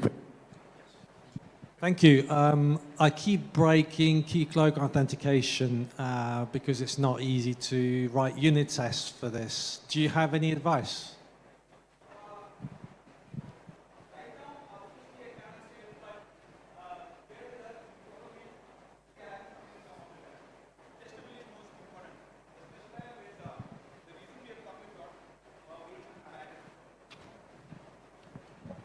We want to be everything's testable, obviously at the unit level, and we are working on, because that's not only a problem with you, we have that issue, right? And we keep on always hammering. So that is one of the feedback that has gone up.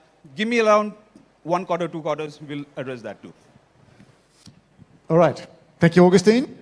Next up, we have Gaurav from Red Hat, who's going to talk to us about applying threat intelligence to improve security. Gaurav?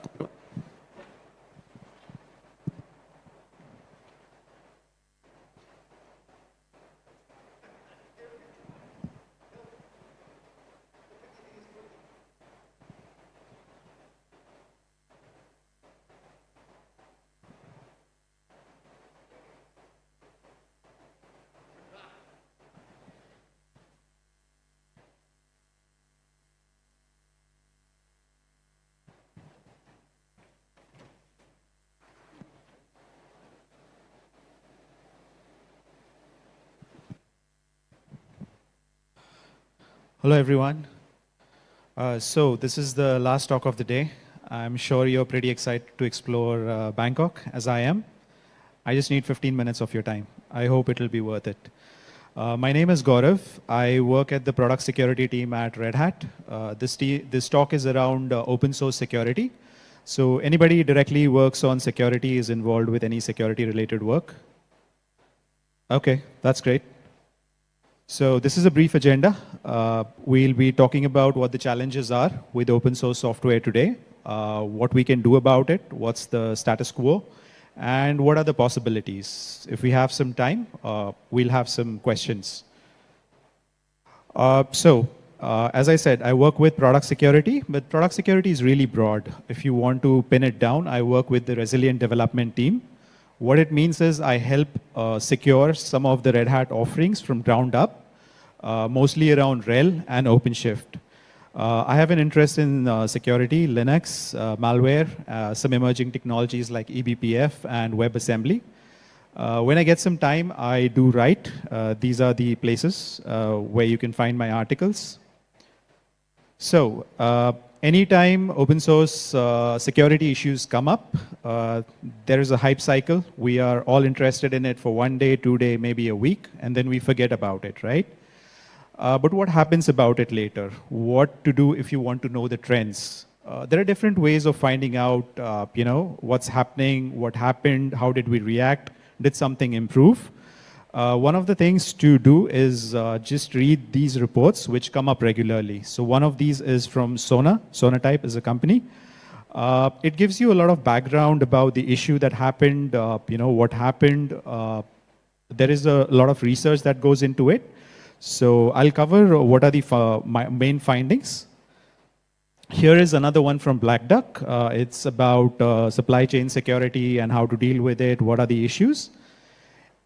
If you look at it broadly, what it says is open source software is everywhere. Most of the applications today are using open source software. The software or the OSS components that are being used are getting big and they're getting more complicated. What it also says is, in spite of all the security work that we are doing, critical or important security issues continue to be discovered. So that's not getting any lesser. If that wasn't enough, there is a huge uptick in malicious open source software projects, which is another thing that we need to worry about. And it's not just the projects, it's not a problem on the project side. It's also a problem with the consumption of open source software. For example, if a critical CVE comes in, even if a fix is released, many months after that, they have found that a huge chunk of the downloads were still continuing to use the vulnerable software in spite of the fix being available. So that is a problem. So these were the problems. How are we currently dealing with the security of open source software? I think a central place for all security-related issues is PCERT. It's just an incident response team. It could be around products. It could be around, the open source projects.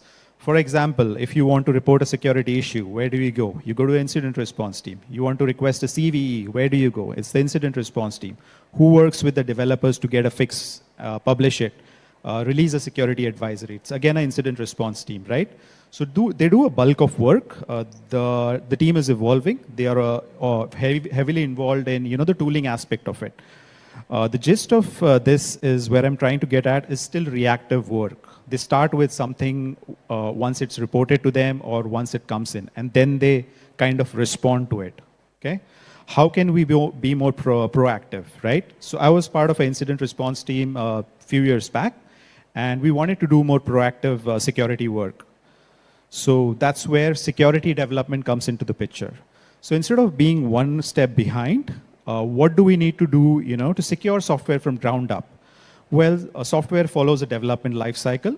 Why not have a parallel secure development cycle running alongside with it, right? So when you have the requirements ready, why not, have the security requirements ready as well? Once you have the design in place, why not do a threat model and see what all threats are applicable to your software project and other mitigations in place? Once you start writing code, why not run it through a SAS scanner to identify issues quicker? Once you build the software and you are testing it, why not have security test cases where it will test the APIs for any issues? Why not do a malware scan before you're delivering things to a customer? Because a lot of code that is coming from upstream might be tampered with. Why not do a penetration test? This is great. We are moving towards a proactive approach, which is great. But what can we do more? Threat intelligence. So threat intelligence is comparatively new, even though, let's say, a 10-year period. Currently, it's only applicable to places where infrastructure security is concerned, like many of your InfoSec teams or SOC. So the idea is to study the attackers, what their motives are, who their targets are, and really check what their methods are and come up with indicators of compromise and things like that. What if we can apply threat intelligence to a secure development lifecycle? What the possibilities are.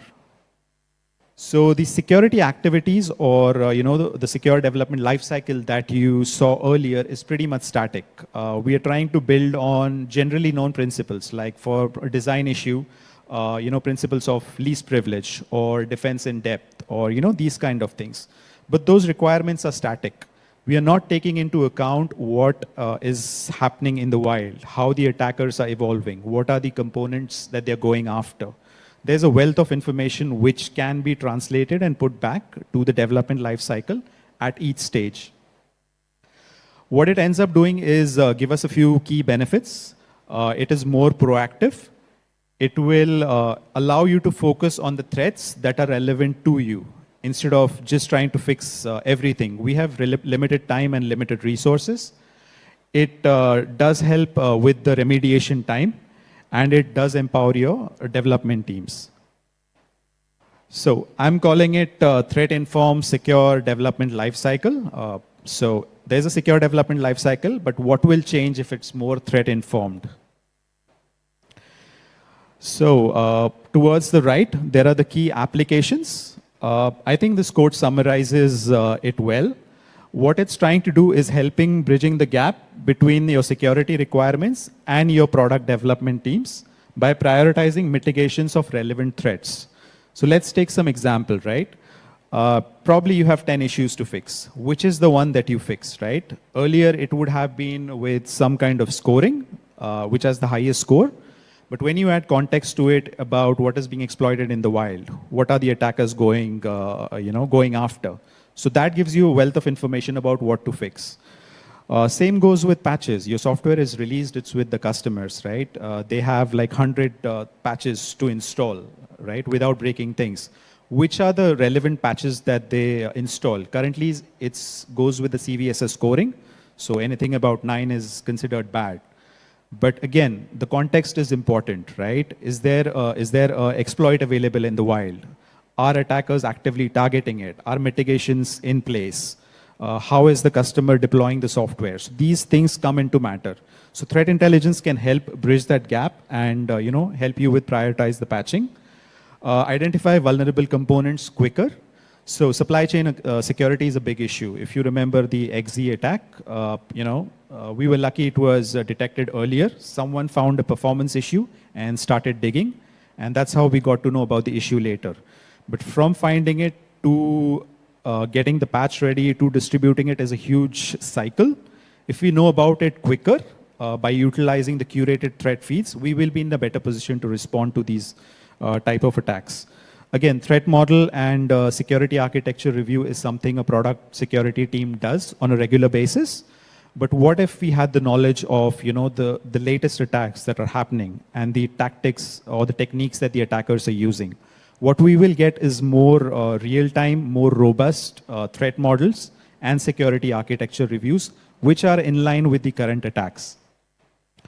One of the reports that I shared earlier had a CVE, and what they said is it was an input validation issue, which turned into a vulnerability and which was exploited by an attacker. What if we had relevant test cases in a DAST pipeline, which would take care of your input validation? This issue could have been caught much earlier. So it could, in turn, help you with your test cases. When it comes to developers just want to get things working. They are not directly concerned with security. They want something working and working something immediately. So they might end up downloading a lot of components, a lot of libraries, without getting to know the complete background, whether the library is maintained, are there any security issues, and those kind of things. But what if there could be curated threat feeds which are targeted towards the developers, which can help them make informed decisions? And again, training is a big aspect of product security, which helps them to stay abreast with what are the key skills needed to develop secure software. Currently, the trainings are lagging behind in terms of just the best practices, but threat intelligence and the threat feeds can help getting the relevant attacks and turn it into trainings which are relevant for the developers. So how does one get started with threat intelligence, right? As someone, if you're a developer, if you're a single person, I would say start with the threat feeds first. Keep it simple. Just subscribe to a threat feed that is relevant to your industry. Maybe your area, maybe if you're a web developer, maybe you are working on a storage stack, maybe you're working on a financial industry, just subscribe to a threat feed. See what it's trying to tell you. It will tell you about the attacker, what he's trying to attack, and so on. Get used to the threat feed. The next step could be learning about intelligence cycle a bit, how threat intelligence team kind of collect that data, analyze that data, and put it into something which is actionable. There are some well-known models for threat intelligence. The famous ones are Kill Chain, the Diamond model, but I would highly recommend the latest, which is the MITRE attack framework. Many of the security tools today do incorporate the MITRE attack framework. So you, in a pane, you are able to see the attack, the issue, and it's tied to the framework directly. If you are brave enough, you could try a threat intelligence platform. So what a threat intelligence platform is a piece of software which takes feeds from multiple areas and allows you to do customizations around it that best fits your need. So OpenCTI is one of those frameworks which you can try out. Again, the last one is more generic open source, an open book about intelligence analysis. I'm not sure. If the above bulleted points caught your attention, maybe you could spend some time. It speaks about biases and how we view things and what are the biases that we encounter when analyzing something. Here are some general reading material about secure development. If you want to know more about how to securely develop software, what are the security controls that come into picture, what more can we do?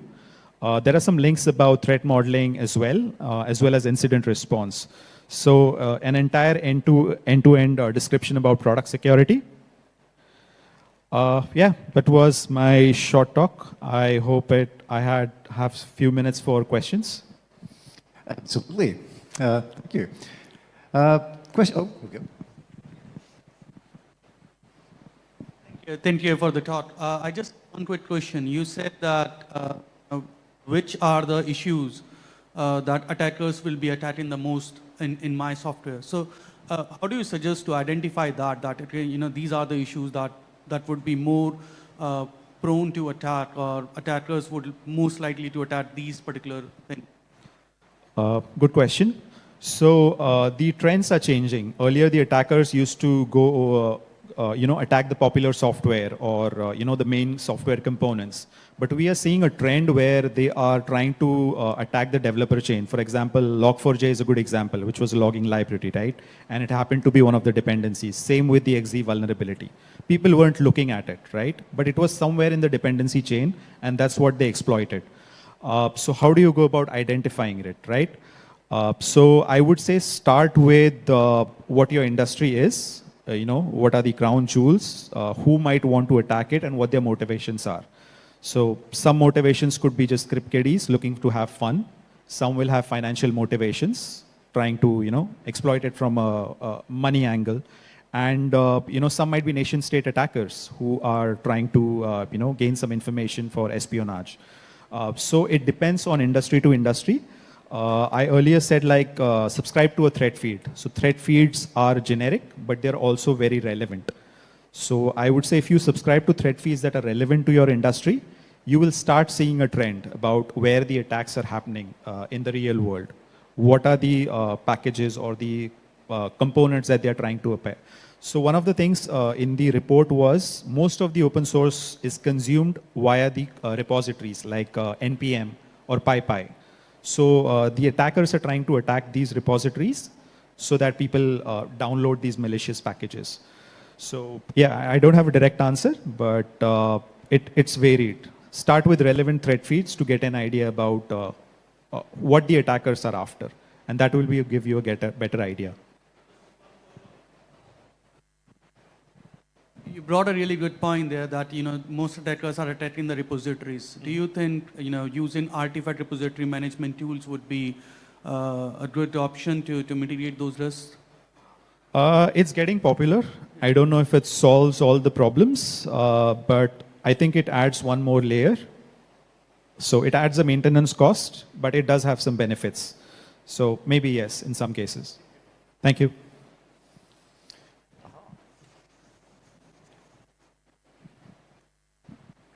Hello. Yeah, so I joined the talk a bit late, like 5-10 minutes, so apologies if you have already covered this concept.